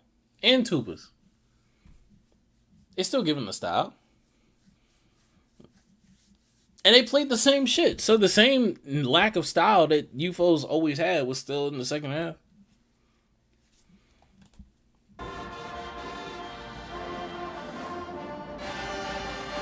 Go back a little more.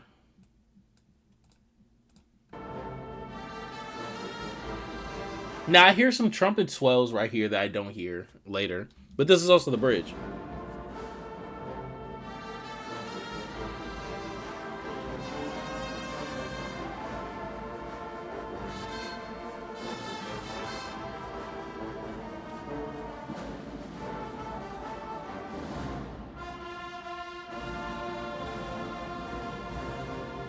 Legato connect.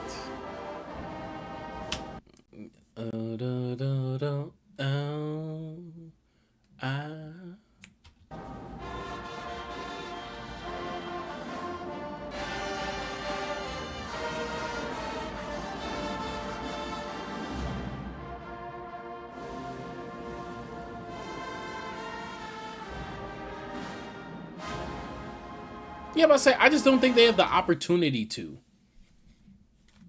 I just don't think they have the opportunity to keep the same shit because they play the same shit. That's like, da da da.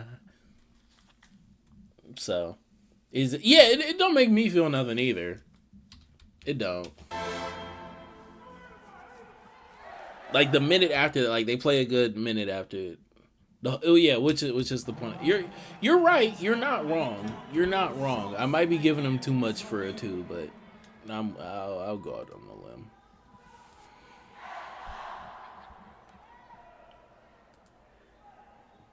I'll go out on the limb.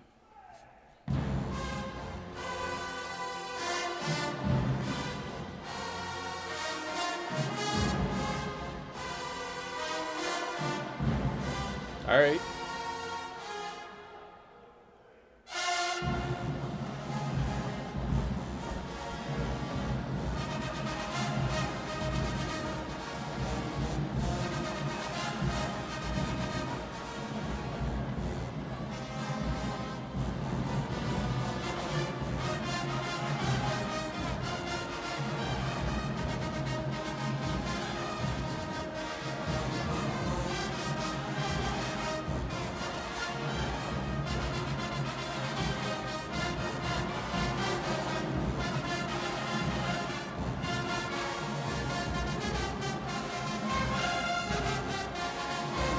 Niggas gave that to UFO? I mean, to trombones? There we go. That's what I wanted. I wanted that. That's what I wanted from Mellas at the start.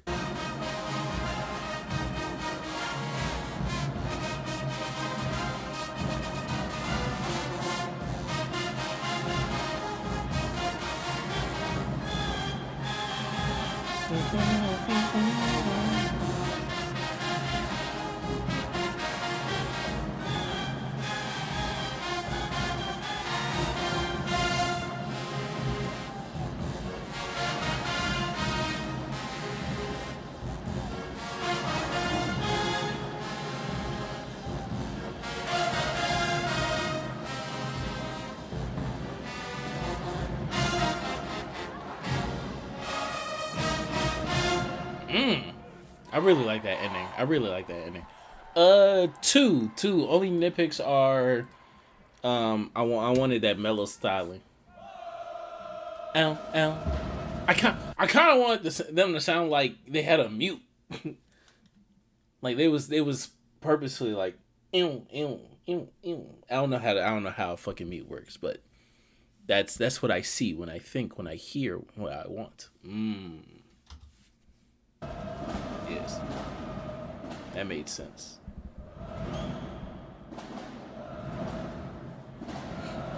It gets a 2 though. It gets a 2. I do actually like that.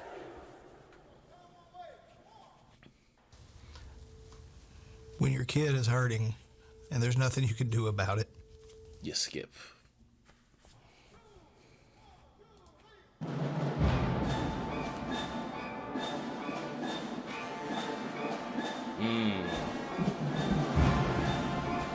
We've heard this a few times.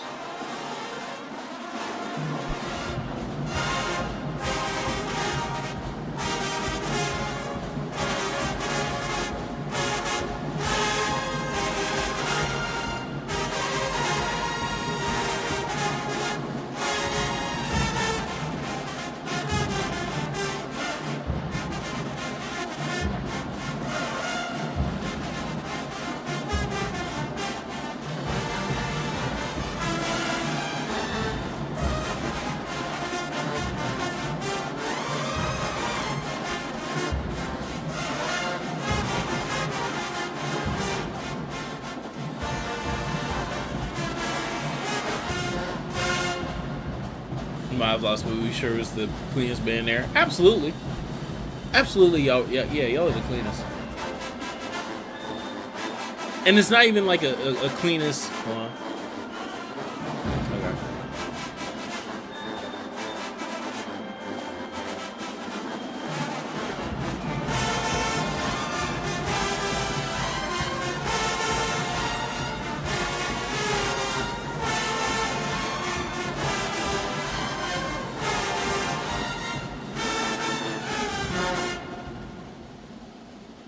Yeah, it's that.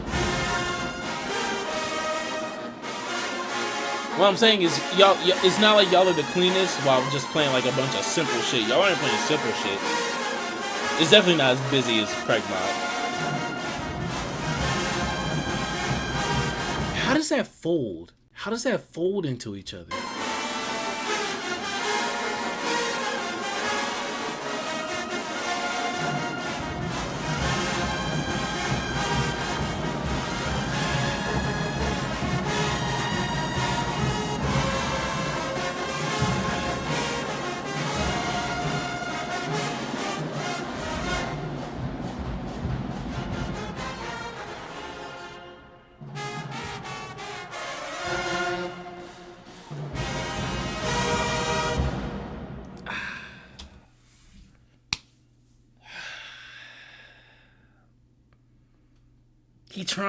He trying it. And he was in the comments on something.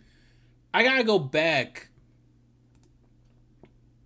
If it's not this song, it might be this song that he was referring to. It's like, I need to see it updated that they can actually play it. And I believe him. I do. Eventually, at some point, someday. I'm not saying like in years. I'm saying that like One day in the band room, I am sure that they are fucking nailing this shit. A few days in the band room, I am sure that they are nailing this shit. Outside. It's something. And granted, this is a gym, so hey, that percussion tempo, hey, whatever the fuck. Cues, you know, it's a little bit iffier when you have some natural reverb. Ooh. He trying it. They trying it. 2. Yeah, but not today. Not today. 2.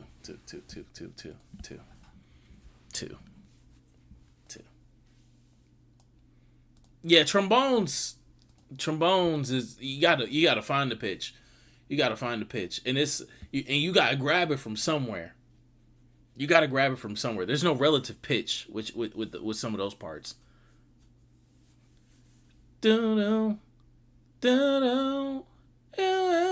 Like those are ooh. You can't use your relative pitch with that. You gotta be perfect. You gotta be perfect on it. Damn. 2. All right, WhiteHaven, it's on you.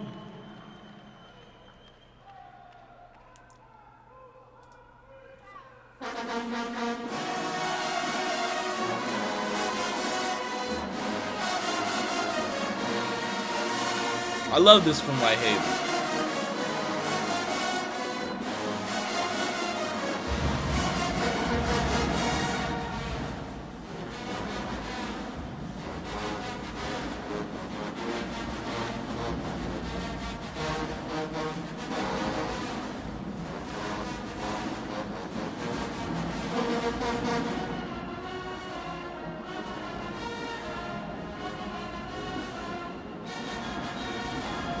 I'm iffy on how that.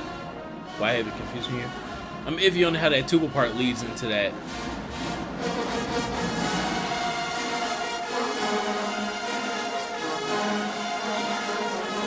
Yeah.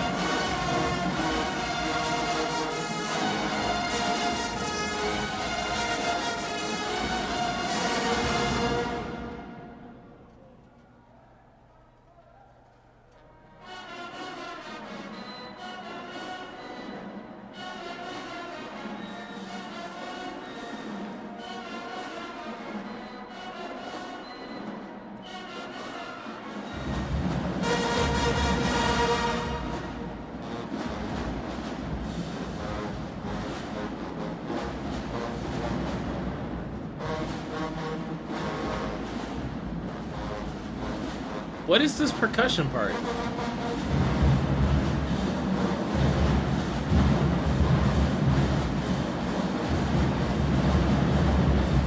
I return. I'm just trying to figure out what this percussion part, or what it was.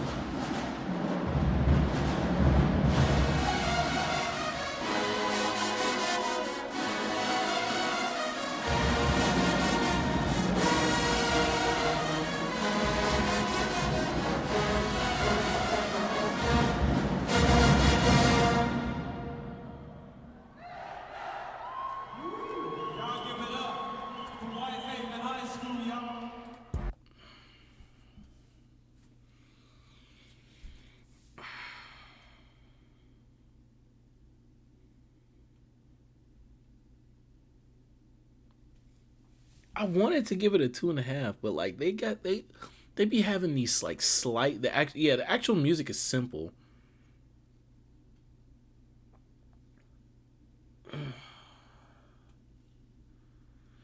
They add their shit to it. Like they add shit to it, right?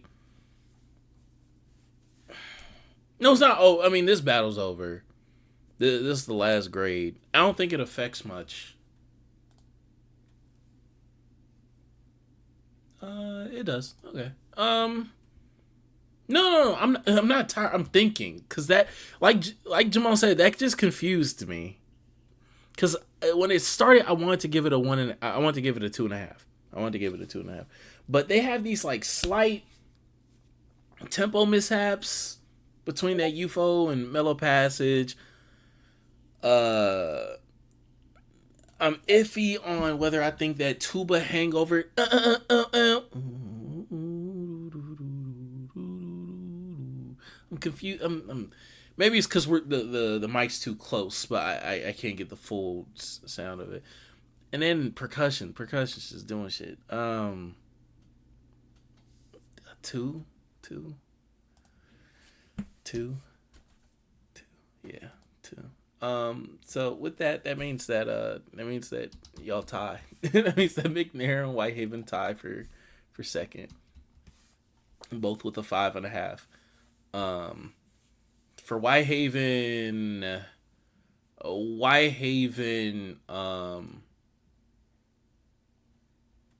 yeah, it was simple crank finesse with and it's like plus minus minus and a half plus, and it's like but why WhiteHaven, the only thing with y'all be having like we were just talking, with that song, a lot of positives and negatives. I just need some of those things to just clear up. Part of that probably just comes from attention to detail. Just a little bit more attention to detail. Don't let things get away from you. And that percussion section, that shit is probably just a little bit too big for this band right now. Specifically. Yeah, probably just right now. McNair, for McNair,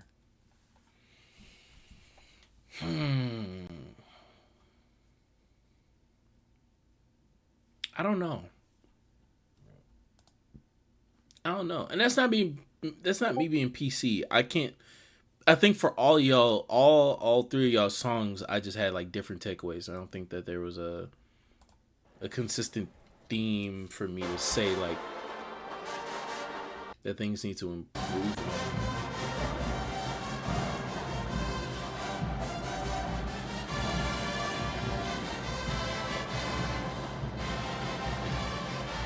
Probably just less boxy. Literally percussion back there jerking off. And the Reltos came in a whole beat early. We saved music for the stands, but we didn't even get to play. Yeah.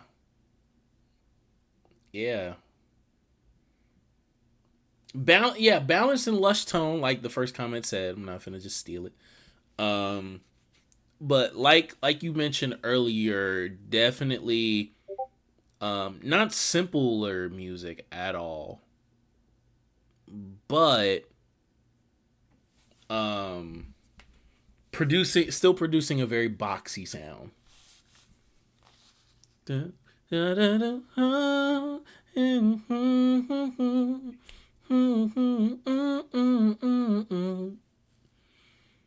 We just went about the battle wrong. Potentially. I mean, like, no one's ever gonna like top Craigmont in terms of like being over the top or like shooting for the stars more than them. But I do think that there's a little. Well, you mean in terms of like saving songs for the stands? Fair. But I feel like y'all can. I feel like with you can ask more styling out of your best sections, out of your mellows, out of your UFOs. I mean, out of your mellows, out of your trombones. Your trombones are going to give it to you. Your mellows, you might have to work them there. Trumpets are probably the most boxy section. UFOs just have to try and match the band, in my opinion. That's probably the biggest thing with them. Tubas are solid. 2% solid. Everything sounds good. I just think it can take another level of expression. And then WhiteHaven make me feel something. Craigmont finishes with a 6.5. 6.5. We have Crank in us, but we did really go square with the songs. I mean, it's not even like the Crank per se. I think within these songs, within PYT, like I like that mellow, like it sounds like it has a what's it called, a accent within it, right? But I think that can keep up.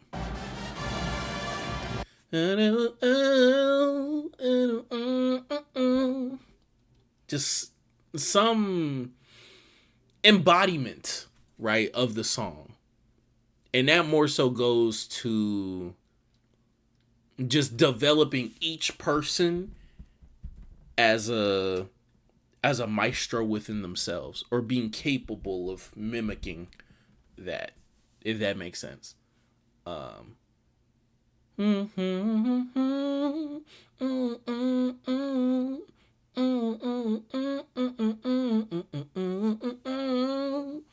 As well as probably just a little bit, breaking up some monotony, changing up, handing off, voicing a little bit more throughout the band, just a little bit of that. But I'll just come with time. What's it called? With Craigmont, clean it up. Got real lax with shit that we have heard you play before. Whether it's a tweaker, whether it's I forgot what y'all played in the second round.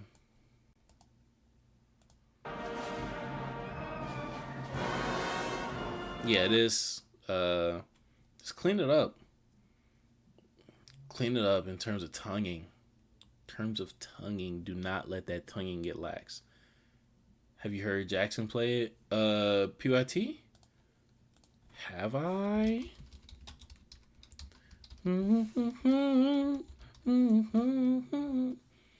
I'd imagine Square, to be honest with you. I listened to the most recent.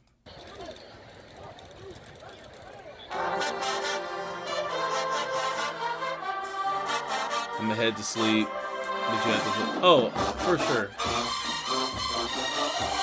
Ooh, shit. Hold on. Be easy, Chris. What's it called? Of course, timestamps are gonna be up somewhat soon. I'll do the top one. What's that? 15? Yeah. But yeah, get some rest, man. I'm gonna pull up one of these days.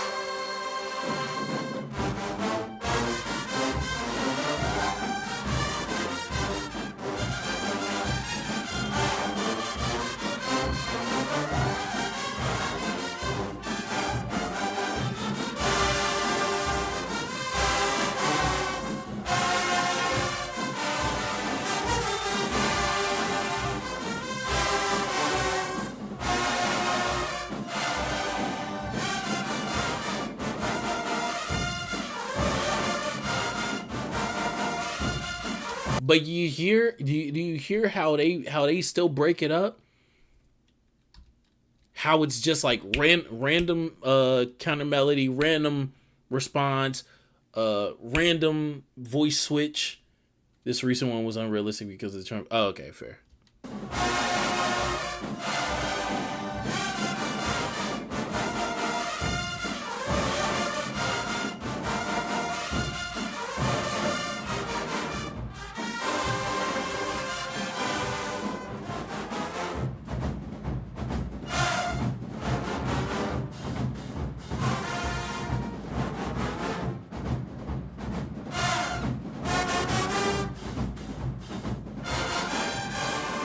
Is the exact same arrangement?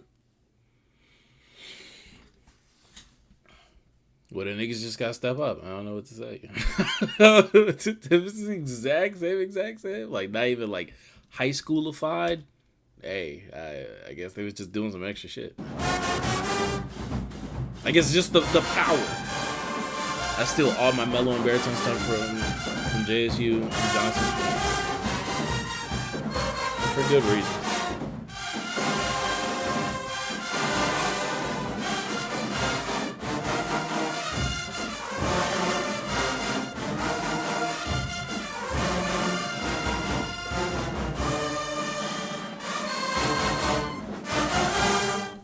Pokemon.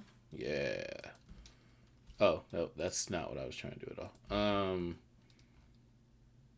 Let me see. Who else has played it? And this is definitely a tangent that we do not need. It is after midnight. Let's see. Manage money as a family with the Venmo Teen account curious, available for ages 13 to 17. Who does what I want.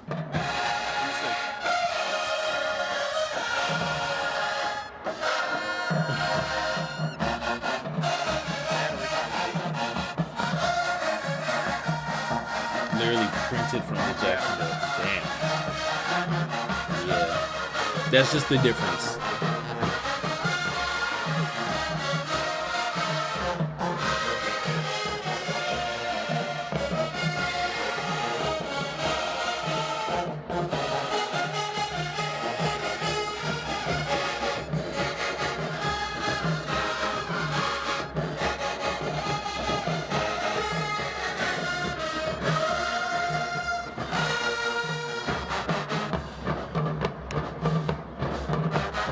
Damn, everyone plays these damn 90-second versions.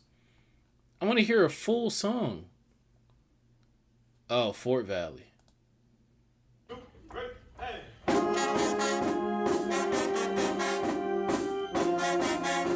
They're gonna do it too.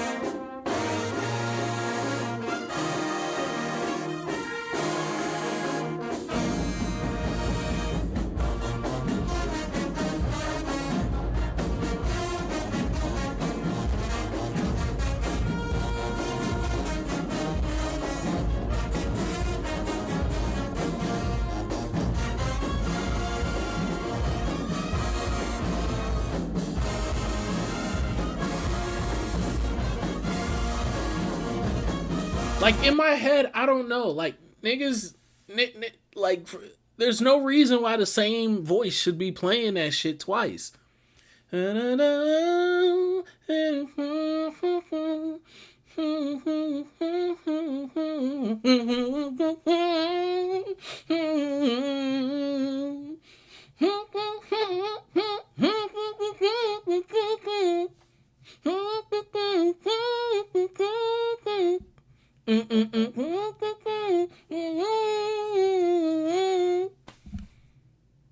Like, nigga, that's what I hear. That's what I hear in my head. That's what I hear in my fucking head. Because cleanliness is most important, because most of the time it's a dance girl song, not purely a band song. And that's fair. That's fair. That's fair. That's fair. Should have it in New Orleans. Yeah, bro. Like, God, man. Yeah, it has to be square. At this point, write the song. This is what it comes down to a lot of times, and then I think about it. I make no money from this. Why would I do it?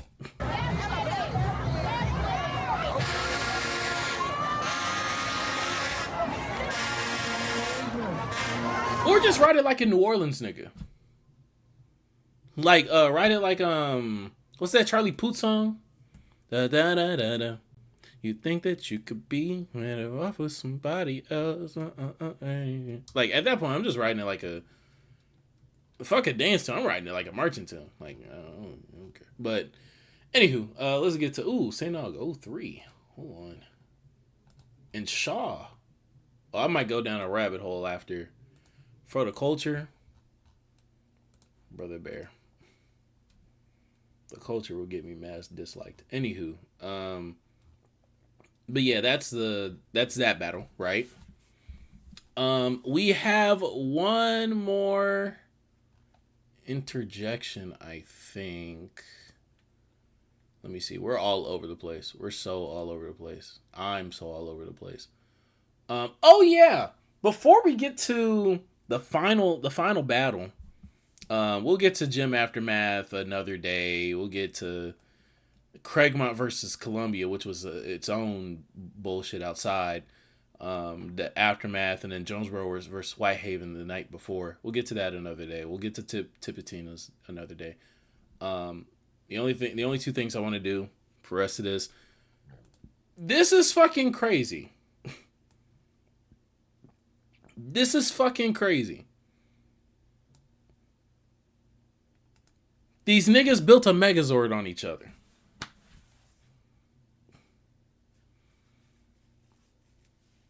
These niggas built a Megazord on each other. The two bands I just said that we'll listen to their battles later, yeah, they built a Megazord within each other to go against each other. So Jonesboro teamed up with Craigmont, and Columbia teamed up with WhiteHaven to fuse for like 10 minutes. And they just did this shit. They just wanted to do this shit. Quote, for the culture.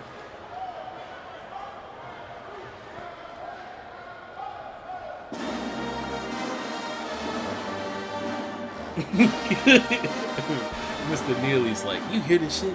This shit finna be nasty.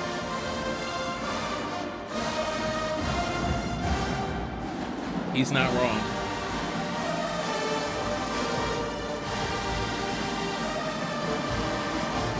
Specifically Columbia and WhiteHaven, them mellows is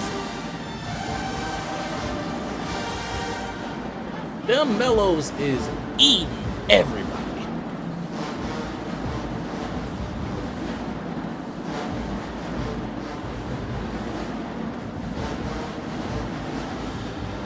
These mellows is eating everybody lunch.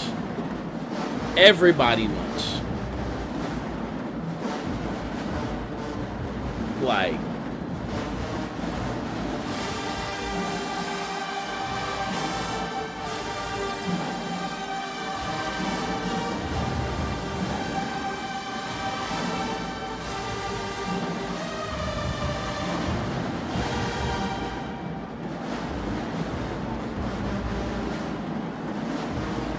this is great. This is great.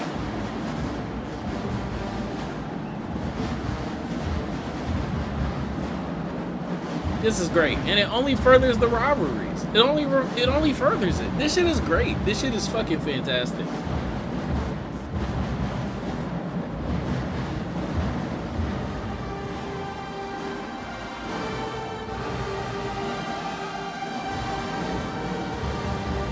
Niggas did have a miscommunication and all that. You heard that right.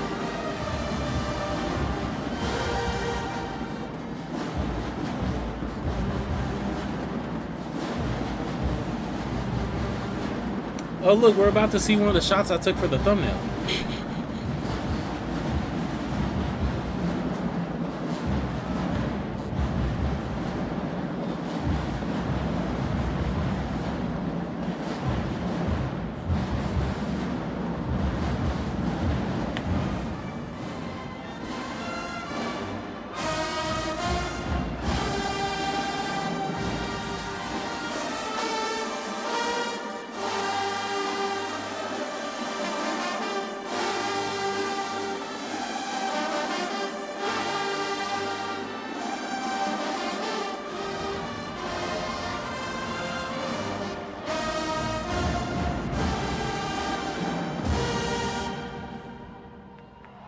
Shout out to the Mellows. Shout out to the Mellows. And then these niggas, Jonesboro and Craigmont. They calling them niggas Jonesmont. I could only imagine how crazy this shit was for the other bands that were just like around.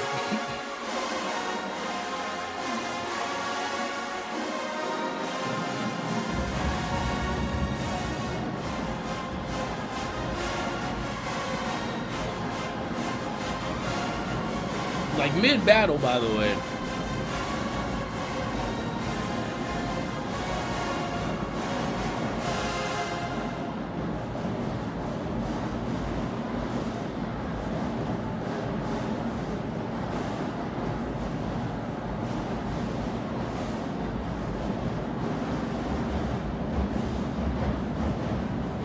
That's so crazy. This is such a great experience for everybody here.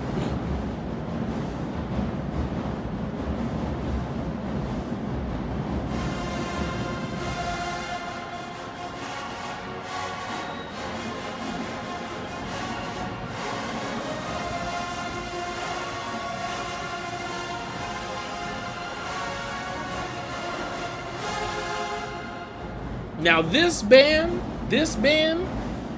is taking out quite a few colleges. All right, quite a few. Okay, this band is eating niggas for 3 meals a day. I'm not gonna lie to you.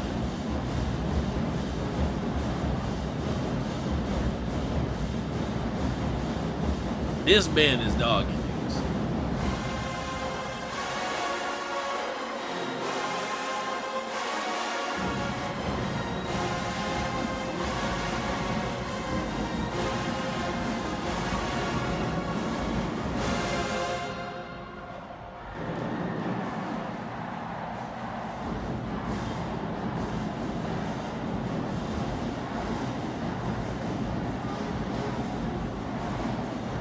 And they talking shit, like they talking they shit. Like the Craigmont niggas just give a fuck about beating WhiteHaven, and the Jonesboro niggas just give a fuck about beating Columbia. Like that shit is amazing to me.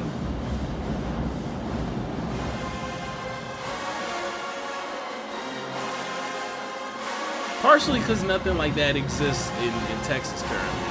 So I want that experience for the people in this state as well.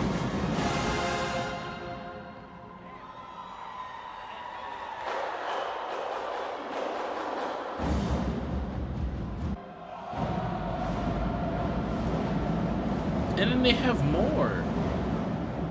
They really plan this shit out.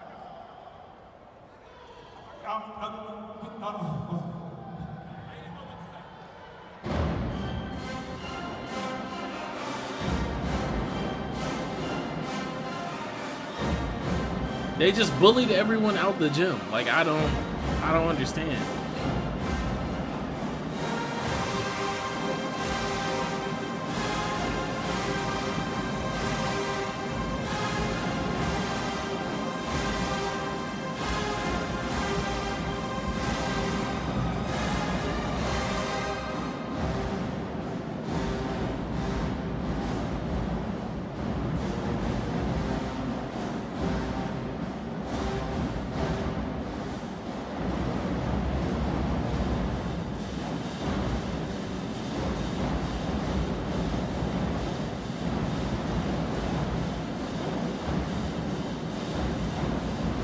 Like this shit is crazy to me. Like that's why I'm just in awe. I'm just here. I'm just a fan. This is cool.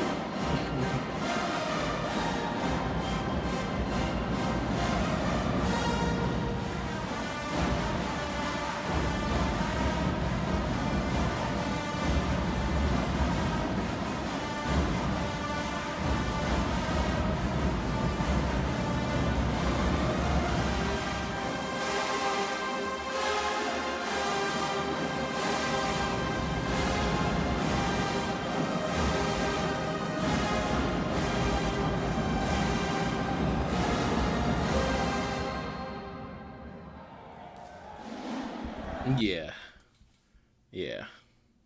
This is some shit, bruh. If you were there in person, this was a legendary trip. Yeah, like I could only imagine this shit. But they still hate each other. They still, let me not say hate, but what's it called? Still rivals. And a couple of these rivals have yet to go against each other. Where's the other one? Where's Killer Kev? There we go. Let's get to this last three-way for the night. South Cobb. This shit is long. Oh my god. Okay. South Cobb versus Columbia versus Jonesboro. Let's get to it. Let's get to it. The final three-way. Oh,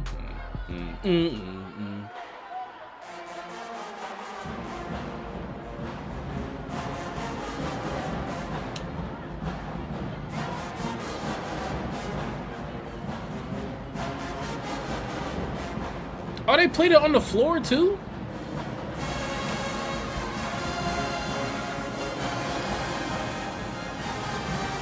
Oh, they already played this.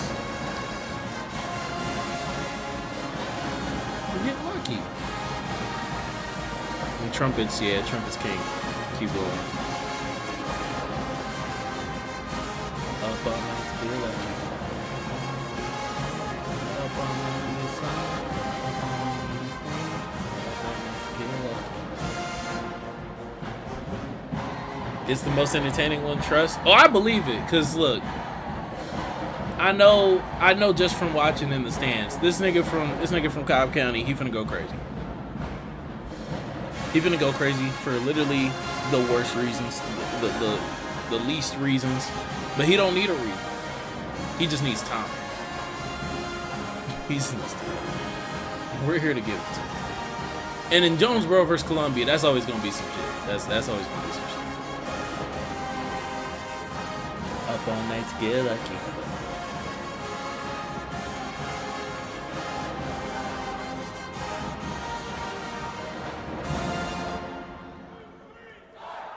All right, 1.5. You first off, you played that already. Second, I hate that ending. So cool pocket song, cool tone setter, you know.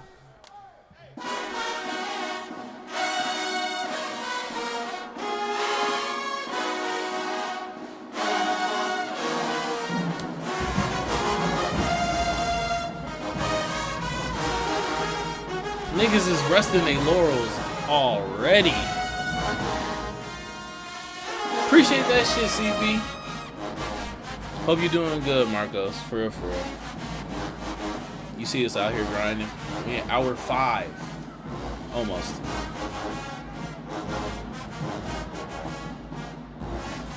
But yeah, they resting on their laurels already, man. God. Nah, I could have been cleaner mellows.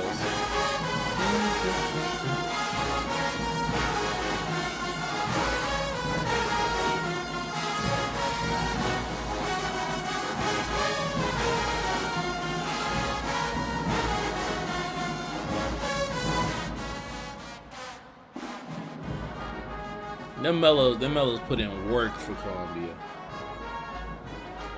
And them UFOs have gotten their tone a little bit better this past year as well.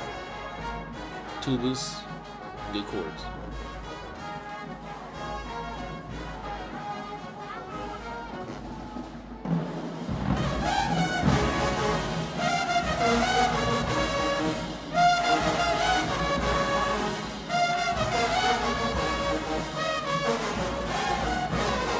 Ah, come on.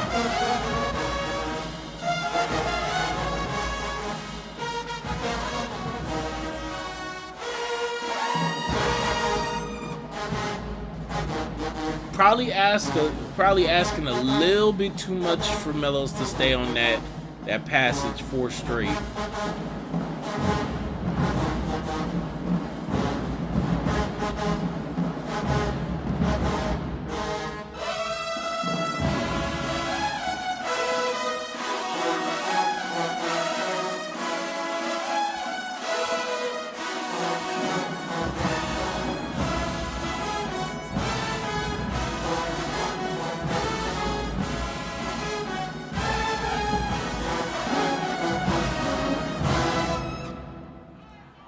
Damn. So yeah, up close on the mellows was crazy. Knowing me, I would have done it with a big ass grip. Stupid. Oh, they're not done though.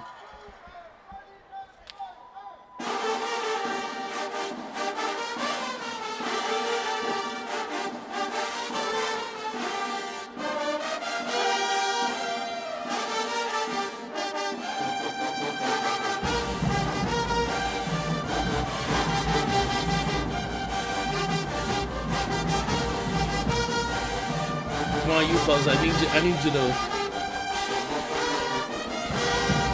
UFOs, I need some core work.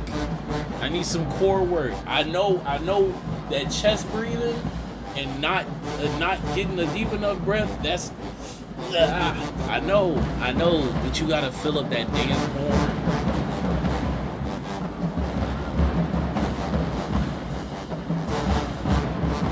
Tube is eating. The question of tweaker or tweaking. I was about to say, them mellows gonna phrase that shit.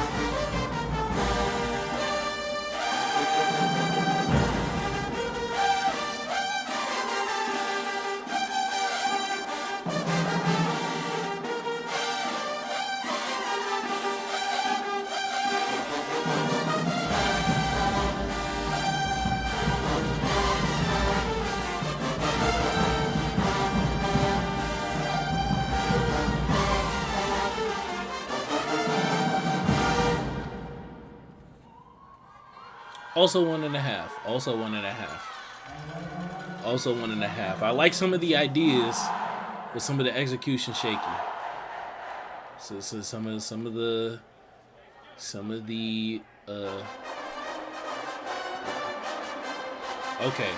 okay. Before we get into this, I hold Toxic in a very high regard. All right. First off, because of New Orleans All-Star Band.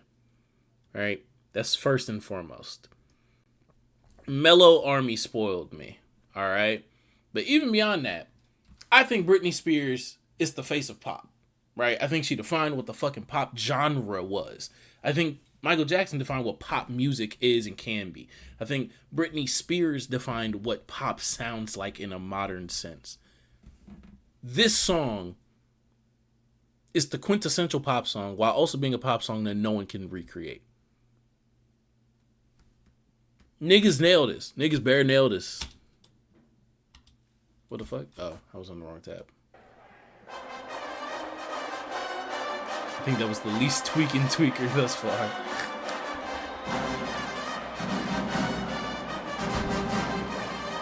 Thank you for the Battle of Popcorn. I've been called crazy recently. I've been called a madman.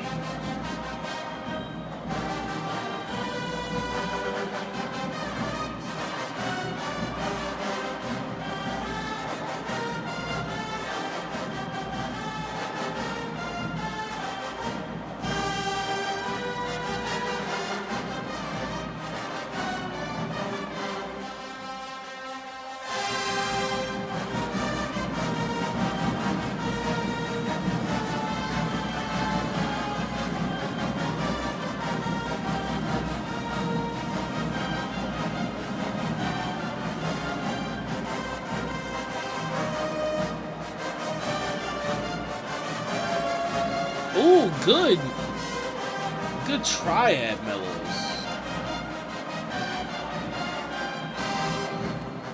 I don't like how Squared's trumpet sound on this though. Compared to everyone else, it's not just within context. I mean, without context.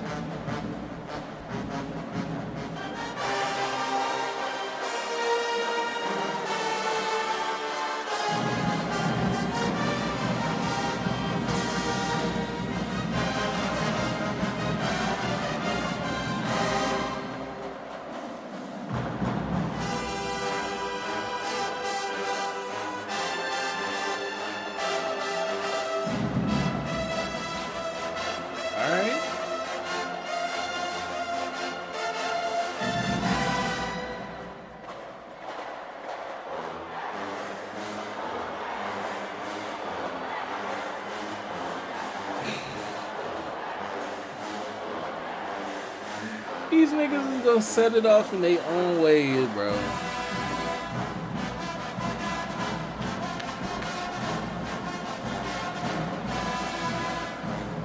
That's the thing. I can never call Jonesboro boring.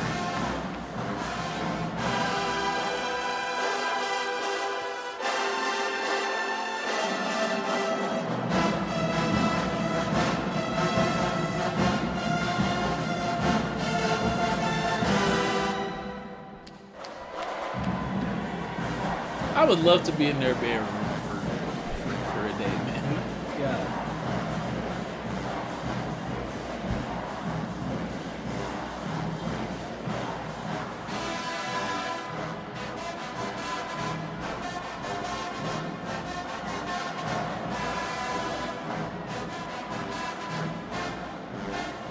Yo, do they have niggas in the fucking stands back there that they just left back that are also dancing? There's no fucking way.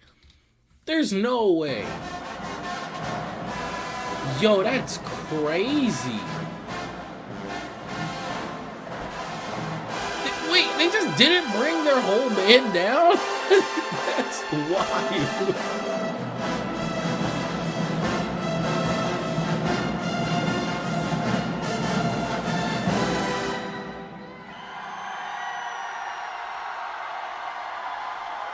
Yeah, that gets a 2.5. That gets a 2.5. I really like that first. I really like that first one, and I like the energy that they continue with the second one. This nigga's finna be crazy. This nigga's finna be crazy. He maintained eye contact the whole time. This nigga's finna lose a marble.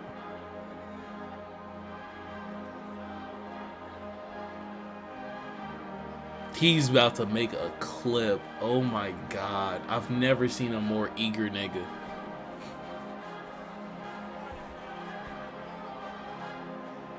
Yo.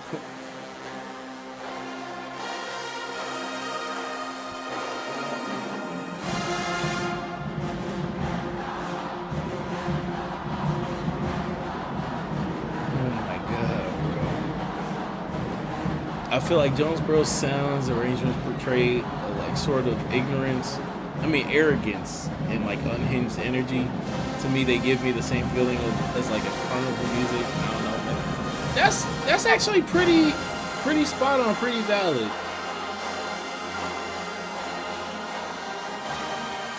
Yo, this nigga is get the Alabama hat throw emo at the D-Dog that was outside. Oh my god.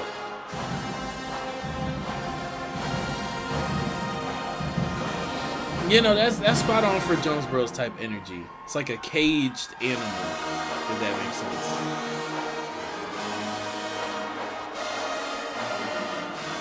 But like chaos energy.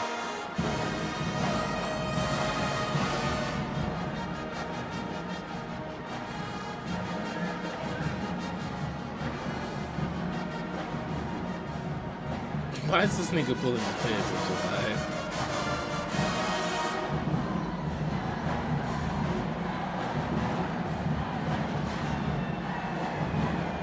Yeah, he bringing the energy out the band, man. That's all that matters. You do what you do to resonate.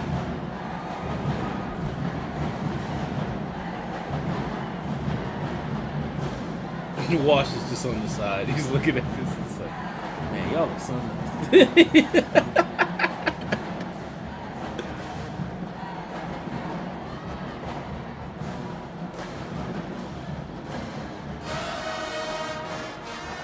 if this what you do to get sub 100, then hey, you do it. You fucking do it.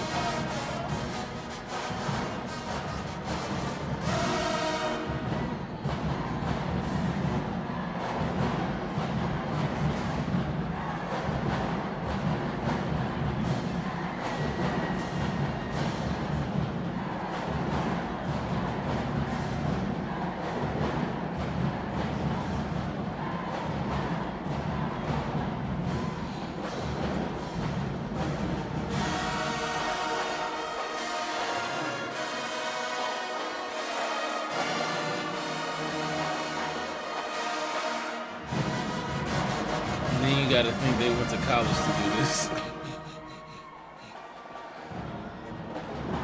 Hey, man. Where'd he go? Where'd he fucking go? Oh, he's running over the... Yo, this is...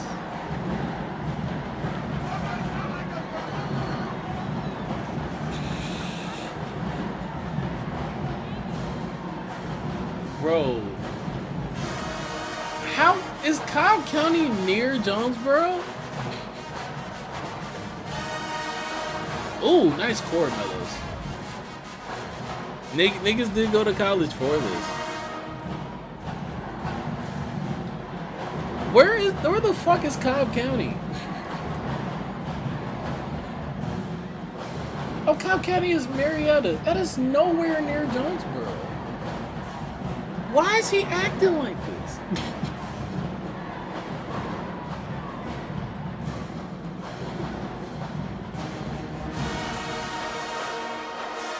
Why is he doing this? He went to family. Why is he doing this? Oh, is it that? Cause didn't Jonesboro go to? I forgot where he went. Didn't he go to? He's from a Florida school. Goodwin.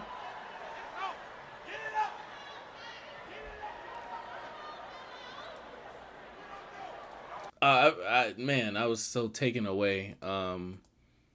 Grades, Jesus. They played like 3 songs.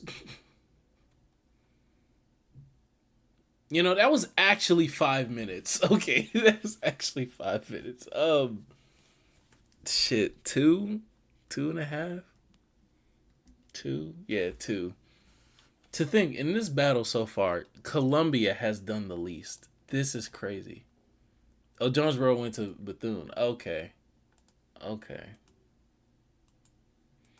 So that's what it is. Got you. That's what it is.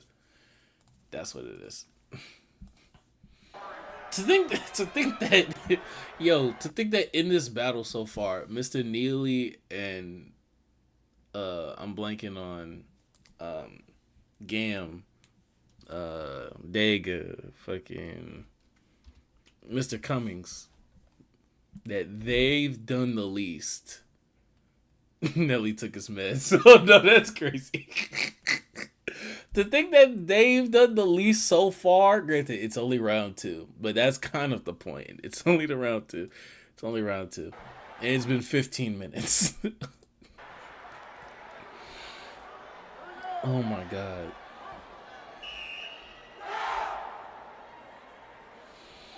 Fuck, bro. This shit is hilarious.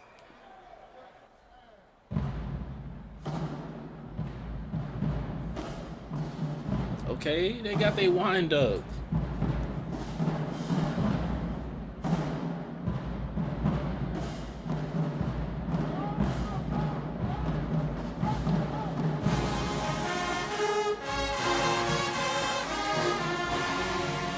And them 5 trumpets be holding a damn own.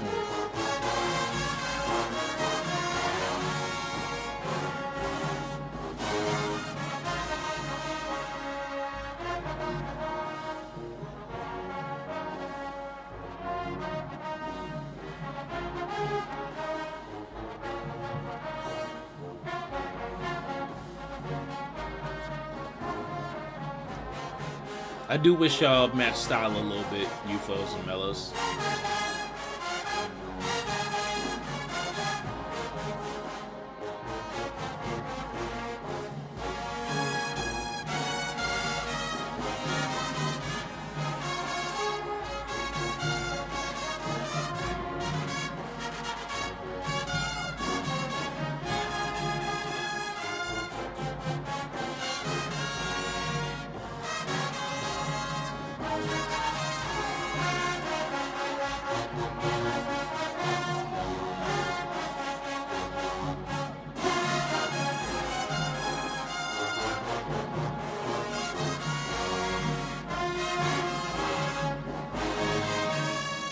Good shit, trumpets.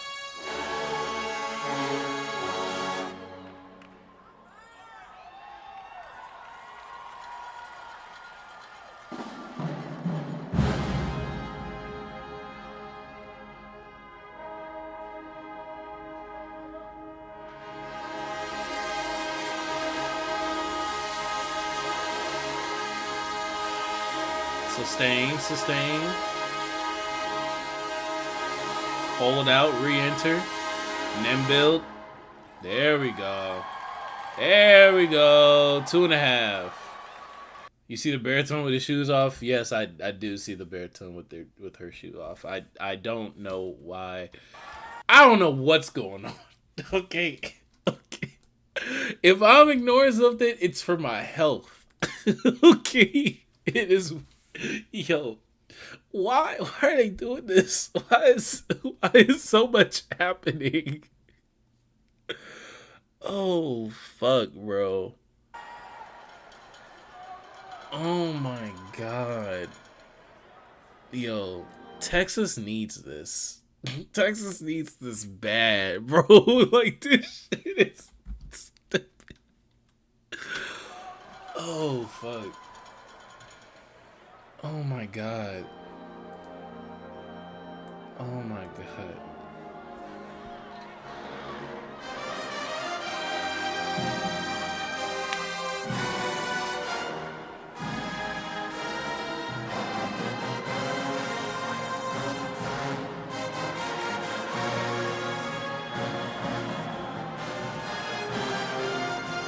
Good shit, trombones.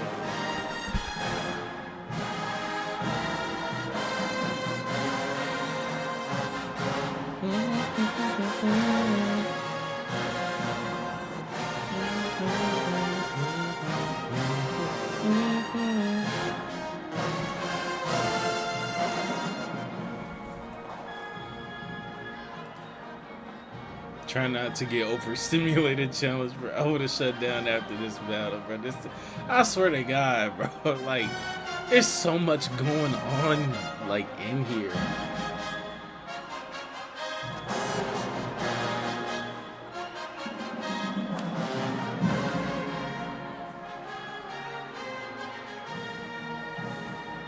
Oh, that's Stephen Holiday.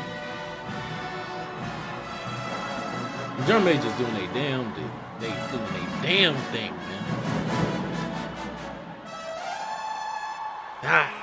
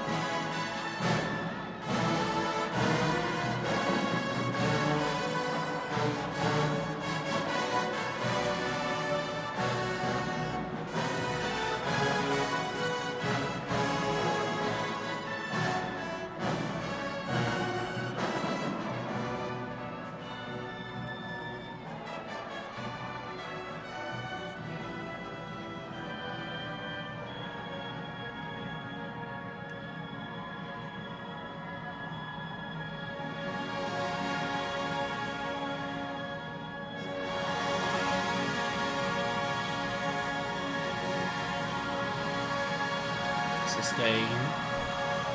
Re-enter, then build.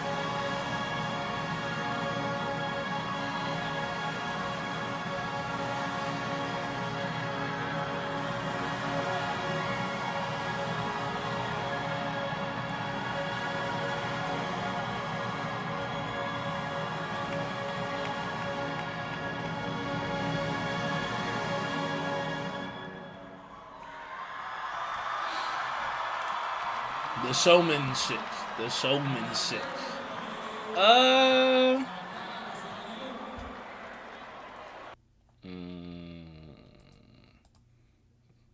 Two. I wanted that to build to a little bit much. Cut or farming. Yo, Soul Path, you are stupid, bro. Is that your first message today? Yo, your brain is fried. Your brain is fried. Your brain is fried. Oh my god. Who does he think he is? Sun Jin Woo? Uh-huh.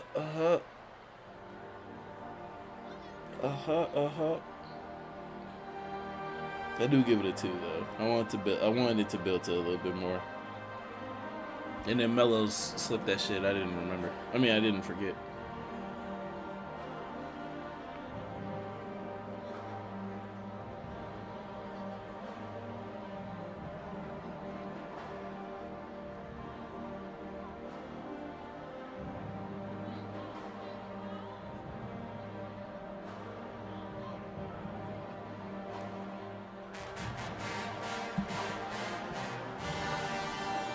Yeah, South Cobb is a pretty big. It's the last time. It's the last time. If the world was ending, I wanna be next to you.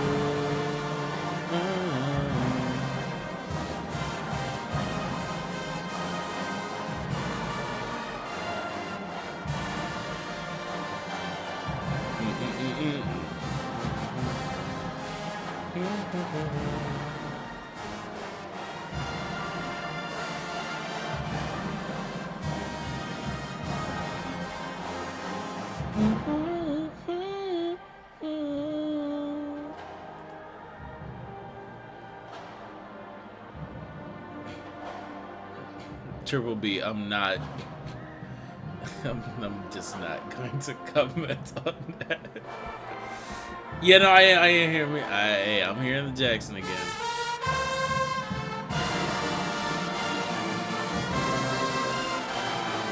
Good play with the mellows, though.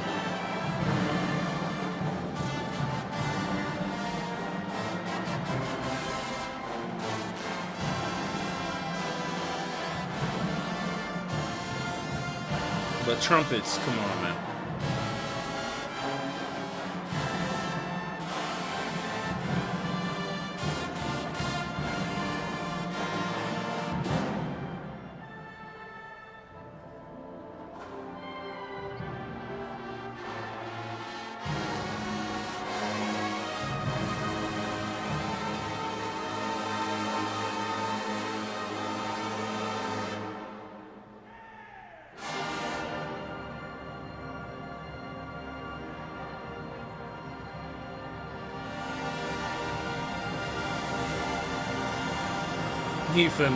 This nigga is so petty.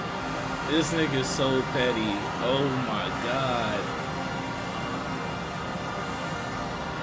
They are doing it. They are sustaining. And their re-entering is better than Jonesboro.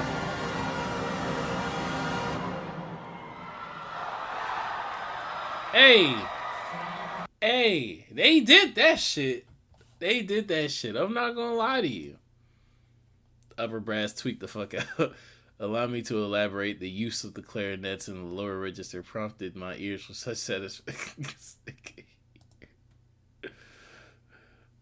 Alright, bro, it gets to a point. Nah, no cap. I'm not gonna lie. That was deserved. That was well deserved. Their band director plays trombone, I believe. Okay. Breath of the longest long toad. Hey. Yeah, crispy release. Re-entering was better. No cap. 2.5. Hey, fuck it. Fuck it, man. I'll go on your grading scale. How about that? I'll judge the battle you're fighting. That's what we gonna do. Now these niggas have to think the niggas with no bone in this battle is Columbia. Like the niggas with no dog in the fucking fight is Columbia. Of all bands, it's fucking Columbia. Like that's. Oh my god. It's not that these niggas are like supposed to be involved in mess or something, but it's the fact that like I know Mr. Neely as a character. I know Mr. Cummins as a character. I also know this band as a band that's like willing to step up to it. Like I not wanted them, but like when they played versus like Craigmont and somebody else on like this football field last year. And it was like at the end of like a long weekend. I think it was the same weekend as Dolla Watson Classic. And then the next day they went out to that battle. And I'm like, yo, Columbia really got something here.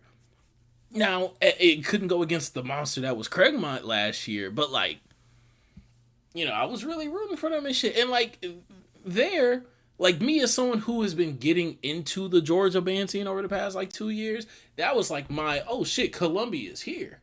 Columbia's fucking here. With sub 40, sub 50, they here. Like, they here. But, and they'll step to anybody. They'll do anything. They just here. They just again, the love of for the culture, for the culture. Like they just here. They just playing music. Nah, for real. This shit a glimpse into the prime Georgia band scene. Yeah, from my understanding, that shit was like SWD peak, but like with the amount of different bands that are potentially like clawing for that shit right now.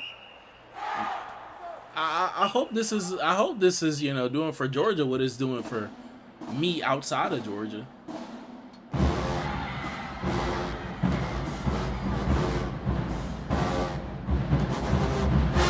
Like niggas have a poster back. They finna be extra. They finna be extra. They finna be extra. I spoke literally too soon. I spoke literally too soon. Do y'all see that? Do y'all see this back here? They're finna be extra.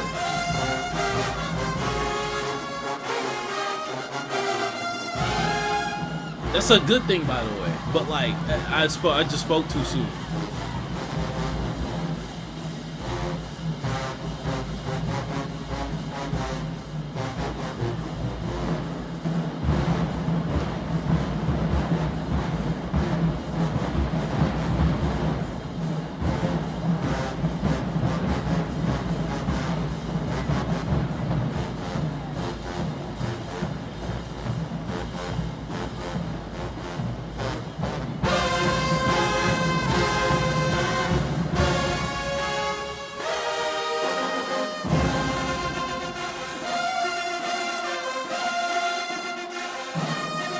The pills were off.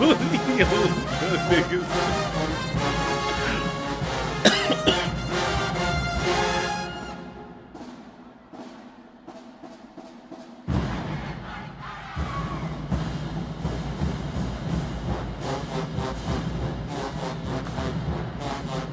Light tongue, light tongue, light tongue.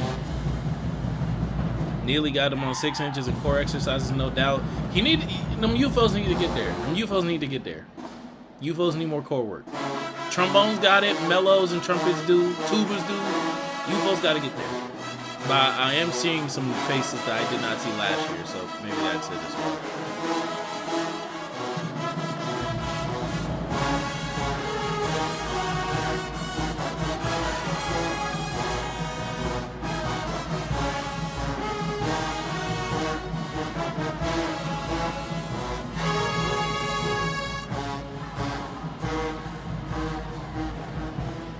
I told you niggas.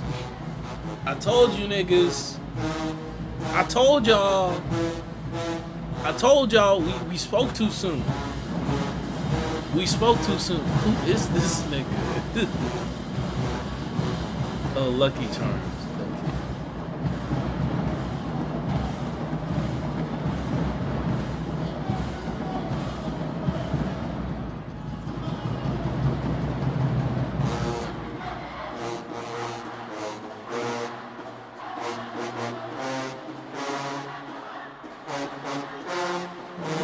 Deeper mouthpieces and some endurance work, and they smash it. Oh yeah, they can get there. The formula's there.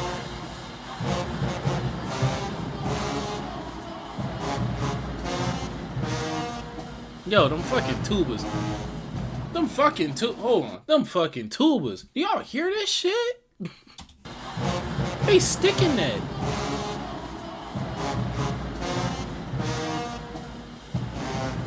Now he hanging over like a mug.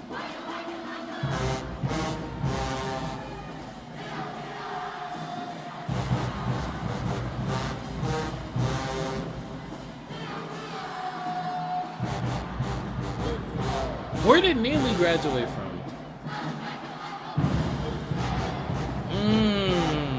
I like the crash.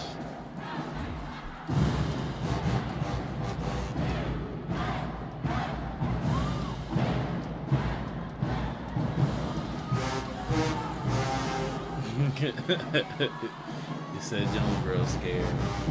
That's funny.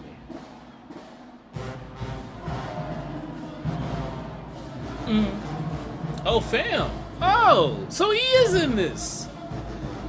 Oh, and Jackson. Okay.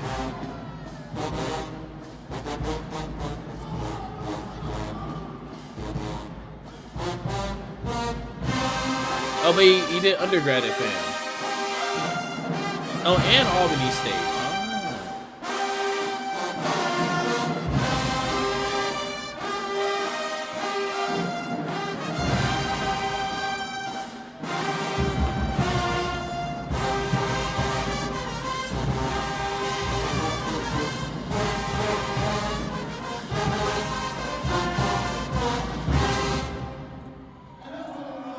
Considering how much movement these dudes just did, they still sound pretty fucking clean. Oh my god. Oh my god. They just did so much and they still sounded like relatively like clean, producing a straight tone. Damn, bro.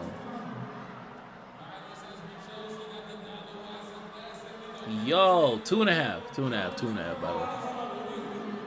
Damn.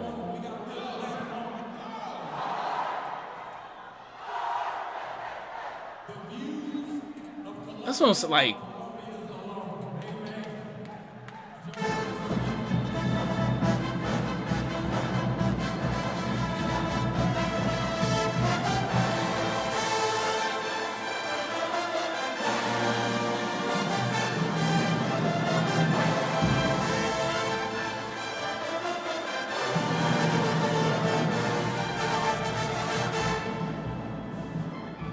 Even Georgia High School band beat FAMU still does it better than BCU. Wow.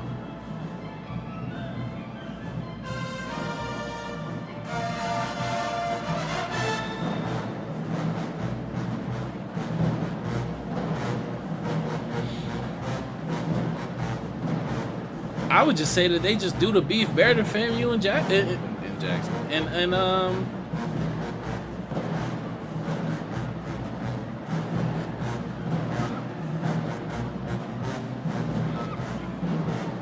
What's it called? Better than BCU and FAM do it.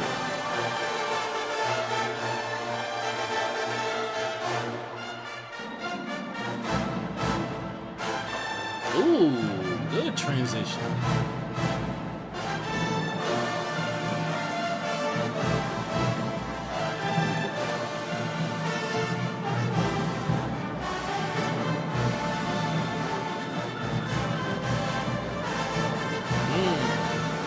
I like the interplay mellows.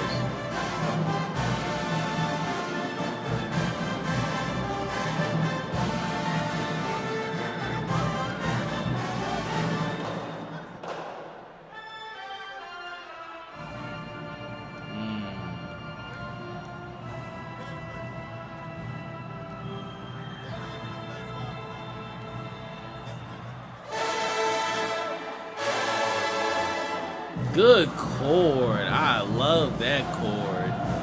I love that chord. Jackson-ish.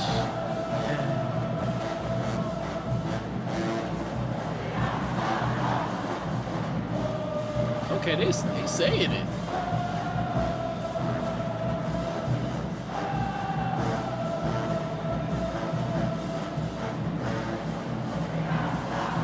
It don't matter what I say or what I do. I'ma anger somebody in that in my section.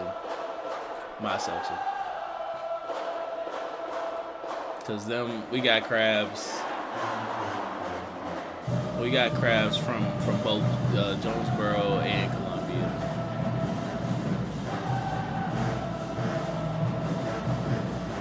So somebody gonna be mad at me regardless.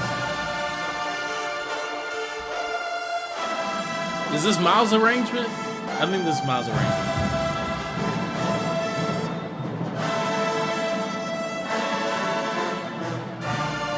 You're not wrong, Soulpad. You're not.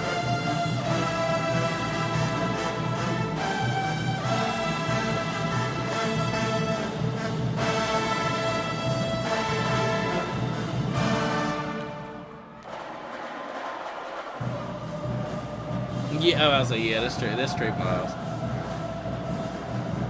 I mean, shit, steal it. You're not gonna write nothing better. I'm not gonna lie to you.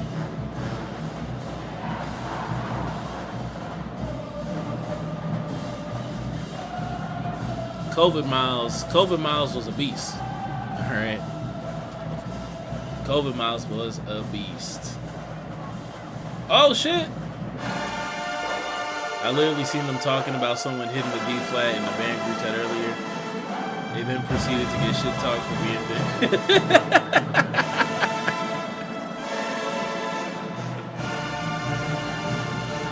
I love the band beef, man, because niggas actually pay attention to detail.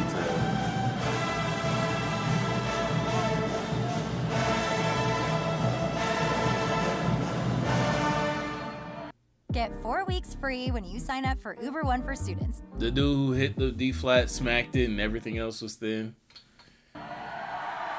Oh my god, bro. 2.5, 2.5. Mostly for the first song.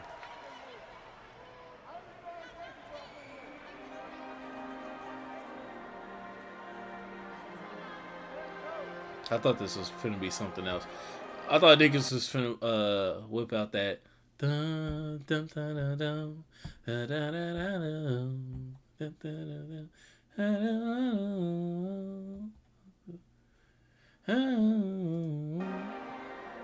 I was finna say, bro, what?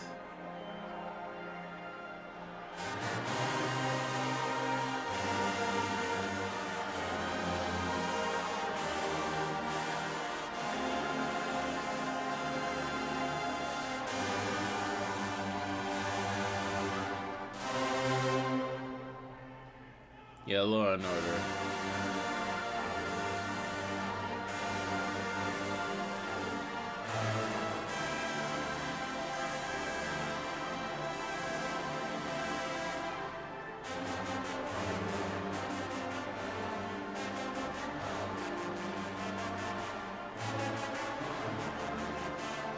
Good surround sound too. Good full.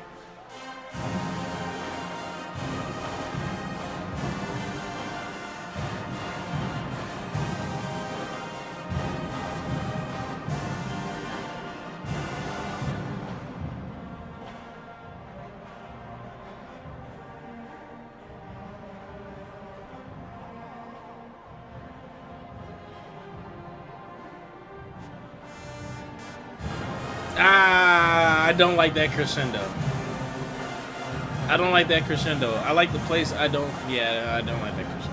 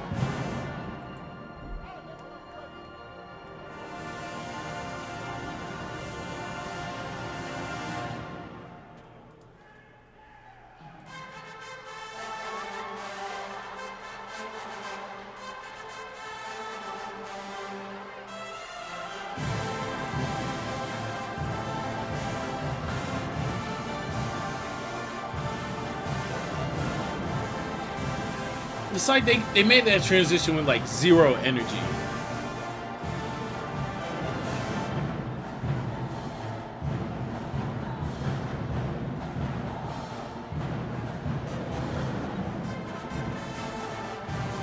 I'm about to say, yeah, this is another Nokia. Ah, yeah. Earn.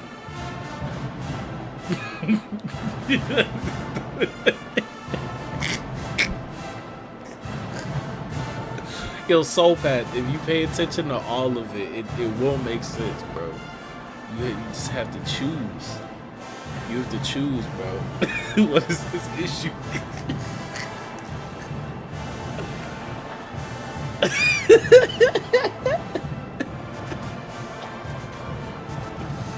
Creekside played it. Good thing we skipped it.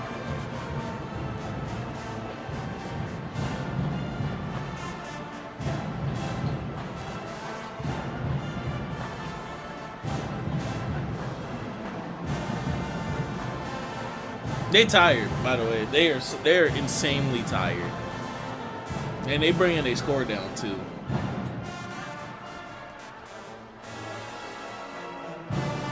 They so tired. 1.5. They 1.5. Brother bet. This nigga started running. Okay. Hold on.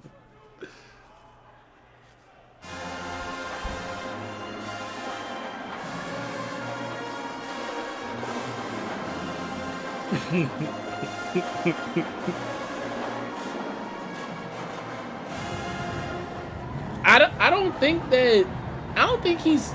this is written to be as soft as it is. I think they're tired. Fam, you niggas see more than 2 F's in the dynamic and act like it's a sin. I think they're supposed to be playing out. I might be tripping, but like I just think they're tired.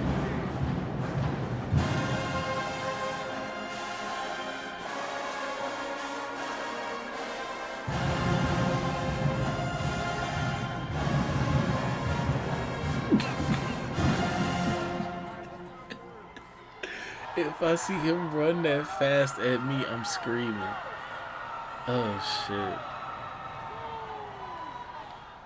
Yeah, that's a 1.5. You niggas brought y'all score down.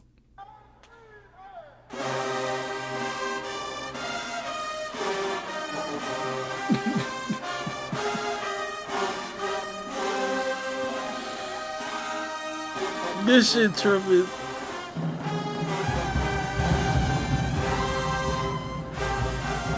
Cut off. Please, cut off.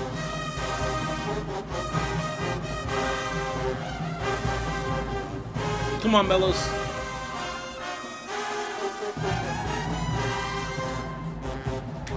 Oh my fucking God. Niggas can still do that 40 minutes in? Niggas can still do that 40 minutes in? Yo! Yo! Yo! Yo! Yo! Yo! These niggas just did some fuck shit. Bro, did y'all hear that shit? Okay, let's not pay attention to the fact that they fumbled like everything else before then, though. Let's not. Alright? Let's not.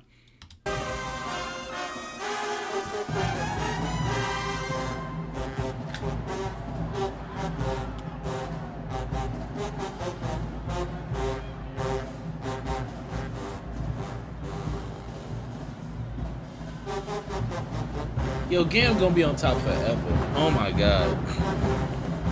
Gam ain't going not a damn. Gam ain't moving a fucking inch. Oh my God.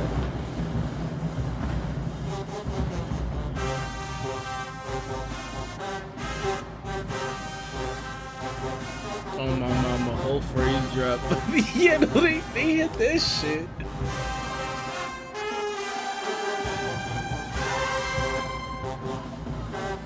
Niggas spread on tippy toes. Yo. Another tweak into the almost tweaker.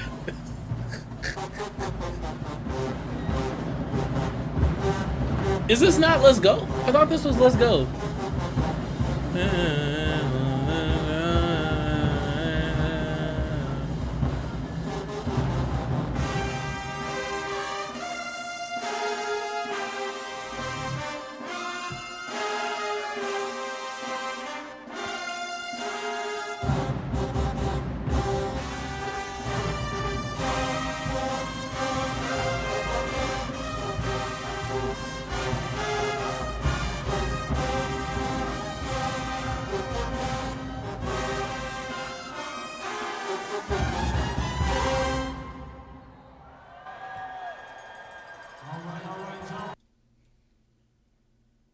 Nigga said they starting to sound the same. I'm too tired.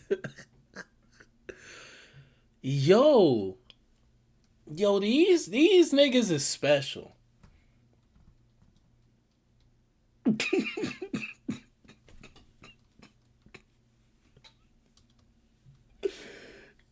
Yo, why you talking about the trumpets like that, bro? What did you spell? Defecating? Oh my God. I'm not paying attention to they trumpets. I don't give a fuck about what they trumpets got going on. These niggas is gonna be somebody. These 6 niggas is gonna be somebody. And 5 of them are from last year. Like, none of them graduate. They just all young niggas. They just all some young niggas. They just staying just to crank. Like, bro. Yo, this is crazy.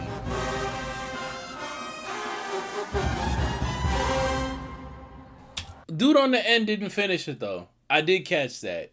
He slipped off. Front 4 did it though. Wait, let me make sure. Old boy. Yeah, he did it. He did it. You know, I know. Dude with locks. He one of them. He just didn't do it that time. He just didn't do it. I seen him again. I'm sure we could talk to E. We could talk to E. E could vouch for him probably. But first four deaf did it. Old girl, I think she knew. She get a pass, you know. She get a pass. And then 5-star recruit, his name precedes him. Now, do we know his name? No, I don't know his name. But it precedes him. But you didn't finish that phrase. And that's fine for now. I'm expecting big things. All right, Jonesboro. Last one, make it count. Shit. 2 though. It's still a 2. Okay. Y'all was doing fuck shit before that. I didn't forget. I'm a hype beast, but I'm not a dumbass, so.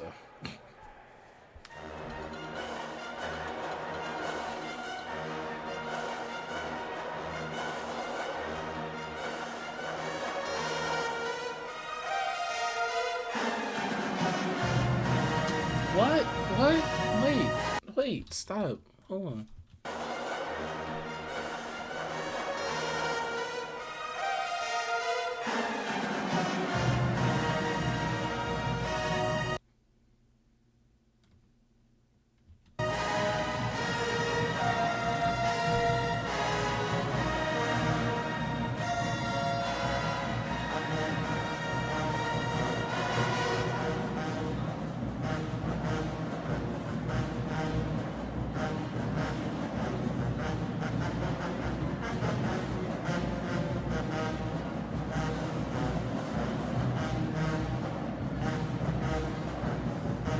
There we go. So bad. There we go. Yeah.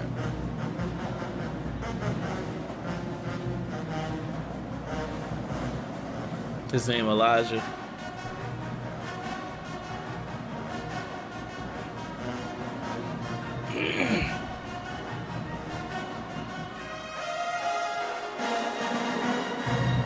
Elijah, I need you to finish that phrase next time.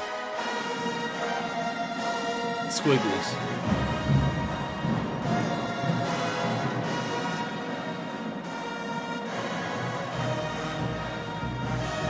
Talk about tired.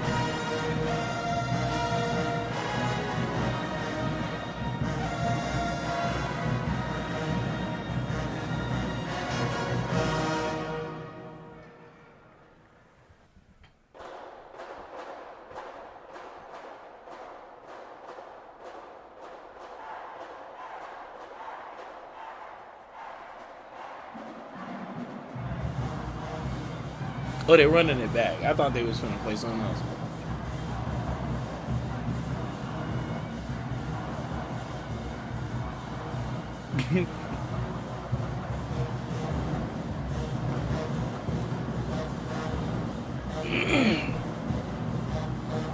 Columbia is just different. I don't know. They got nothing but the game.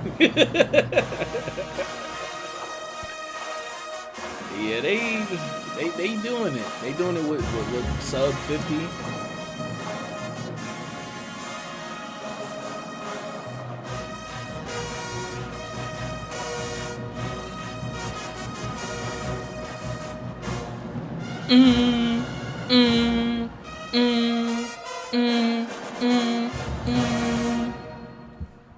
That's why I'm writing. But I'm just me.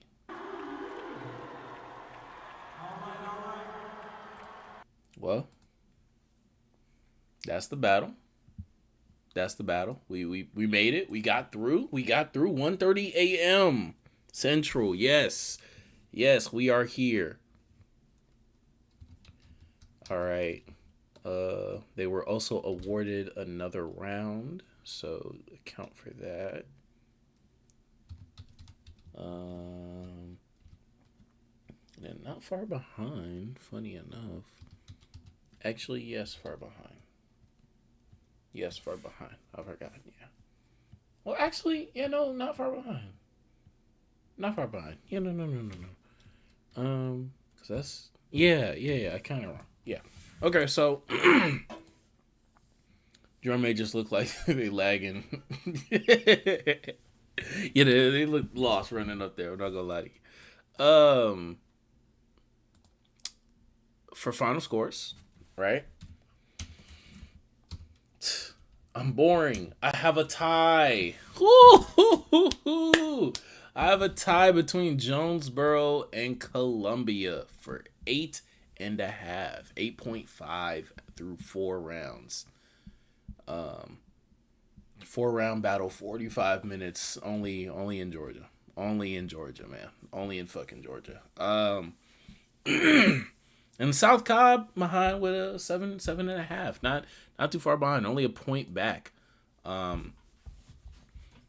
What I've gathered is that they need to put every band director in this round in straight jackets. You're not wrong. You're not wrong. Look, man, this was entertaining as fuck. Shout out to Columbia. Shout out to Jonesboro. Shout out to South Cobb. Shout out to Craigmont. Shout out to WhiteHaven. Shout out to Westbury. Shout out to who the fuck was the third in that battle? I just had my score sheet up. McNair. Shout out to McNair. Shout out to Westbury. Shout out to Riverdale. And shout out to Southwest out of Little Rock. Y'all did it. Also, shout out to the middle schools, right? Shout out to the middle schools that perform. I'm not listening to them, but shout out to those guys. Also, shout out to Cane Ridge. Shout out to Creekside. Shout out to Lee. We didn't get to you, but I'm sure it wasn't a bad performance. I'm sure it wasn't a bad battle, right?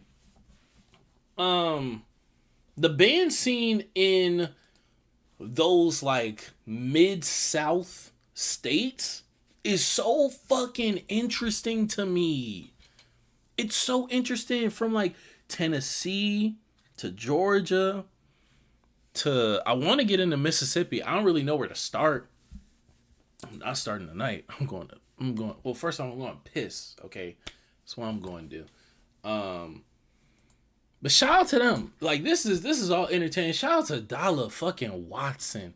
And y'all start going to that man's events, please. Because that's how shit gets canceled. Yay. That's how we lose things. That's how we don't have anything fun anymore. Is because no one wants to support it. And then no one has the money to endorse it. And then we don't have Creamfest. So that's why.